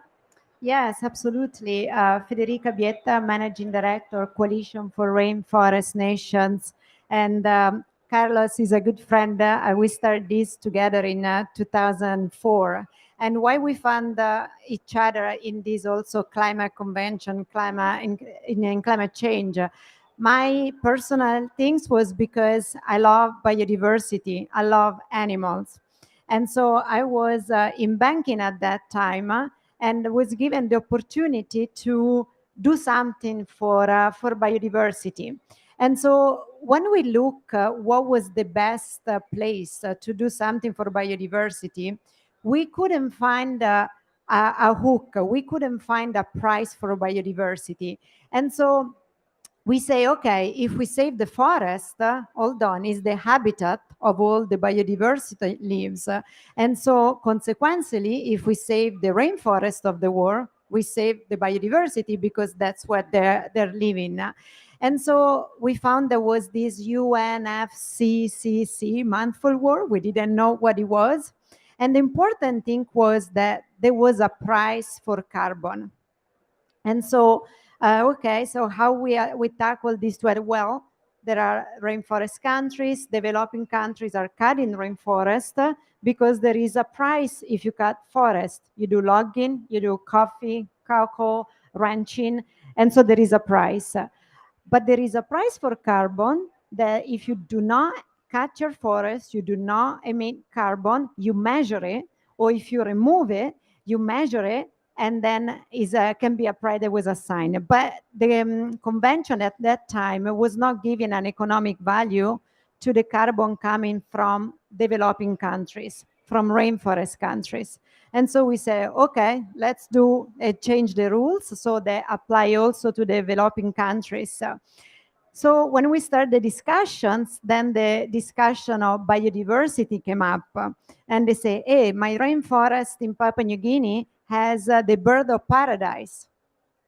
And Gabon say, well, my rainforest are the elephants. And DRC say, my rainforest has the gorillas. In Costa Rica, we have the tapiros. We have interesting story with the tapiros. So how do we value that? We could not agree in the negotiation of climate change how to give a value to those elements, which are invaluable. If we lose the biodiversity, if we lose the animals, what will be the human being with that? But so is a way to give a value to forest through carbon. It allows us to say there are co-benefits, of which biodiversity is one of them. So personally, I believe that that should be the end of it. No, because biodiversity is really invaluable. And so it should not only be a co-benefit to climate change. And so I'm really excited that the convention in biodiversity is really moving forward, and there is a much expectation and trepidation for next month meeting. I believe it's important that we found some common metrics at one point, and a financial mechanism that clearly can remunerate, for the loss of that. Thank you. Thank you so much. Carlos, can I ask you one question? How do we not work in silos? You say we shouldn't work in silos, but I don't know really how we shouldn't. In Iceland, we do have the Minister for Energy and Environment together now, and it has its own problems, and there are then just new silos that form. Yes. Like many other things in life, the first step is to recognize that we have a problem. And we haven't recognized that we have, I would say, a heavy drinking problem with the issue of silo decision making. We have been able to recognize that there's a major market failure. We destroy the forest and GDP goes up. We pollute the environment and GDP and growth indicators goes up. We don't price carbon. By the way, carbon pricing.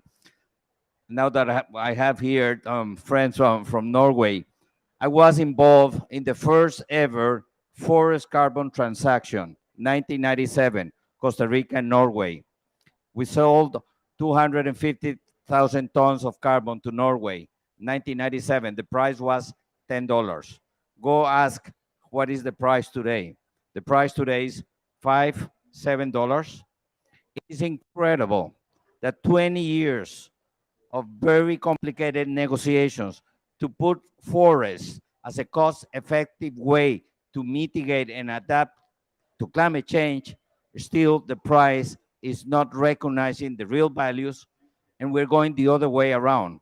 As a matter of fact, the effort that Federica and myself and many others were engaged in 2004 and 2005 is going through the cracks right now because we haven't had an agreement on how to implement Article 6.4. We still have a voluntary market that is greenwashing all over the planet and is not recognizing a fair price for carbon forests. I ask myself, why, if I'm an owner of a cement plant in Norway or Finland or in Switzerland and I offset carbon, they pay me $80 per ton. But if I'm a Costa Rican or I live in Gabon and I offset carbon by keeping my forest, they pay me $5. I don't get it. The point here, the bottom line is, if we don't pay a fair price for the environmental services being provided by forest, the forest will disappear. Then let me, to the member of parliament that we have here in the panel, let me say something that for me is very important. We need to get rid of the ministers. I'm a former minister of environment and energy, as I said. We need to get rid of the ministers negotiating the COPs and bring the members of parliaments to represent their governments, because every single important decision to implement the Paris Agreement needs to go to national parliaments and congresses. Here we got ministers representing just the executive branch and committing to something very complicated that eventually needs to go to a parliament. I congratulate you and all the Nordic Parliament members that are organizing these kind of events, because this is the people that we need to have. I used to be a minister of environment. We did the NDC. We did a decarbonization plan, and guess what? 80% of the actions needs to go through Congress. And in Congress, you know what it means to work in Congress. You got many different ideas, opinions on ways by which we should be decarbonizing our societies. As a matter of fact, many members of Congress doesn't believe that we need to decarbonize our society. It is extremely important to do that. Also, it is extremely important to use them as a way to do political control of climate action or lack of climate action of the executive branch. And I really congratulate you all for having the members of parliaments in these events, because they need to be in the front line of real action. Gracias. Thank you so much. We have a very little time left, but I would like to get everyone to make a short comment. I'm wondering if we should allow for one question for the audience first, so we can at least get one question, and then we have 30-second comments from each of you. Is there anyone in the audience who would like to ask Carlos or any of the other panelists a question? It's okay. I'm sorry for being so strict on the time. We do have time for one question. We really do. Okay, no one? Do you have a question? I'd like to say that for nature-based carbon offsets to compete with technology-based carbon offsets and grow that market, which is needed to form a bridge for industry to decarbonize and buy them the time to invest in the technologies that they need to decarbonize their production, we need nature-based carbon offsets that can be audited, where co-benefits are measured in a comparable way across markets and industries. This is essential. The reason why these nature-based carbon offsets are not as an attractive investment as they should be is because it is difficult to measure all of the benefits for the communities and biodiversity that they bring. How do we put a number on it so that a company can go and say, we got this much out of the offset, what did you get out of yours? That's why these technology offsets are more attractive right now. Pumping the CO2 into the ground, mineralizing it, you know that it's being stored. We need to be able to prove the same thing for nature-based offsets. Yes?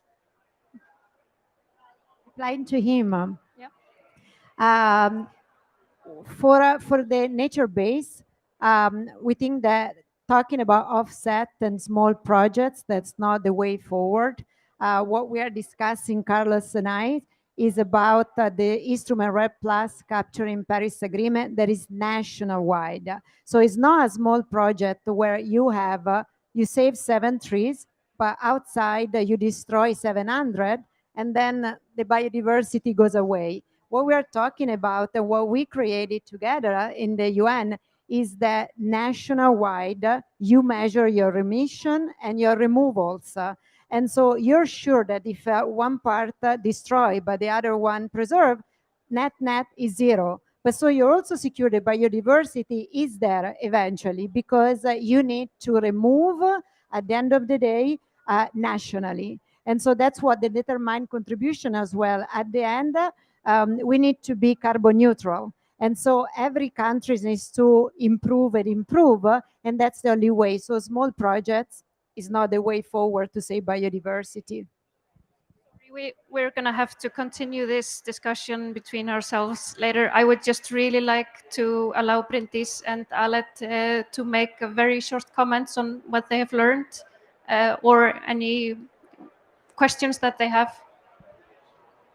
Saying thank you to, I mean, this has been really interesting discussion, and I just agree. I mean, we all live in a market economy, so if we are going to produce more and more and more, and it's on the cost of the nature, we are not really going forward to the future. So I think we all agree on that. We might not all agree on the ways there, but they definitely have to connect it to the market and the economy. Thank you very much. Thank you.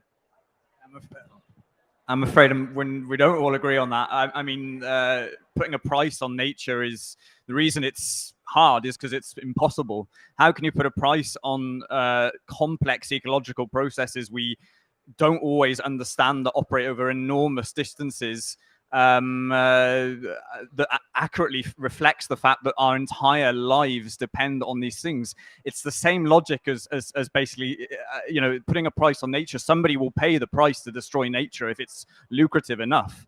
That's the problem we have in Norway, is that unfortunately we don't have good enough conservation that's real conservation. So when a new motorway is proposed through a nature reserve, because of the economic benefits, that's what wins at the end of the day. And at a macro level, it's even worse. So I would say pricing nature is not the answer. The answer is actually conserving the vital natural processes that make life possible, and not submitting them to the logics of the market. The logic of the market is the same as maybe I should sell my kidney because I'm poor. I get money for it. It won't hurt me now. It'll help me down the line. But ultimately, that is the logic of putting a price on nature: is that you reduce and instrumentalize nature to short-term transactional decisions, and nature is too complex and too vital to be subject to the logics of a market that does not work. And is a false solution. We need to keep carbon in the ground. We need to conserve forests, and we need to conserve nature. And it's hard, but it's kind of also as simple as that. These are very good last words. My throat is being cut several times, so I will have to run out so they don't, get mad at me. Thank you everyone for participating in the panel, and thank you in the audience.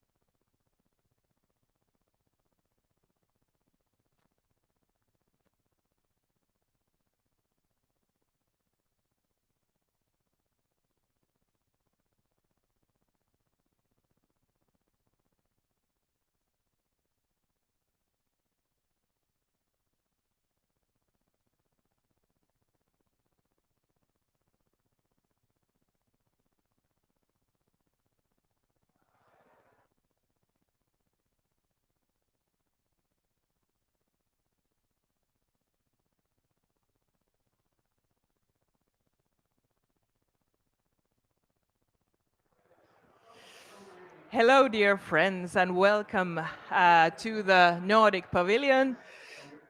We're heading towards the final discussion of the day. My name is Emma Kari.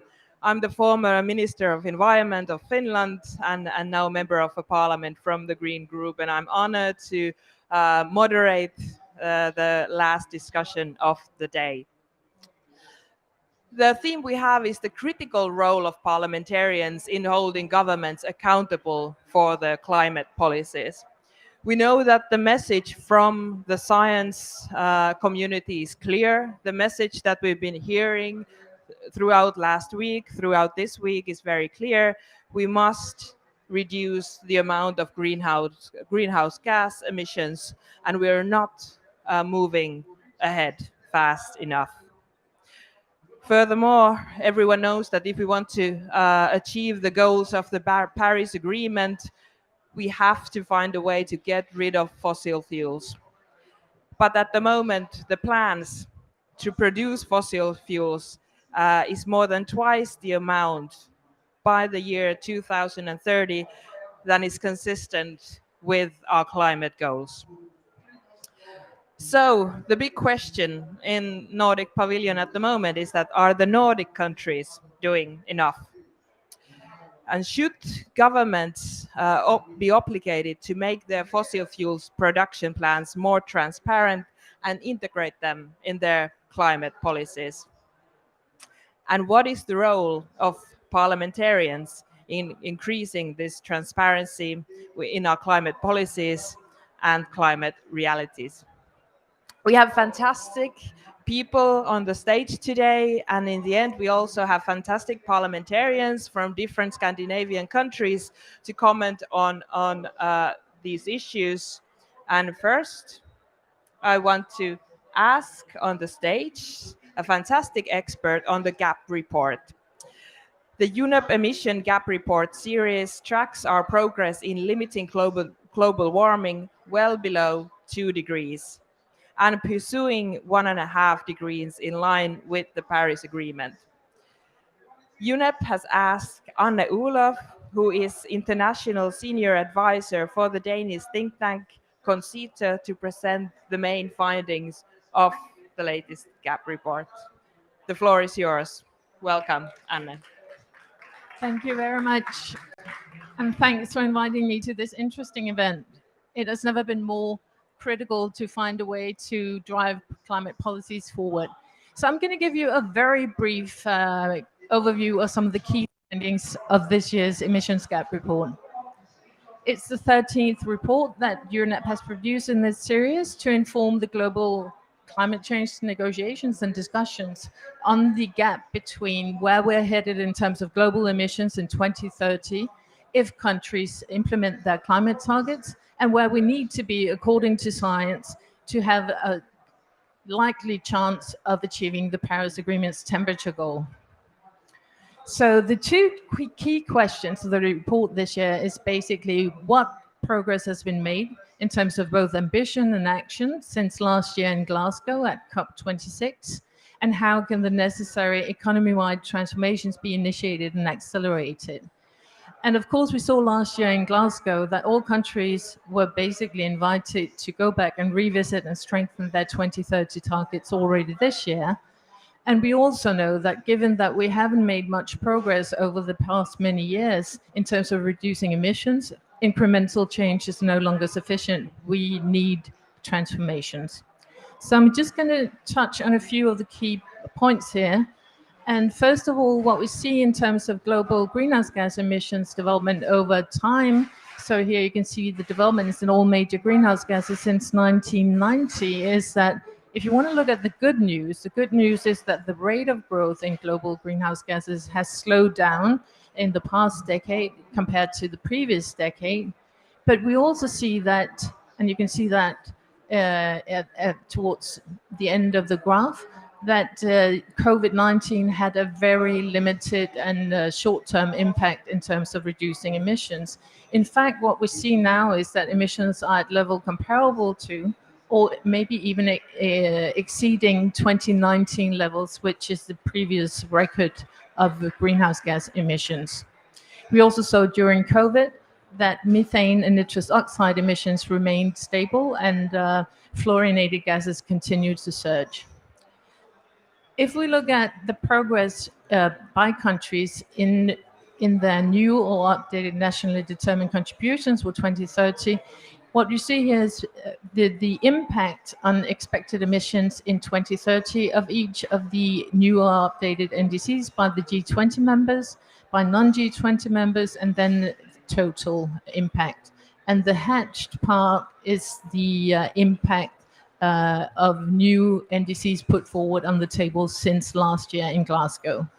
Collectively, and if fully implemented, new and updated NDCs result in annual reductions of just below 5 gigatons of CO2 equivalents in 2030 compared to the initial NDCs. But we see also that progress since COP26 amounts to a relatively small part of this reduction, only about half a gigaton of CO2 equivalents. So this means that the emissions gap in 2030 remains high.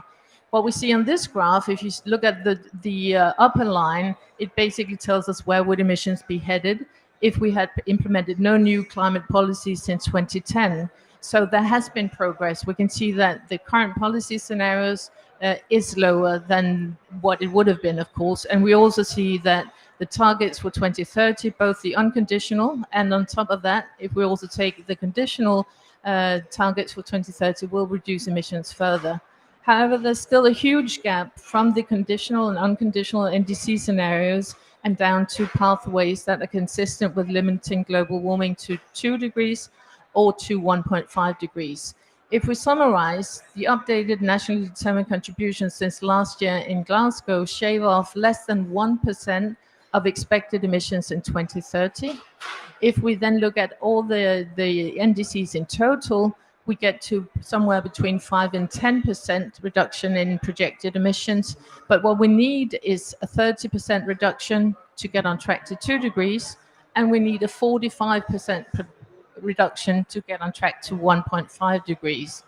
So this lack of progress basically leaves the world on a pathway to unimaginable climate change. And if we look at the global warming implications and assume that the world continues without any further strengthening of climate policies, we are looking at global warming of 2.8 degrees Celsius over the century. This is somewhat lowered by the NDCs. So the unconditional NDCs brings this to 2.6 degrees. And if on top of those, the conditional NDCs are implemented, we get to 2.4 degrees. It's still way above the climate goal of the Paris Agreement. It's only if we look at the climate targets for 2030 in combination with the net zero emissions targets that an increasing number of countries have put forward that we get within the Paris Agreement temperature goal range, so to speak. So to end here, and just to reiterate, incremental change is no longer an option if we want to achieve the Paris Agreement. We need economy-wide transformations to have a chance of limiting global warming to well below 2 degrees, preferably 1.5 degrees. So we all have to do more, even the Nordic countries. Thank you very much.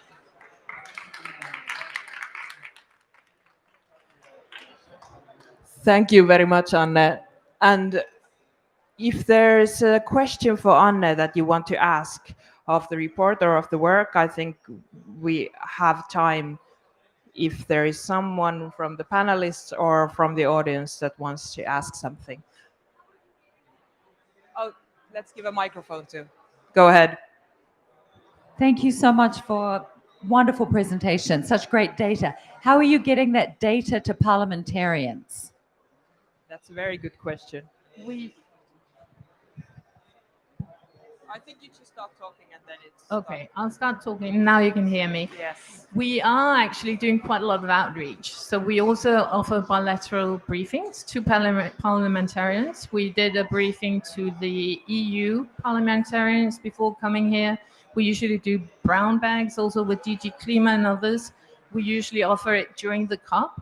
And then, of course, through UNEP, all the United Nations Environment Programme, the member states, we also did a briefing right after the report was released. So if there's interest, drop us an email. If I can ask Anne if you will come to the stage so people can, also the people on via stream will see you. Sorry. So we'll be very happy to expand on the data and to provide more information and offer briefings.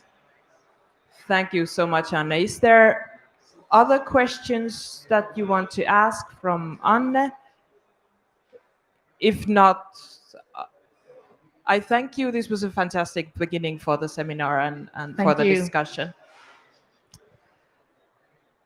Okay, so next on we'll move on to the question that is there a need for a global registry on fossil fuels?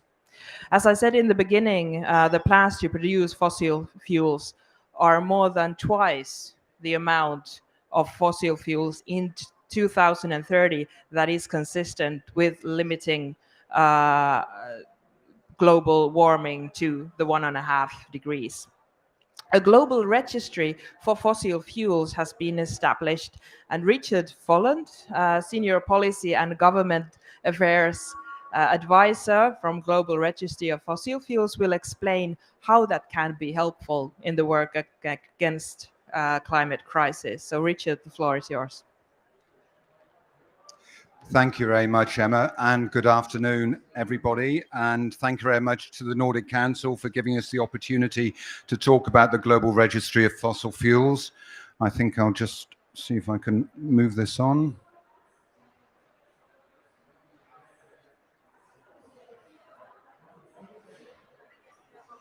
Oh, there we are. Okay, got it now. Thank you.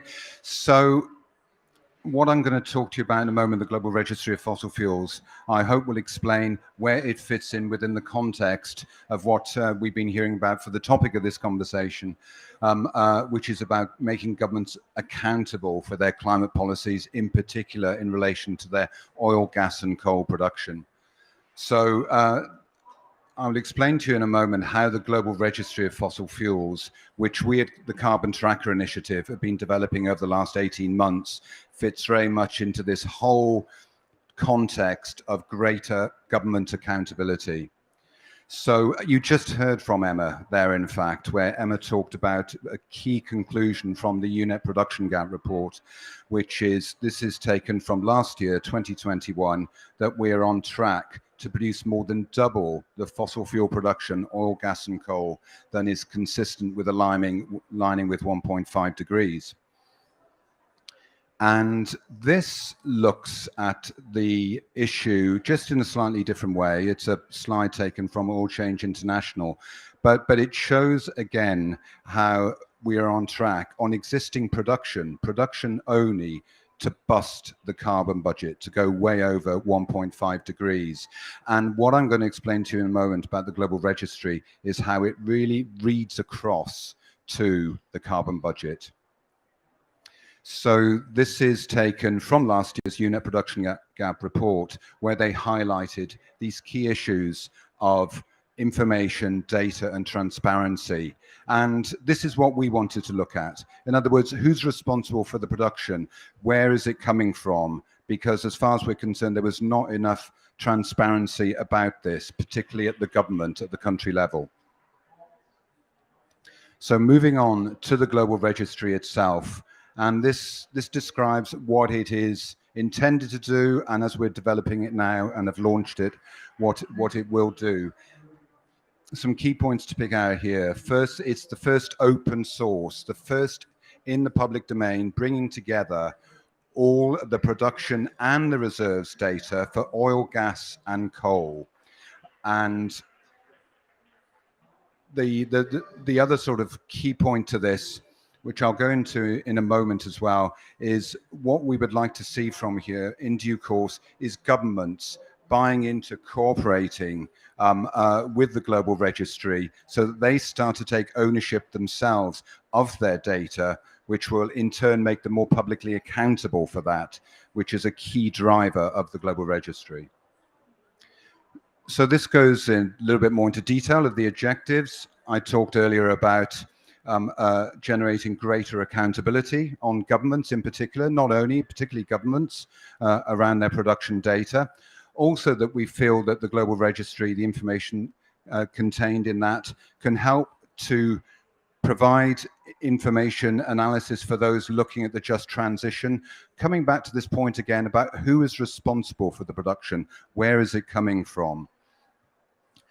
Also that although the Global Registry is primarily aimed at governments, that there are other key decision makers as well whom we see can use the Global Registry for end use, notably finance and investment, investors. And last but not least, in terms of a key point here, that we think that the Global Registry can support the burgeoning international cooperation agenda that we're seeing on the supply side. So we're seeing the Beyond Oil and Gas Alliance, the Fossil Fuel Non-Proliferation Treaty, and the Global Registry can be a key end-use tool for those working in international cooperation on the supply side agenda.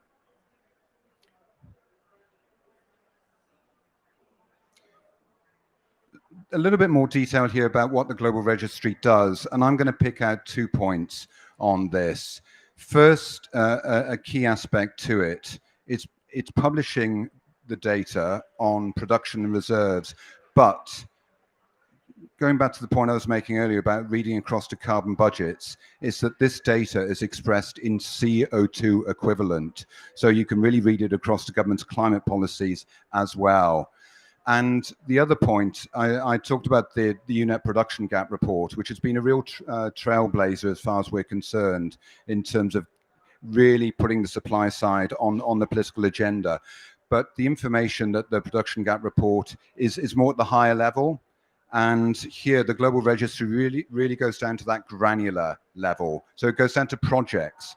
So it is expressed also at country and at company level, but it's going down to that more granular level too.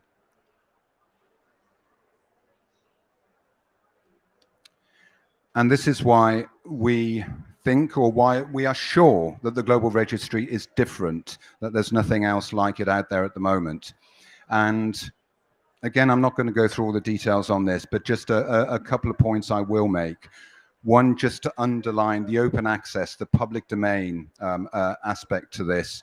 So you can get some of this data on production and reserves, but you're going to have to go to the private service providers. You're going to have to go to a Rystad or Wood Mackenzie, and that's going to cost you hundreds of thousands of euros for the licenses.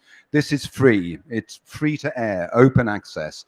And the final point I just want to underline on this, although the Global Registry is within the context of the supply side agenda, and we can see that different end users, whether it's governments, investors, civil society, will want to use it for their own ends, it is policy neutral. We're putting the data out there. And this in itself, you know, for parliamentarians, if we're thinking about the topic of this session here, they can use this to, you know, really to shine the microscope more on their governments in terms of what they're producing. So this is my final slide. We've been developing, as I said, this Global Registry for the last 18 months or so, and we launched it in New York in September. And we've been building political, diplomatic support from governments for the registry. And we've had good support so far from a number of European governments and from the small island states. There's also, for this audience, a growing interest among the Nordics as well, which is great to see. But also that we are engaging with a number of multilateral organizations as well in terms of how they can use the data for their own ends. So the International Energy Agency, the Extractive Industries Transparency Initiative, other of these sort of multi-stakeholder coalitions. But the final point I'll make, and I will leave you with, is that ultimately, so this is a civil society database at the moment, but we would like the UN to take this over in due course, to be that independent third-party host, so to speak. So we have been engaging with UNEP over the last 12 to 18 months and, you know, taking forward a conversation where, as they are the sponsors of the production gap report, we hope in due course they can become the hosts for the Global Registry. So that's where we are at the moment. I'll just put my contact details up there at the end, and happy to take any questions now or in the panel discussion. But thanks very much. Thank you so much, Richard, for this introduction. to the global registry of fossil fuels. And now, if anyone has something you want to ask or clarify from Richard's presentation, feel free to ask. And if there are, there you go. If you can have a microphone to the lady in the front. You just start talking. Yeah, thank you for the presentation. Really interesting. I was just wondering about the data collection. That must be really difficult. Or how do you go about that? Asked that a lot, and it is all from public sources. But we've got wizard data scrapers is the best description I could give them. Don't ask me how they do it. And I mean, 60 to 70% coverage we've got of global information at the moment. It varies between coal, oil and gas. We've got more coal coverage than oil and gas. And there are some countries where we've got less information. And it's the sort of countries you would expect. You know, the Gulf, Russia. But all the information contained in this, they've not had to go to these private service providers. It's all public available, you know, for these wizard data scrapers. Thank you, Richard. And is there other questions in the audience? If not, we will go to the next phase of the panel, and I will ask my colleagues from Nordic countries, Emma Norren, a member of the parliament from Sweden, Himanshu Gulati, a member of the parliament from Norway, and also a member of the Nordic Council, and then also Karin Leksén, Secretary General from the Swedish Society for Nature Conservation. And then I ask Richard as well, if you can join us. Thank you. I can just sit at the... Oh, I got a chair. I thought I was going to sit on the floor. Oh, this is okay. So welcome. So if we start with you, Emma, what are your reactions on the presentations that you heard in the beginning of this event? The first thing is it's really urgent. We saw the first numbers. We are not doing our job. We have the knowledge, but we're not doing our job. And how we know it? Yes, because of the numbers. So for me, it's I don't say it's a wake-up call, but this is the way we can use it as a wake-up call for people that say that, no, it's not that urgent. No, we don't need to do it right now. Well, the numbers are there, and we can know it, and it's open for everyone. And also, it's not only for the governments to say that, yeah, but they have measured like this, and if we do like this, you see the numbers are a little bit better, because this is stated. So this is a wonderful tool and something that we are really needed. Yeah, I think we had two wonderful presentations by both Richard and Anna. I think it was a very good question that came from the audience as well to Anna. What is being done to give this information to parliamentarians? Because the issue with the climate crisis and all the challenges we face is that it often goes sort of on the top of people's head, whether it's normal people or even parliamentarians, and having good data, good grasp at where are we, what needs to be done before we are at a level that we can be comfortable with is very very important. So to solve the problems, we need to know exactly where we are, and that can often be a little bit difficult even for parliamentarians to understand. Thank you. And Karin, you look at this discussion from the sector of the NGOs. So what are your reactions to the presentations in the beginning?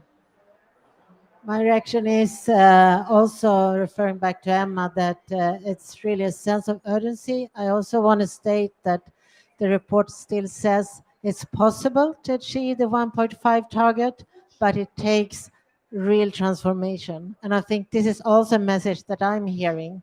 But for that, we need reliable data. We need trust in the systems.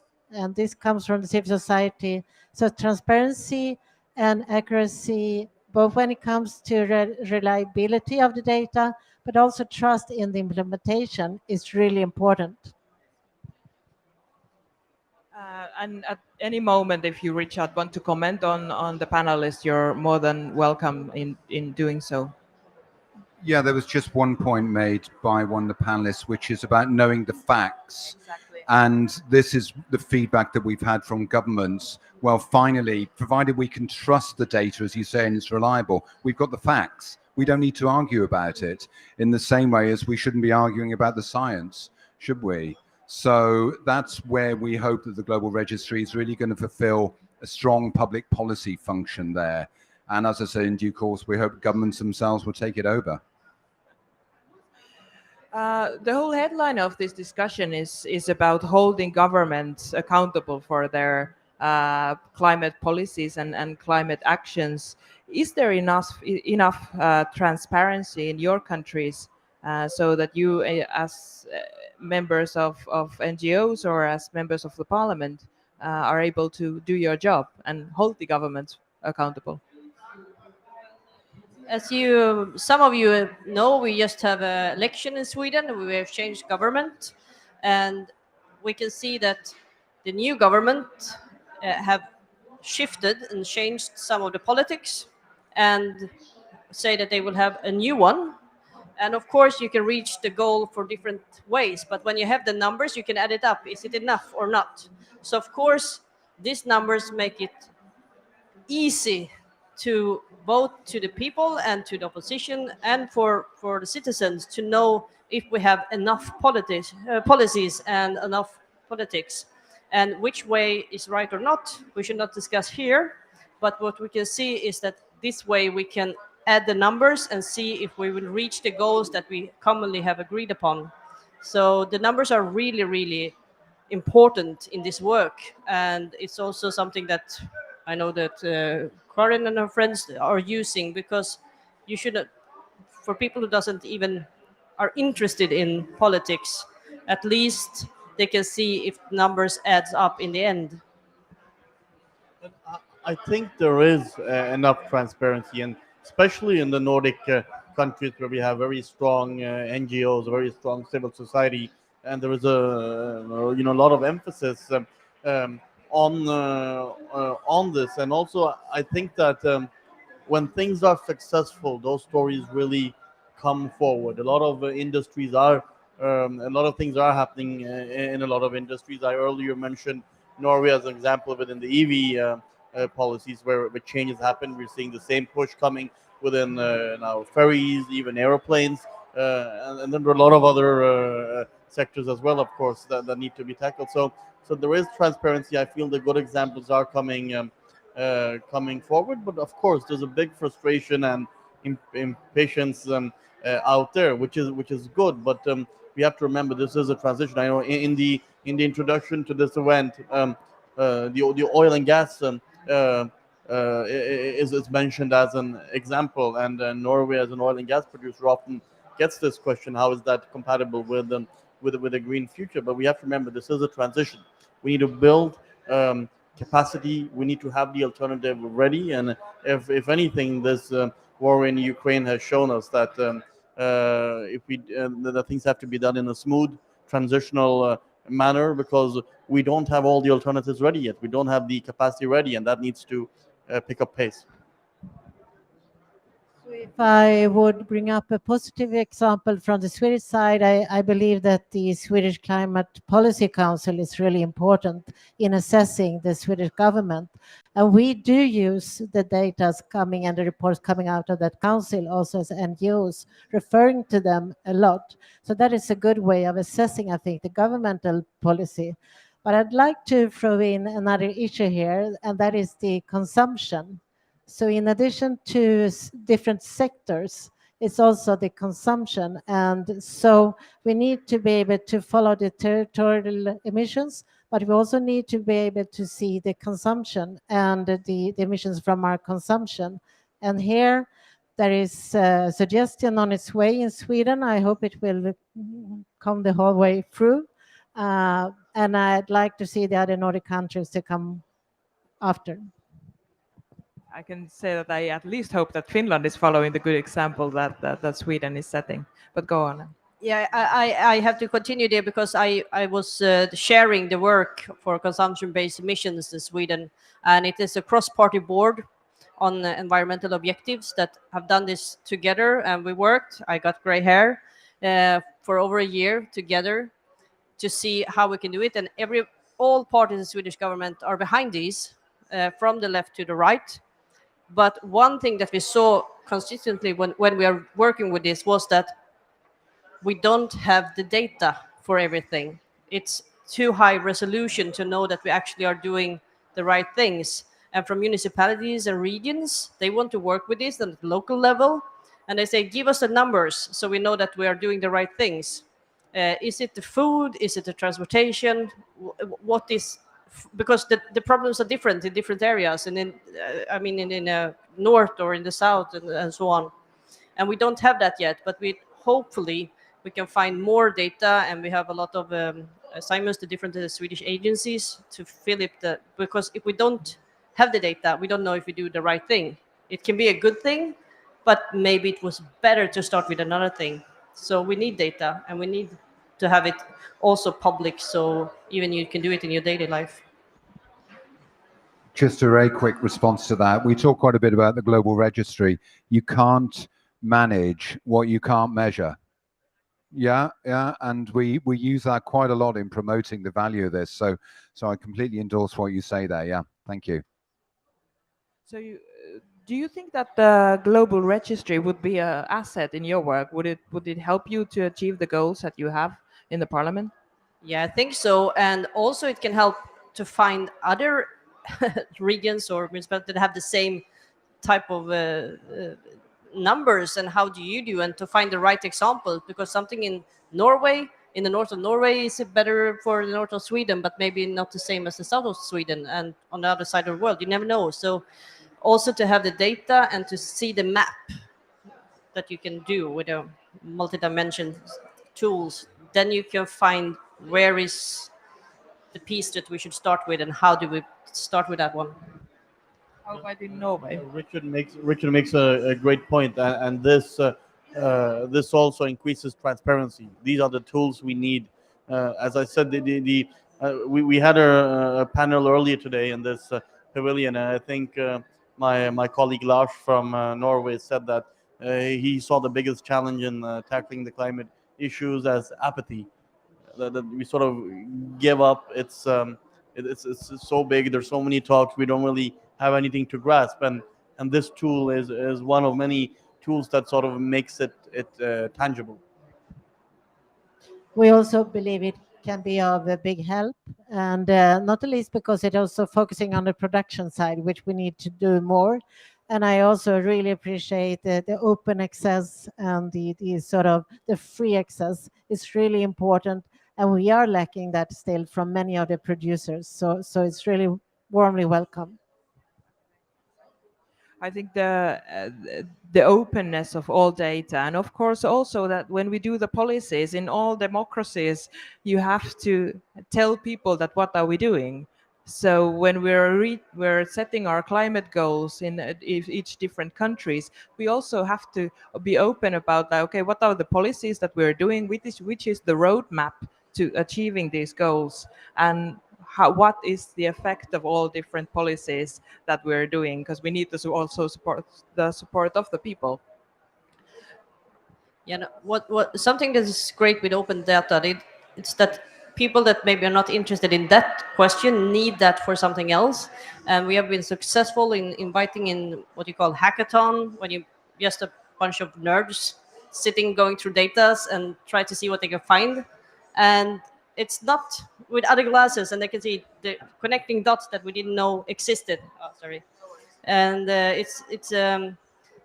you can use the data in so many ways, and maybe someone that is constructing roads sees something that is actually connecting with something else. So that's really nice, and you can find these differences and similarities between countries and regions that is not visible for the eye. Do you wish to comment on this? Yeah, I agree, and I just wanted to highlight another dimension. I think you pointed at that already, but that is also the trust in data and the trust in fact. So the outreach that was also requested here is also really important, to state that we have some kind of a solid ground for our discussions that we are all sort of agreeing upon and believing in, because this is also what we see now, that there is a delusion of belief in facts and science. And this is also something that is of high concern to us as NGOs, because we use those data. We use those data to hold governments and parliamentarians accountable for their actions. So that in itself is really, really important and urgent right now. Thanks. I'll make 2 points really. One, going back to about trusting the data. That's why ultimately we want like governments to take it over, yeah, because also then they take ownership of it and they become publicly accountable. So that's important. And the second is, Emma, you talked about greater openness in the first place. I mean, I come from the UK, and I don't want to sort of single out my government, but I mean, the UK is a major producer of oil and gas, and we have difficulty getting all the data from the Oil and Gas Authority for the North Sea. Why? They say it's commercial in confidence. You know, the companies, they don't want to release it. And, you know, surely we have a right to know as citizens, you know, what's being planned there. I think this is a very important issue. So, yes, go ahead. Do you experience the same issue with Norway, for instance? I can't speak for Norway, but I'll come back to you on that. I'll check with one of our analysts. Seriously, because we really want to engage more with the Norwegian government. That's for sure. When we talk about the need for open data and open information, should we also have more of this when it comes to planned fossil fuel extractions, that we can follow it and know what is being planned and see this as a part of the national climate policies? I think so. In Sweden now, you have to show at the pump where the oil is coming from, and what region and in what way you have extracted. And it's some companies have said it will not use this kind of fracking oil, and it will be a statement, but it's still fossil. It's still bad. And usually money talks. So even if you can go to a better pump, maybe you still look at your wallet and say, well, but this time I take this one, it's cheaper. So, but we have to have the transparency, but we also have to have the pricing, so that the producer's pay principle must have also within different areas. It cannot be just one pricing on one thing. It's also within a subject like oil, different. Yeah, they're worse. Some are worse than others, and they're both worse. Bad. How about Norway? Sorry, I missed the question. Could you just repeat it one more time? We were talking about the openness of information in planned fossil fuel extraction. I believe, I might be wrong, and there might be other people to answer here. I believe that there's good transparency and openness. We are an oil and gas producing country. We have a role there. We also have a responsibility in the transition because of that. But I believe that we follow good transparency and openness, and that is necessary also to know, you know, with what pace and what effect we are actually in the transition itself. How about you, Karin? Yeah, I think there's still a lot to be done when it comes to transparency on what different sectors are doing and what they are investing in. Actually, today we released a report on the big banks, and I think it's also equivalent reports from the Nordic countries on how they are lending money to investors that are still extracting or planning extracting oil and gas from the Arctic. Many projects that really consumers or lenders to the bank or shareholders in the bank would need to know about, and that they don't know of. So there are still many areas where we need increased transparency and information, I believe. But we can learn from each other. What you just said about Sweden, about the origin of the oil and gas and fuel, petroleum being known, we don't have that in Norway, and I think that's let the consumers take the decision. The more information you have, the better. Do you have anything else than Norwegian oil? But I think especially in the Nordic cooperation, this learning from each other is it's a fantastic basis for the whole work for when we're tackling climate crisis. In the beginning, there was a very important question from the audience asking that how do we get this when we have this data, when we have this information, when we have all these things that we need to know, how do we get this information forward? How do we get it to the policymakers? Do you have any best practices in your countries or in your governments, in your parliament groups or in the parliament to how to spread the information and this important data to the people that need it in their work? Well, that's the final and very hard question, because someone can always say, "I didn't see that email." It's hard, and it's also about interest. You can say something 100 times, but if you have another interest or are working with another topic or so on, you think someone else take care of that. Okay, it's not good, but it doesn't concern me. But if you look at we had in the morning here a session where we also talked about the SDGs. If you looked at everything is interconnected, and if you have these like a checking points, then you see that okay, I need to know this and I need to know this and how they are connected. But it's hard because you're often quite specialized even when you're a politician, and so I have no good answer. Maybe you have a back press. Well, we all have parliamentary committees working on these issues, and even the Nordic Council.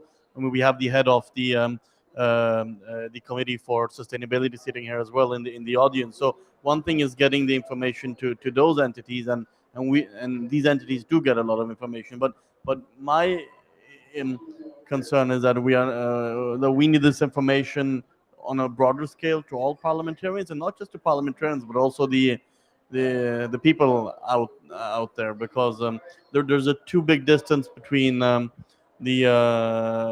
think the understanding and the knowledge and the general public and general parliamentarians and what is available out there.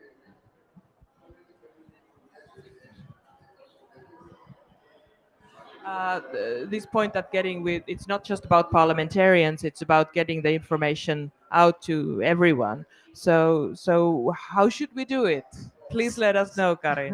So it's a given speaking point to say that you also have to engage civil society, but also representing the largest environmental NGO in Sweden. I can say that we discuss a lot how to reach out with our communication and how to reach to groups that might not be our members, how to reach out to those that feel threatened by the words on transition. And I think this is, so it's not only about outreach in itself. We have the technology, but it is how to reach out to the whole society and how to reach out in a way that makes people think that this is important and it doesn't threaten my lifestyle. Do you have any good best practices for us, Richard? Well, I mean, I hesitate to tell politicians and what they should do, but I think where we see already the global registry being used is by those, whether it's parliamentarians or civil society, to challenge governments around specific policies, to use the data in that way. So, you know, if a government is looking to issue a new oil and gas license, well, yeah, you know, they can use it in that way. So that's why I think that can be a powerful peg, the data, making it policy relevant. I just have to connect to what we all talked about earlier. It's trust, because the NGOs are very important in this work, but we see now that the polarization and who is saying what also is taken into account in policy making, and we should start we should be where we started. This is the fact. It should not be who is saying it, but of course you listen more to some than others, and we see that in the polarized society we have today, I think that gap is wider. Exactly. Facts are not something that the politicians decide, and that is a good thing. We have our key listener who's been following this discussion, Nadia Gullestrom Christensen from Danish Youth Delegate. So I welcome you to the stage and ask you to share your key points from this discussion. Welcome, Nadia. Thank you so much. I don't know if it's me you're clapping at before saying it, and you might want to take it back after my comment. But thank you so much for the really great panel discussion, and also really good to kickstart discussions with having experts who show what is the world, what is the status of the world before panels like this. I actually think that was really interesting. So for me as a young person, something that is really clear is that transformative action is needed, and I really thought it was interesting with how we're having this closing window. And then based on this discussion, then I really thought the point about having climate councils with experts in every country is really something that needs to be implemented to ensure that we are structurally holding policymakers accountable for how their policies are related to the climate experts and what they're saying. So this is really something that I think is needed, both from experts, and then I also think that we should have a youth climate council as well in all of the Nordic countries. We have it in Denmark, because something that is important to keep in mind is that the experts are not only those who are professors and things like that. We are also having experts of the everyday, and young peoples are great examples of that when it comes to who are actually gonna take over and what is the future and how can we ensure that we are creating a society that is fit for us as young people. And then as a last point, then I think something that is really important to keep in mind also when we're coming home from this conference is really the point of actually having trust in data, as you also talked about, because this is something that I'm truly concerned about as a young person, because we see a lot of disinformation and data that is not true, especially on social media, where a lot of us young people are spending a lot of time, I can admit.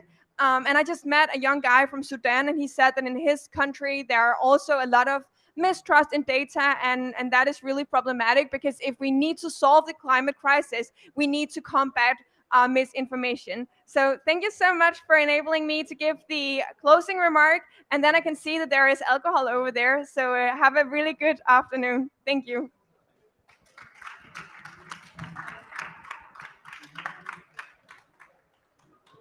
Thank you so much. I want to thank everyone in the audience. I want to thank our fantastic panelists. I want to thank our key listener, and of course our experts as well. And now I want to give the floor to Ulla, who will wrap up the day. Oh, yes, there. Yes. Thank you. Thank you very much, and thank you also for the panels. I also, when I see the register, I see that the numbers don't add up. So if we really reach our goal that everyone is talking about also in this COP, is that we are to reach the goal of 1.5 degrees. I mean, then new exploration of oil and gas, it doesn't make sense.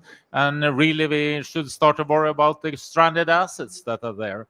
And then maybe it will be also easier to talk about the production side when that risk comes into place. But apart from that, I will also thank everyone that has been working on the discussion we've had on the Nordic Pavilion and Nordic Council today. It has been based mostly on biodiversity and also how we need to reach our climate goals at the same time as we need more nature and also reach the goals on biodiversity. And this discussion and the early ones, they show that we have some great decisions to make in the future, and we have to make them fast. And there's a lot of work ahead of us. That's why, as we have a lot of work, we also have to, we cannot work all the time. So that's why we are also now inviting to the reception here at the Nordic Pavilion, so that it's all important as much we work, we do the right things, we reach our goals, we also are to live our lives. And one part of that is to have the reception here. So please and welcome and stay here. And there will also be a documentary showed at 8 o'clock, I think it's called Into the Ice, that will be shown here. So please stay and enjoy yourself here at the Nordic Pavilion. Thank you.